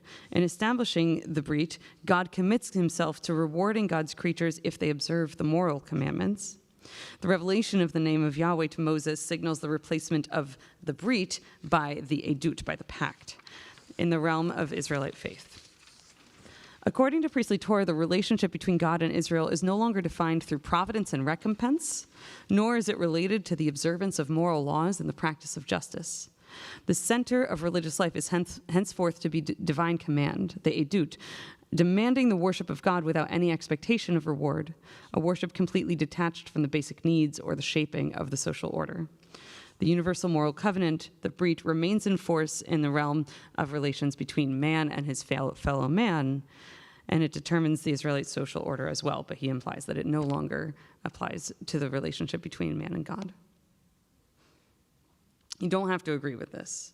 I'm not saying you should. But what stuck with me for years after I read this was this idea that in Leviticus, we don't see God giving direct personal engagement. We don't see God saying, I want this, or I think that God says to Moses, and then the commandments around the priestly cult, but there isn't really a sense of personal connection, a feedback loop, a relationship that develops, and feelings. God never has expressions of will. God never has expressions of intent. God never has forecasts of the future. God never has personal punishments. And remember, all pre-holiness code, because holiness code gets very different. But none of that happens. And I don't feel for myself that I see this happen in my life either. That's why this resonated with me. That there can be a God that exists and is powerful and meaningful, and also not telling me what to, I'm not hearing God, so I hope God's not talking to me and I'm just missing it, And so I want to go back to Elsie Stern's text, because this is what tied it all together. So remember, she had that theory around Leviticus as the instruction manual. So Jacob Milgram proposes that even though the divine nature is not described in the priestly source, we can get at that nature by examining those things that are set up in opposition to it. In other words, by analyzing the nature of the sacred pollutants and positing their opposite, we can get at the nature of the divine that they threaten. According to Milgram, the list of sacred contaminants, corpses, skin disease, house and cloth mold, childbirth, and genital discharge are all linked in one way or another with death. If the sacred pollutants are death, then the numinous force that they threaten must represent life. The priestly Torah gestures toward a God who is rigorously non-anthropomorphic and amoral. For many contemporary readers, nuclear energy provides an apt analogy. Like nuclear energy, the numinous God of the priestly source is an amoral, impersonal power whose presence can be enormously beneficial to the community. However, the sacred clean room is contaminated. If the sacred clean room is contaminated, the power ceases to generate life-giving energy or releases in a destructive form. The idea of a nuclear God has the power to address contemporary experiences of the numinous without engaging the problems of anthropomorphism, theology, and supernatural interventionism bound up in other Pentateuchal theologies. I'm going to read that last line one more time. The idea of a nuclear God has the power to address contemporary experiences of the numinous without engaging the problems of anthropomorphism, theodicy, and supernatural interventionism bound up in other Pentateuchal theologies. So consider this interpretation that the priestly cult represented in biblical instructions is how to relate to a non-anthropomorphic God. We practice post-temple rabbinic Judaism. How might we now construct our own instruction manual for relating to a non-anthropomorphic God? What do you think your version, your modern version of Leviticus would be for how to relate to a God that we don't speak to and hear from? Mickey. It's like, you ever hear the story? You hear the recent news story about a person who could predict where the ball's going to roll on a roulette table? I didn't hear it, but go ahead. Yeah. A person who could look at a roulette table and basically see where the ball's going to be going to land. And I think God is like, he already threw the ball, and we're just watching the ball go around in a circle. He already knows where it's going to land, but we can only see what has already happened, basically. And the effect that it has on the world. We don't know the end, we don't know the start, but we do know where it is. Have you ever heard of clockmaker theology? No. Okay, so it's the idea that God was the clockmaker who set the clock in motion and let it start ticking, and then it ran. And so it's kind of what you're saying. It's like it started, and now then it's out of God's hands. My question is, how would you, and you don't have to answer this yourself, but how would you say, I need to be elevated by reaching out to holiness. I need to be elevated by a sense of holiness. I need to be elevated by a connection to holiness. And I don't see how I'm going to have a personal relationship with that holiness. So what's my instruction manual for how to do that? That's my question. If you have an answer, you can jump in. Sure. You know, it's like to recognize the universe. It's all its grandeur and beauty. Okay. It's like I said, I guess it's like seeing the gears in a clock move or the ball in the roulette table move. And hoping, you hope where it's going to end. You can see that the world is affected by it. There's so many things that work together for the gears, for example. Holding that sense of awe for how it all works. For how, yeah. Nice. Okay, Sam and then Kenry. I think I'm thinking of how I think of Leviticus, and that's as sort of a manual of who's in and who's out, and building a community and expectations in a community. And I think that is still what I need to connect. That's like the community and building community and making sure everyone has a way in, even when they're out to come back. I think that's the starting point for my connection. Finding the boundaries and the sense of community and the internal holding you of that. Nice. Yeah. Honestly, what is it? I mean, we can argue about the semantics of it's not in its entirety, but there's something about it that has resonated throughout generations and generations to thousands and millions of people. What is the truth of it? The thing is that we may argue and debate about the historicities of the flood, or was the earth created in 7 days? Earth and heavens were created in 7 days. But I think that's missing the point. I think the point is the truth. And I think us orientating ourselves towards the truth and virtues of what Torah tells us, I think is how we can unlock a relationship with God the Omnipotent. But not just with that, but also within the God Omnipotent that is within us. Because I feel like, one can argue that the God that we read in Torah is always about the God looking up and seeing into the skies, into the heavens, without actually sometimes looking internally within the God that is within us. This idea of the big machine and the little machine. So I think if I were going to start a manual, I think that's where I would start. Start with a sense of recognizing the God that's within us and without. Yeah. And it sounds to me also what you were saying about reaching deep for truth. It sounds like what you're saying is part of your instruction manual is Talmud Torah, is the study of Torah, which is right on theme for tonight, and our theme being Torah. Sandra?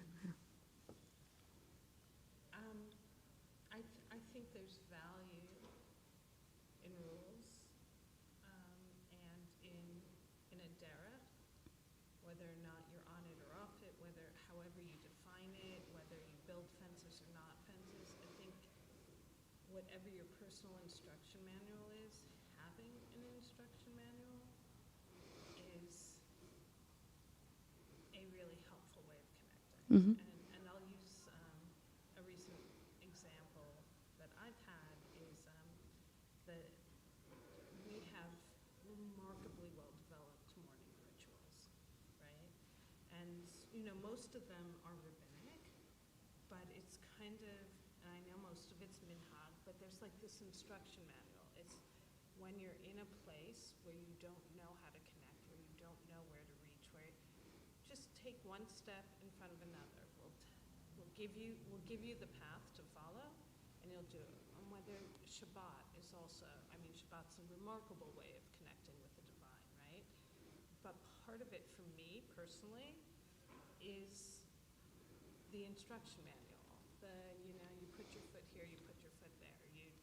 You know, you stop doing X at this point and you do Y next, and you know, and like I said, it doesn't matter where you draw your own fences and where you put your own, but to have something to follow helps you, especially in those times when you're feeling distant from the divine. It helps you stay connected even when you're not personally feeling connected. That's just my personal experience.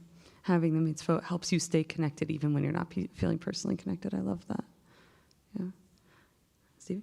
Yeah, I mean, I find this both powerful and dangerous, like all good theologies.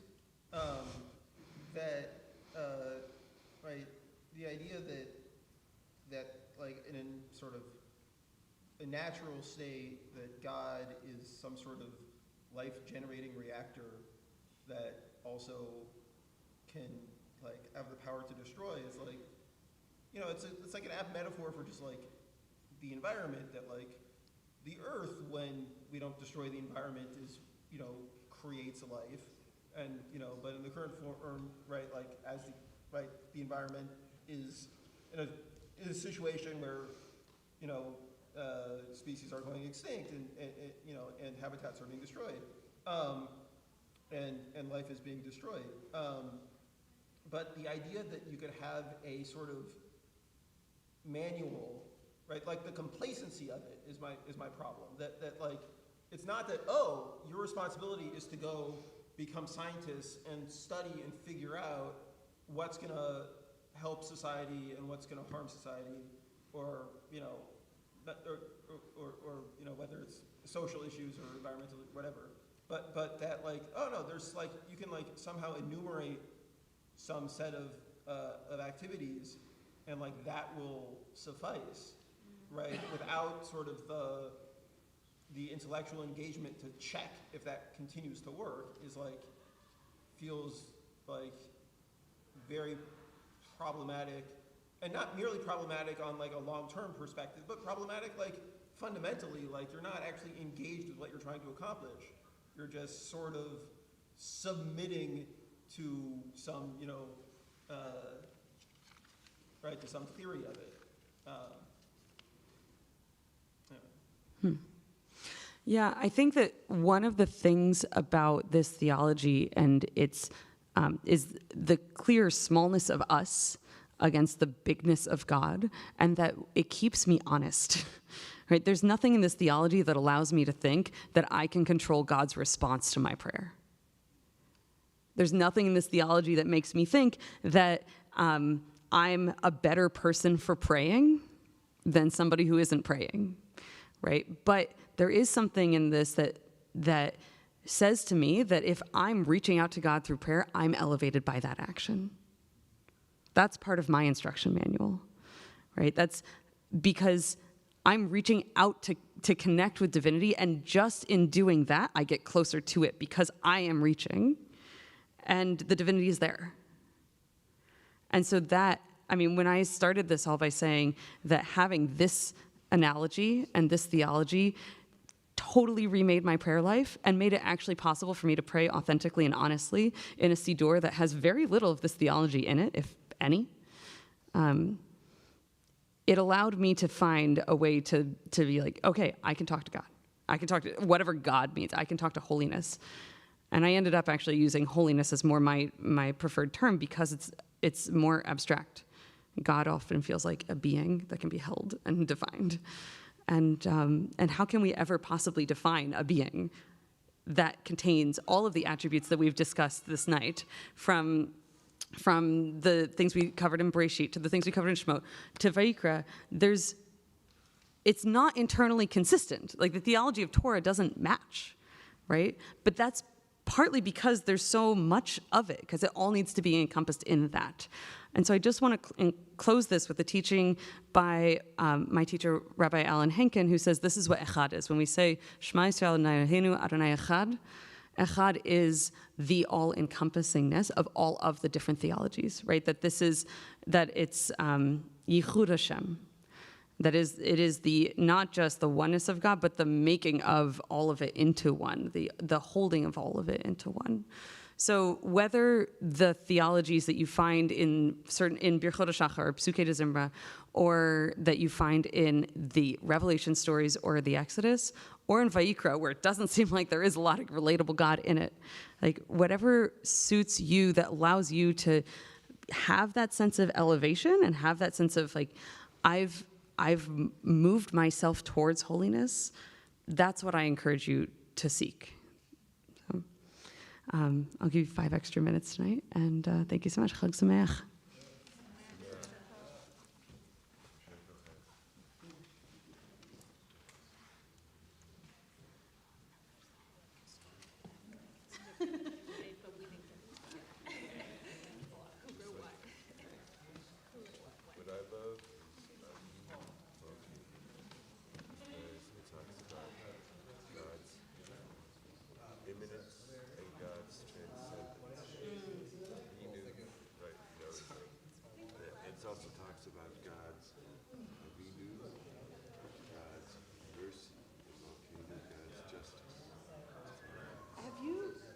Read Radical Judaism by Rembaum?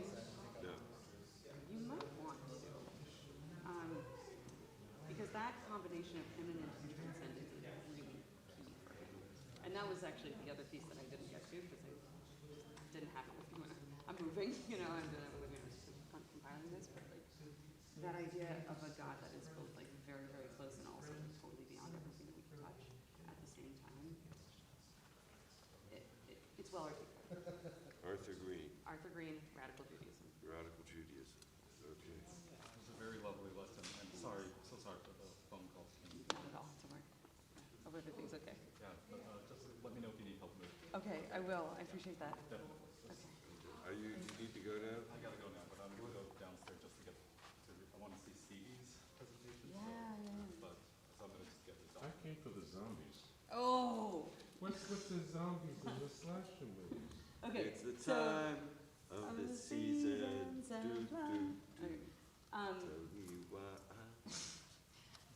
Okay, I'm sorry I'm disappointed about the zombies. I ended up taking it in a slightly different direction. But I will tell you, I should send you my 4th year Dvar Torah where I took HUC to task for not having any spirituality in the community, which everyone agreed, which is why it was an easy Dvar to give. But you're saying zombies like people who are just going through the motions without thinking? That too. But no, I started with in Tazria Mitzorah was the parsha I was drashing on that year, okay. and the skin diseases and like the rising from the like being half dead when you have that skin disease, and the idea of like the grayness of the skin and the half dead status. Like to me, that is the zombie parsha. That is. So. Okay. Someone mentioned, I guess it's the more deist position, which is, that God did what he did, and then, like, that's the clock, the watchmaker. Yeah. And, I think a lot of modern, if you look at what's happening in the world, and you say, it's pretty easy to accept that God just stepped back and said, hey, I did this for you, here it is, now you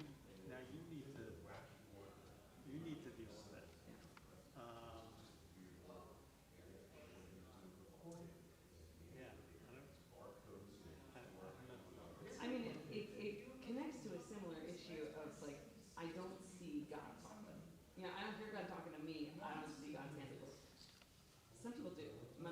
feel strongly she sees God as infinite. Yeah. That's really, that's also valid. Like, I don't want to say it's not. Right. But for those of us who feel that we don't, it's, the clockmaker analogy for me just isn't satisfying because it implies not only that God is not active, but that God is distant. And that's hard. I don't feel God's distant because I've had moments of spiritual elevation, so I feel like God is not always distant. Right. But I also don't feel that God is ever present, and I'm always in connection. Right. So this idea that like I can connect and it's close, but not. It requires some action. Thank Right. you. It requires some action for me like that. But that's what I made into my theology. How about you? Is that? Well, I mean, I think like a lot of Jews, I mean, I'm not even sure about the existence of God, but I also feel like I'm hedging my bets, you know? You know what I mean? Yeah. But I do, I mean, there are times when and I think certainly it's not original that, often, in nature you feel, but I even sometimes not, the man-made things, I can feel God. you Yeah. know. So it's not just in nature. There's different times when, you do feel like, I don't even know how you describe it, well, Yeah. you know it when you see it, you know what I mean? Yeah. Yeah. But prayer is I think it's hard for a lot of people, or I would say most people.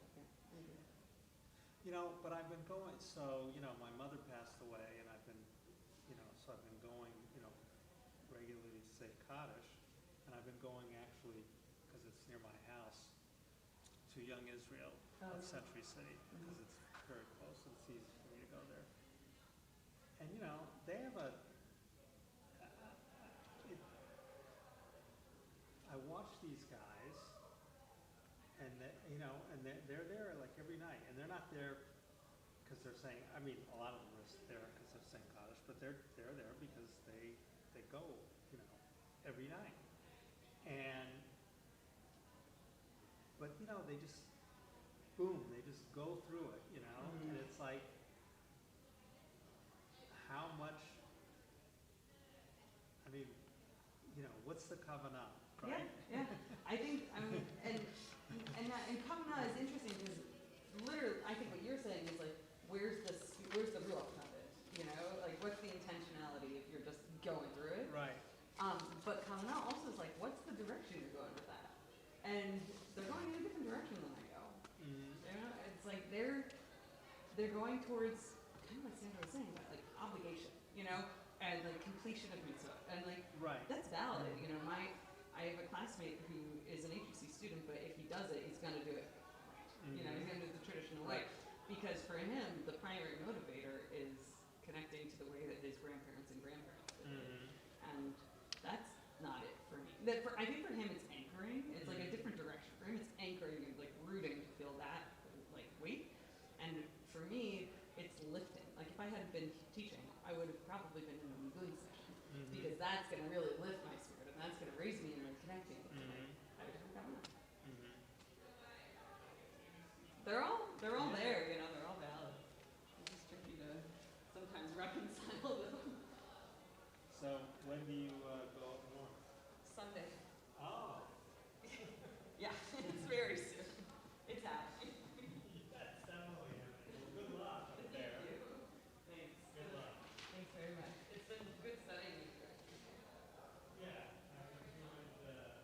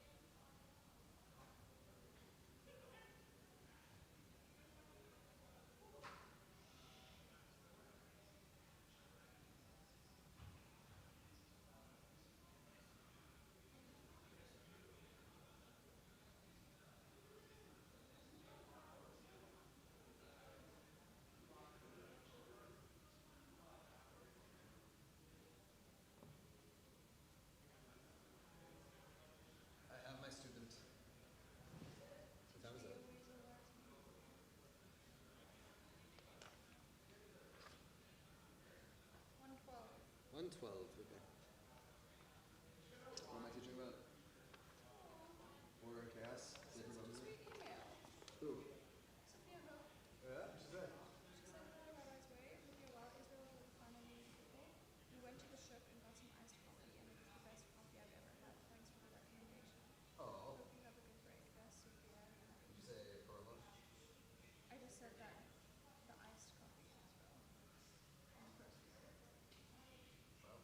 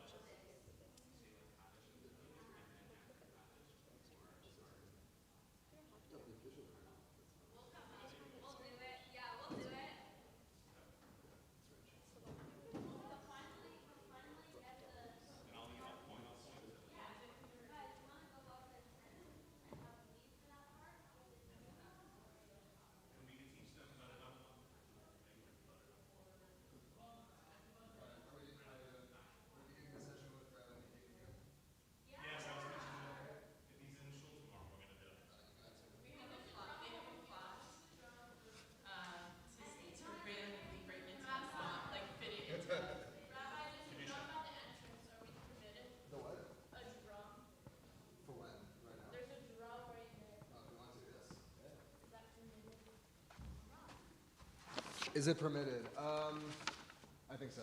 Yeah. I think usually it's string instruments that are non-permitted. Don't try to tune it. It depends on Are the your drum, brothers that make actually. it? We'll see what happens. That's the big question. Apparently there might be a big group who can come.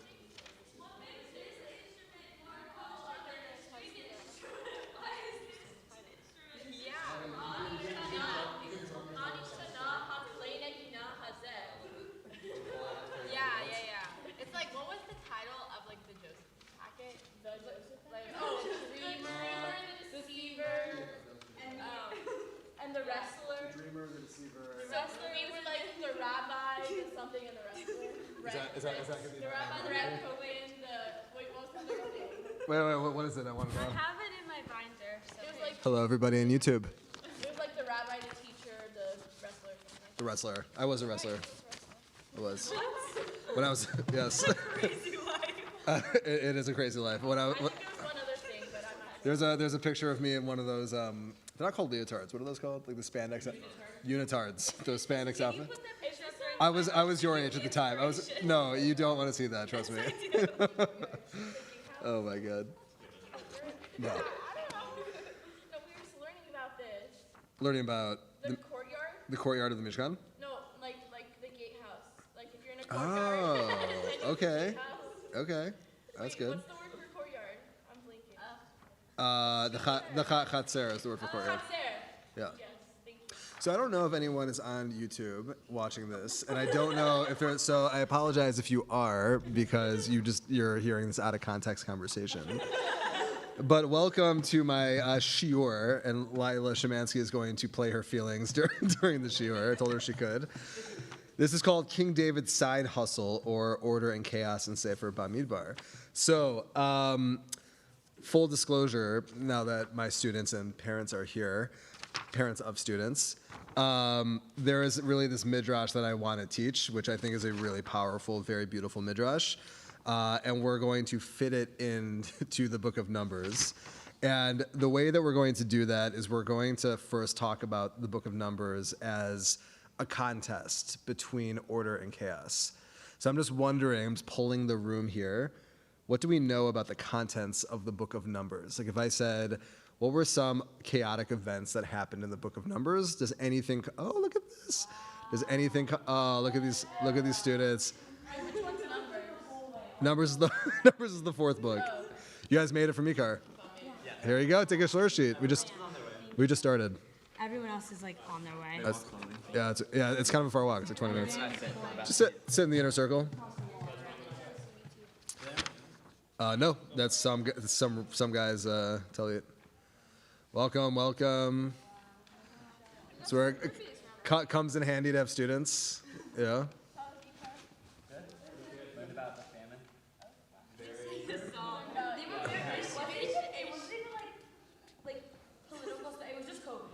It's all like. No, remember the Proud Boys. They mentioned the Proud Boys. The COVID and the Proud Boys, so the things that matter. Yeah. Okay, so for the sake of the good people on YouTube, we were all right. So the question I asked when you guys were walking in was, we are looking at the book of Sefer Bamidbar. So I don't know if you're aware of this, but this Leil Tikkun Shavuot is structured that every hour is focused on a different book of the Torah. So this is the fourth hour. So therefore Sefer Bamidbar, Numbers, the fourth book. And so my question is, we're going to look at the book as a contest between order and chaos, because there's a lot of order in the book and there's a lot of chaos in the book. So what are some chaotic events that happen? And for those of you who have no clue, hopefully this will jog some of your memories. Yes, sir. Korach. Okay. What's the chaos that happens in Korach? They rebel against Moshe. Yes, and Moshe pulls I already used this word once, but he flexes hard, and what happens? The earth swallows them up. The earth swallows them up, and according to rabbinic lore, they are still alive underneath the earth, burning in the pits of hell. So a lot of chaos. What other chaotic events happen Rabbi's way? The mass hysteria engendered by the 10 spies who returned with the 10 spies. Sorry, yeah, you're right. Okay. Sorry.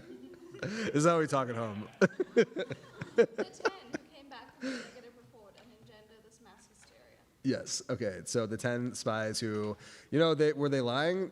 Maybe not. Maybe there were really giants, and maybe the land was scary, and they thought the land ate its inhabitants, and all that happened. But God was not happy. So what happens as a result of the bad report of the 12 spies? The Jews have to wander the desert for 40 years, correlating to the 40 days that the spies were in the land. Okay, there are a couple more things we could say. What are any other chaotic events that come to mind? I'll give you one. The people complain they want to eat meat. Miriam gossip. Oh, and then God sends a plague, obviously, and a fire burns around the camp. And then Miriam gossips about Moses, about his wife, and she gets leprosy. Yeah, Lila? I was going to say Tzaraat. Tzaraat, yes. I think Zimri and Cosby, the story of Pinchas chucking the spear through them, that's in Sefer Bamidbar. So there are a lot of chaotic events. The daughters of Zelophehad engender some chaos in order to bring new commandment and new life into the system, which is a beautiful story. Okay, now let's think about the order. It's a very ordered book. What are some things of order that happen in Numbers? Why is the book called Numbers? Number one. There's a lot of counting of people of tribes in the desert. Yes. Yes, there is a lot of counting. So in the beginning of Numbers, every single person in each tribe is counted. They count about 603,000 people. How many people were there when they left Egypt? 600,000 between men between whatever. Yeah, 20 and 60 or whatever. There were 600,000 when they left, so about 3,000 more were born-ish. People also died, but that's what the count falls to. There are other things. The tribes give gifts to the tabernacle, and they all give the exact same gifts. All the land in Canaan is going to be apportioned to each tribe. So there's a lot of structure and a lot of order. So, yeah, Lila? Is this the one where they count people based on they all have to give a coin and then you count the coin? Yeah, the half shekel. Yeah, that's part of it as well. Yeah? Is the mon also falling into the Vayikra? So the mon falls for the first time in Shemot. Does it also fall? I think the central event around food is the quail, because in Bamidbar, because the people want meat. But I thought part of that was that the consistency of always eating the same thing. Yes, yeah, you're correct. So, hello students. Welcome. Please take a source sheet. Pass these back. Okay. So, what I want to look at Sefer Bamidbar also in this context of order and chaos, and what we can take from it, what we can understand from it. Who here knows who Julius Wellhausen is? Does that name mean anything to anyone? Julius Wellhausen. He is basically I would call him the founder of the documentary hypothesis. The documentary hypothesis is this idea that the Torah was written by multiple authors over a long period of time and then was strung together at a certain point. Wellhausen calls the book of Numbers the attic of the Torah. Now, when you call something the attic, what does that generally mean? What do you do with an attic? You store a lot of stuff. So why do you think he would call this book of the Torah the attic of the Torah? Because it's one of the longest and hardest to read because it's just counting and bookkeeping basically. So he basically looks at the book of Bamidbar and says he doesn't really see the literary coherence in it. And therefore, it's all the stuff that the editors didn't know what to do with, so they shoved it into the book of Numbers. I want you to know, full disclosure, I completely disagree with that. I think that when you say the Torah is totally disorganized, it requires some humility to then say either it's disorganized or I'm just not reading it properly. And it's usually the second option. There's a reason why this thing has survived for a very long time. So I want to also assert that the reason why Bamidbar, the book, is this contention of both order and chaos is because the tabernacle has already been built by this time.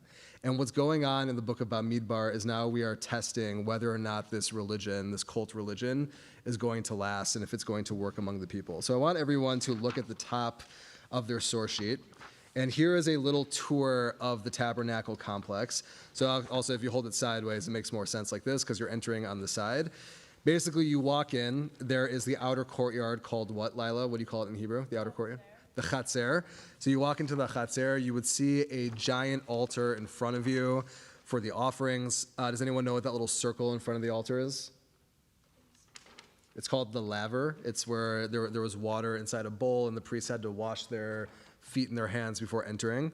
Then you walk into the tent, and that first room is called the holy place. How would you say that in Hebrew? So it's called the Kodesh. The Kodesh is that first room. On your right side, you would see a table full of pita. And by the way, that pita had to sit on that table for 8 days. And on the 8th day, after sitting out, the priest then had to eat the entire thing. That was kind of how it worked. That's just what God wanted, so they had to do it. Who knows why? Did I bring some stale pita? No, I'm sorry, I did not. But there's some cheese downstairs. And then on the left side, right across from the showbread, you have the menorah. And the menorah burned basically consistently. This was the Ner Tamid. In front of the menorah, if you keep going through, what do you get? What's that little box right there? The altar of incense. And they used to burn a lot of crazy stuff on that thing. We don't really know what the compounds were, but we know that after they did it, they would see these grandiose visions of God. So, go figure what was going on there. It wasn't taboo at the time. Then you have a curtain. And what's behind the curtain? The Kadosh Baruch Hu, the divine presence, inside the Holy of Holies, which is also called what in Hebrew? What do you call the Holy of Holies in Hebrew? The Kodesh Kodeshim. And inside the Kodesh Kodeshim, what was there? What did the room consist of? The ark. Yeah, and what did that ark look like? An angel line. Yeah, and what were those two angels called? Kruvim. And so when we think of the English word would be cherubs. When we think of cherubs, you usually think of those like pudgy little babies with the bows and arrows. That's not what the ancient cherub looked like. It was really like a hybrid person-bird thing with big wings, and these two winged creatures were facing each other. By the way, this is interesting. When was the only other time that those cherubs actually appear in the Torah? There's another story that they appear in. Do you remember? Wait, I definitely do. Yeah, you got this. The cherubs appear another place in the Torah. There's also a ever-turning flaming sword in between them. Yeah, very good. So when Adam and Eve get kicked out of the Garden of Eden, God places two kruvim at the entrance, and there's a flaming sword that's says it's spinning, it's blocking the way to the tree of life, is what it says. And so what's inside this ark? Like, what are the contents of this ark?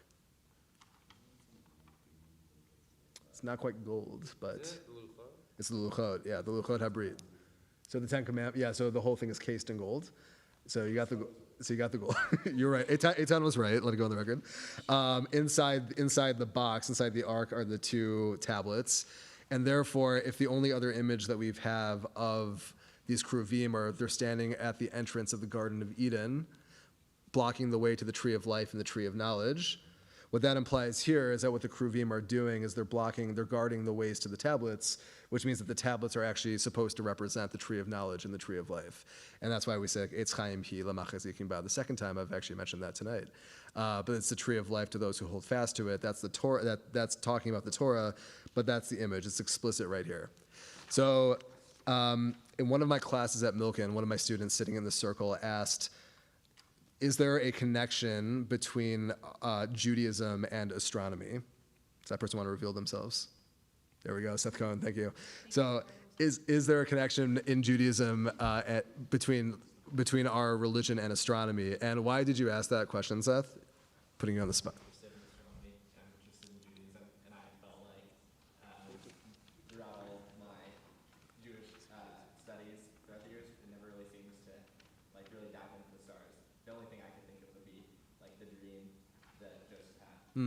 With the stars, yeah.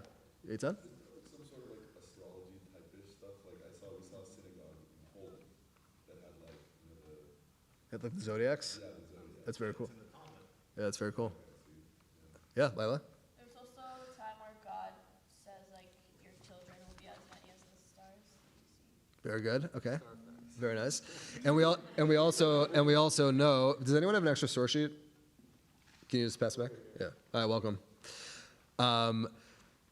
And also we know that ancient temples also correlated to the stars in certain ways. There's been a lot of research done that the pyramids, for example, the way that they're lined up in the temples of Egypt, correlate to constellations.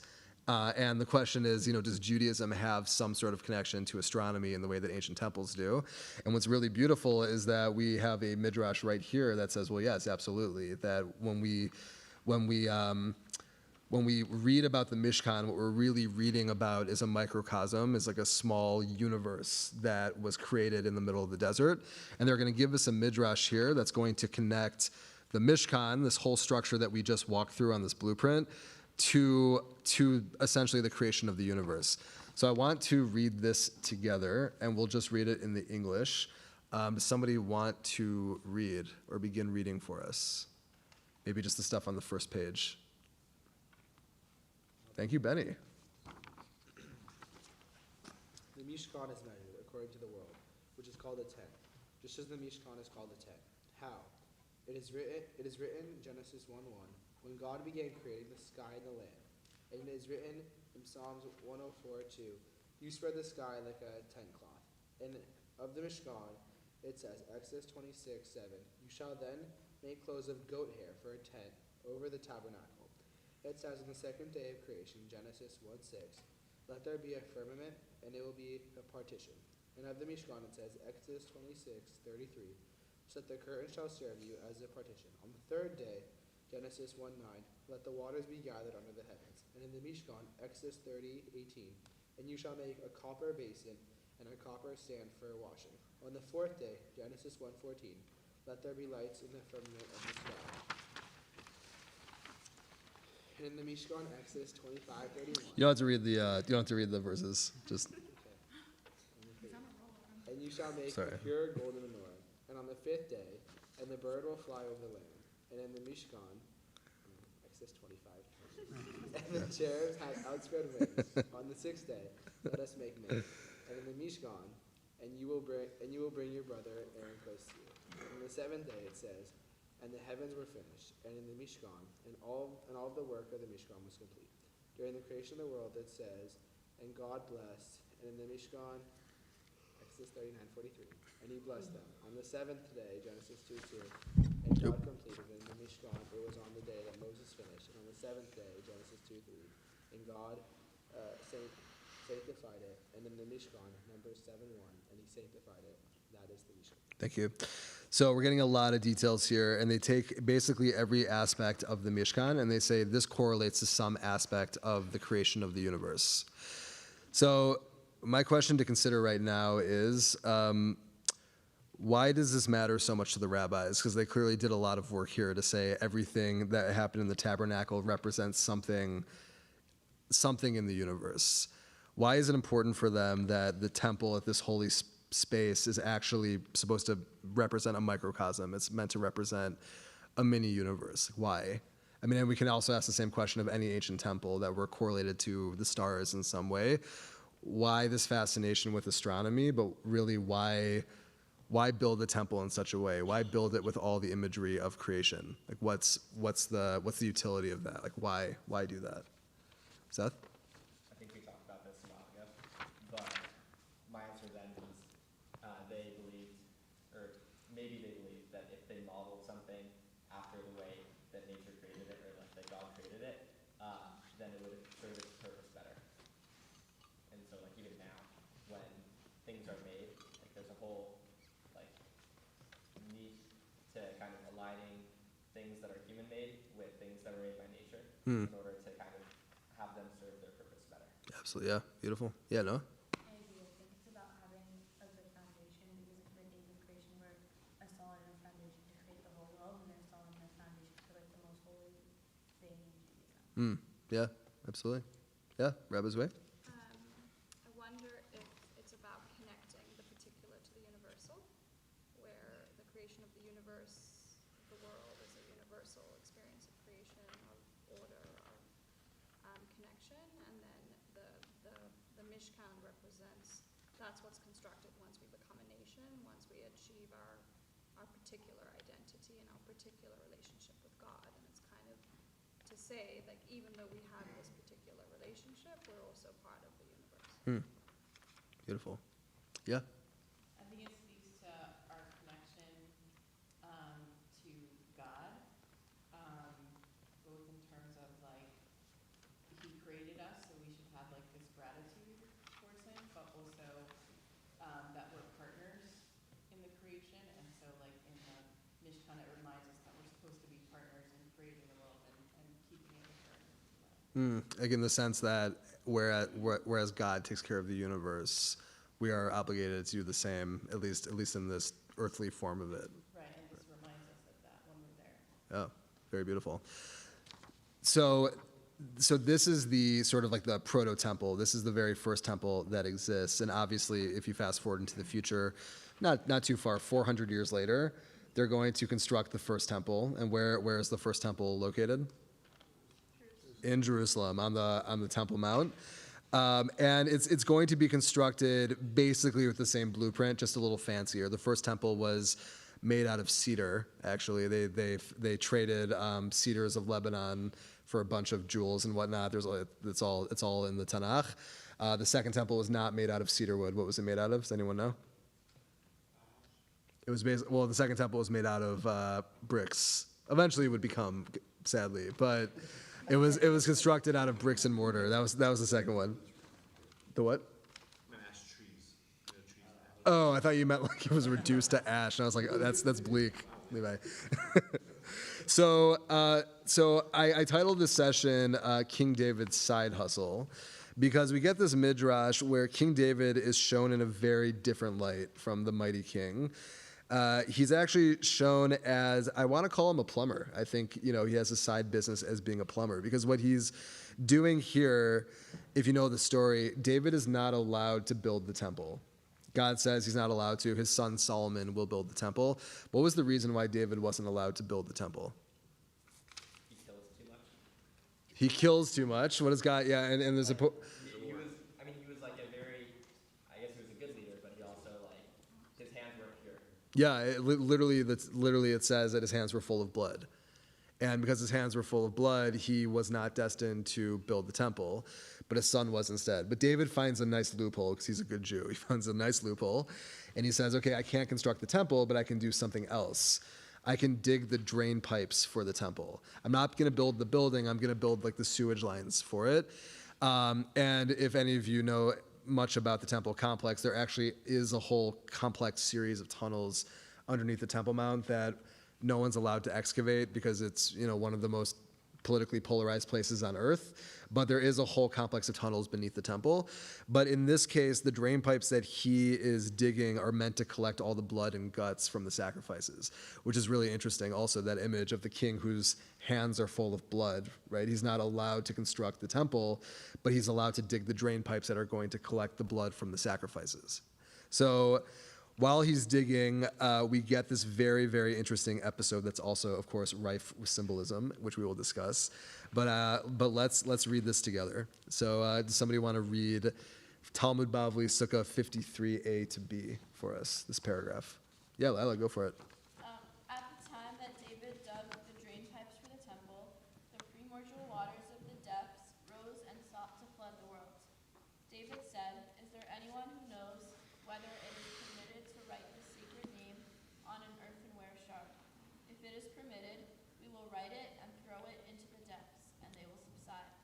There was no one who said anything to him. David said, "Anyone who knows what to say and does not say anything, may he be strangled in his throat." Then Achitophel raised an a fortiori argument on his own and said, "And just as, in order to make peace between a man and his wife, in the case of Sota, when the husband suspects his wife of having committed adultery, the Torah said, 'My name that was written in sanctity will be erased on the water to establish peace for the whole world in its entirety. All the more so it is permitted.' He said to David, 'It is permitted.' David wrote the sacred name on an earthenware shard and cast it into the depths, and the water in the depths subsided 16,000 cubits.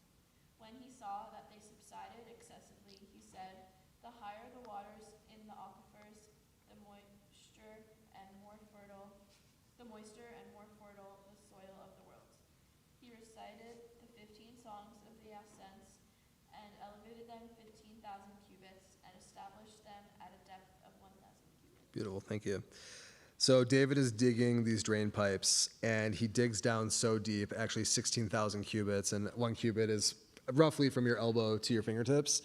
It's really deep. And it's so deep that, according to the story, he breaks through essentially the crust of the earth. And what does he find underneath the crust of the earth?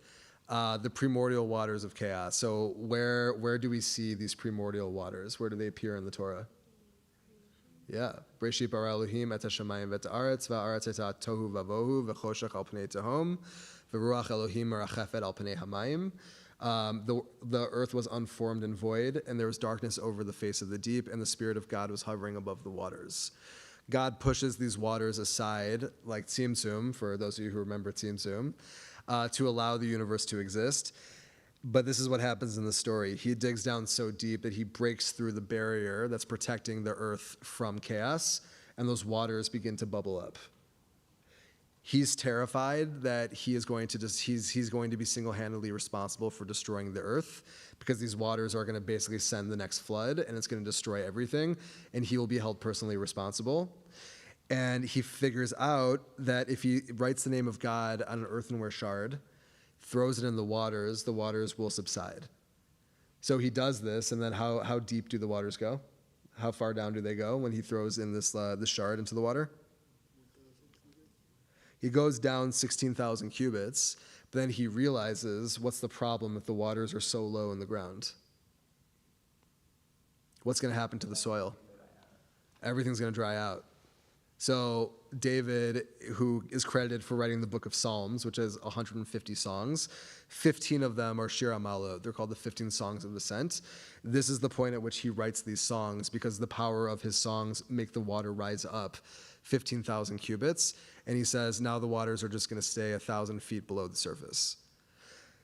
So this is what I am seeing in this story. And this is what I want, this idea of what I want to bring to you is, what does this story tell us about constructing a temple? And a temple, of course, is a symbol for religion in general. But what are we to take from this story, that even in the construction of the drain pipes, chaos is threatening to consume the entire world again? What's the image of chaos in this case with bringing in this temple into the world? Why is chaos all of a sudden emerging at the foundation point? Yeah. I think it might be the idea that with like the tabernacle, there was the idea that they were following the Spirit of God.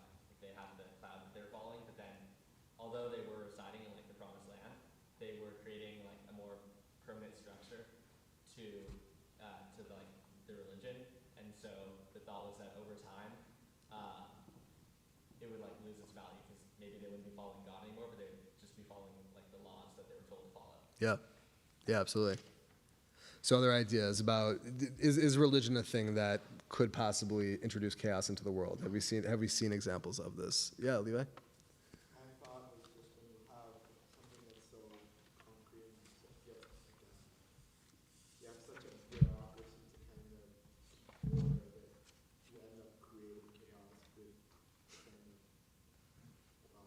Yeah, so for the sake of trying to maintain order, maybe through religion, a lot of chaos could result, right, as a result of that. Yeah. When there's like two religions that clash, that creates a lot of chaos. Okay, yeah. Absolutely, if there are two reigning ideas. Yeah, so actually, so there's a midrash that when Cain kills Abel, there's a midrash that says that one of the reasons why he kills him is they divided the world into two separate hemispheres. One guy was going to take the northern hemisphere, the other guy was going to take the southern hemisphere. And one person said, the holy temple will be built in my territory, and the other one said, the temple will be built in my territory. And Cain rose up and killed Abel because he wanted the temple to be built in his territory. And of course, when they're arguing about where the temple is going to go, what they're really arguing about is, what's the dominating religion going to be? Is it going to be my religion, or is it going to be your religion, right? So here's the second thing I want to ask about this story. The water subsides and it goes down 16,000 cubits. And then he says, well, if the waters are too low in the ground, it's going to dry out the soil. So we need to raise the water 15,000 cubits. We need to bring chaos closer to us. That's going to keep the soil fertile, essentially. So in what way is chaos actually a good thing? In what way is chaos healthy? We know that order obviously is healthy. You wouldn't have anything like this. Nothing is possible without order. But why do we actually need chaos? Why is chaos a necessary ingredient? Yeah, Levi. It was in your class that we mentioned the necessity of like chickens wouldn't lay eggs and people wouldn't have kittens. Yeah. So you need some element of chaos. Okay, so there has to be something in order for some chaos for order to exist. Yeah, Benny. Like with chaos, like it brings new ideas. Like if you kind of don't have chaos, you're kind of stuck to the same old like way of doing things, the same old routine. But with chaos, you kind of get a new order, a new way of like structuring things, and like some of the new ideas will be bad and they'll create more chaos. But eventually, you will get to something that everyone can agree on that kind of will change the way people live their life for the better. Absolutely. Brooke? I think also if there's no chaos, then you don't know if order is like a preferable way or a preferable method to get things done. And also I think creativity comes from chaos. Yeah. So a lot of beautiful things in life can't be born without order. Absolutely. For sure. Yeah. Adding on to that point, like in The Giver, when they don't have anything bad, it kind of makes them not realize like the importance of good. Like doing good things feels less like special because there's no bad to begin with, so there's nothing contrasting it. Yeah. If everything is order, it's almost like a sterile society in some ways, right? Like there's no fun, there's no pleasure, there's no enjoyment, right? The presence of bad makes good feel like more special. Yeah, absolutely. One of the most beautiful explanations I ever heard about the structure of the holidays is that Shavuot is really the culmination that begins in Purim.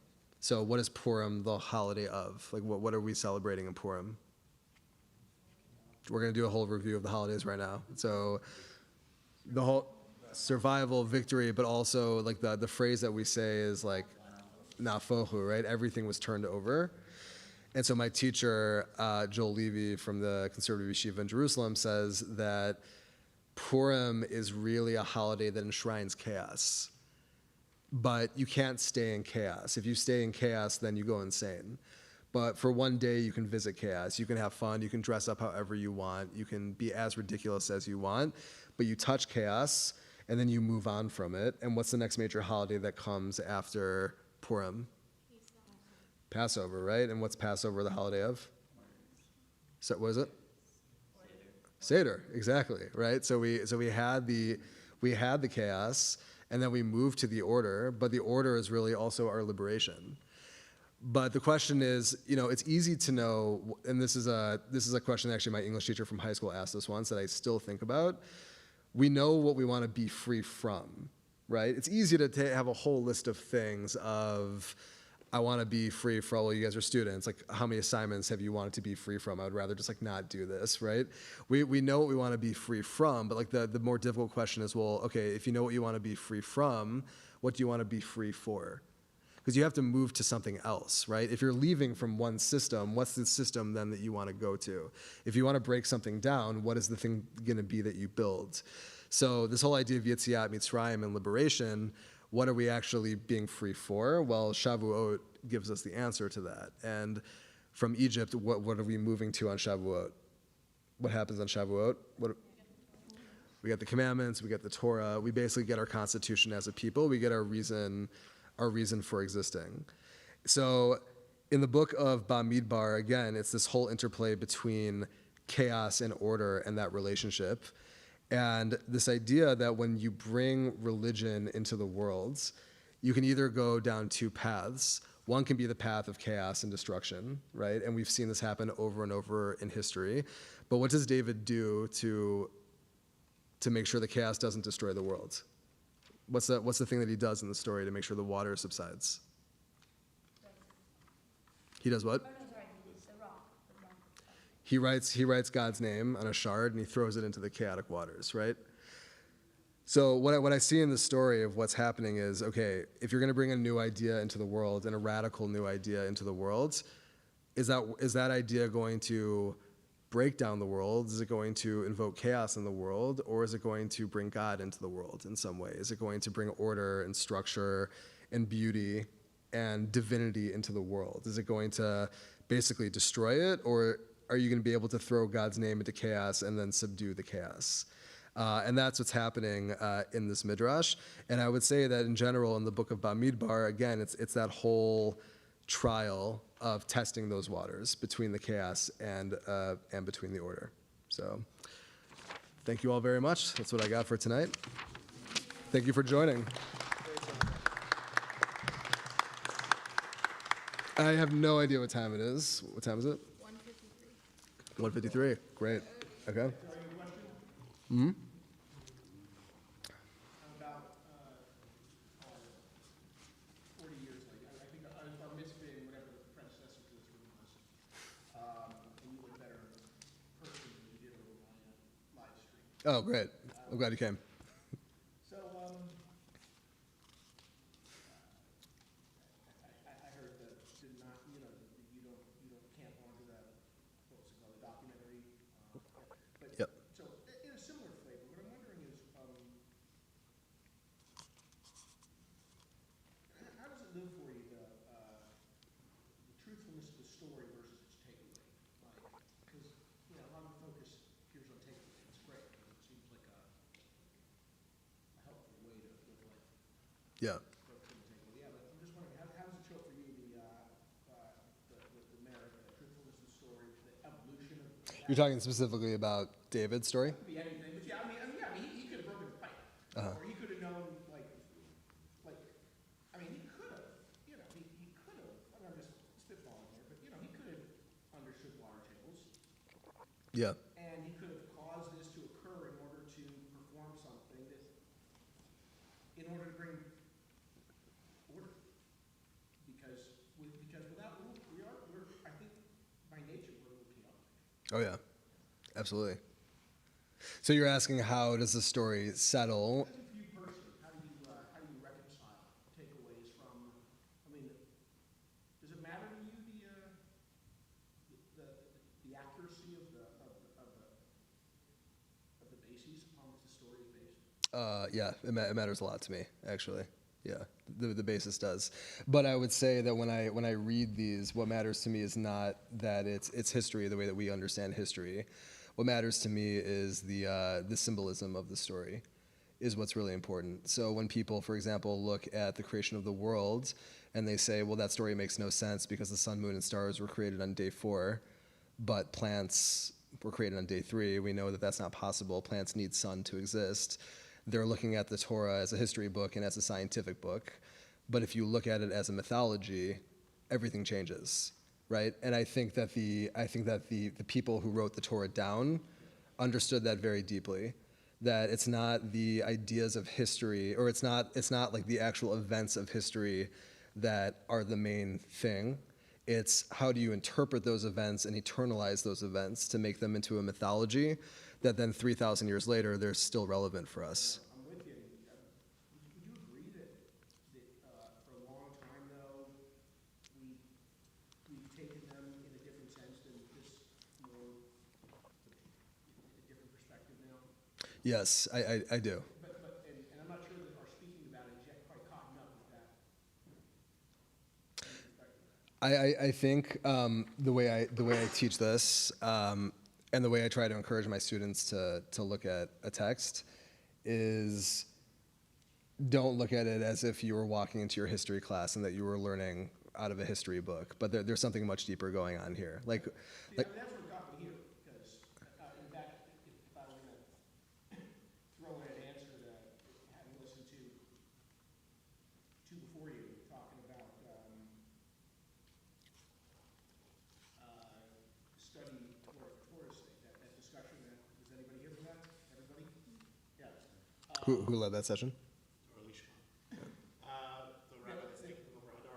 Oh, Kasher, yeah, okay. And what occurred to me when you asked the question here, why this way, and it's because it's giving something to study. Without the detail, without the framework, there's nothing to study. Yep. Definitely. And I also think, the beauty of these stories is that you can rip them apart in 1,000 ways, right? And you can dissect them and you can say, well, this is impossible, like this couldn't have possibly happened. Or you can say, I could read this in a completely different way and say, maybe this didn't happen in a historical sense, and yet can the story still be more true than history? And for me, the answer to that is yes. Like, I don't need to believe that Jacob, for example, sold lentil stew to his brother Esav in history, but I believe that story is more important in many ways than a story that you would read in a textbook. And the reason for that is that the symbols become eternal, right? That the way that we interpret those stories, that's still alive for us in a lot of ways, and because it's still alive for us, was Abraham a historical figure? I don't know. My assumption is yes, he had to be based on somebody. But it's the mythology of those stories that's more important than history, that transcends history. We need a lot more time in education, don't we? We're going to be telling the same stories with more detail now and starting to. Yeah. We need more education. It's working on it. Yeah, working on it. Yeah, but thank you for your question, though. I mean, to me, what you're asking is the most important question because, again, it's order versus chaos. I think for some people who need to believe that the Torah is a history book, when they get disillusioned by that, they lose their faith completely. And I think if you can see it as something that transcends history and in some ways is more important than history, it preserves it and it brings you closer to God, and that's the point. Yeah. Yeah. So thank you for the question. I said thank you for the question. Yeah, thank you for the discussion. And thank you for coming also. Yeah, thank you all. All right, y'all. Chag Sameach. I'll let you out early.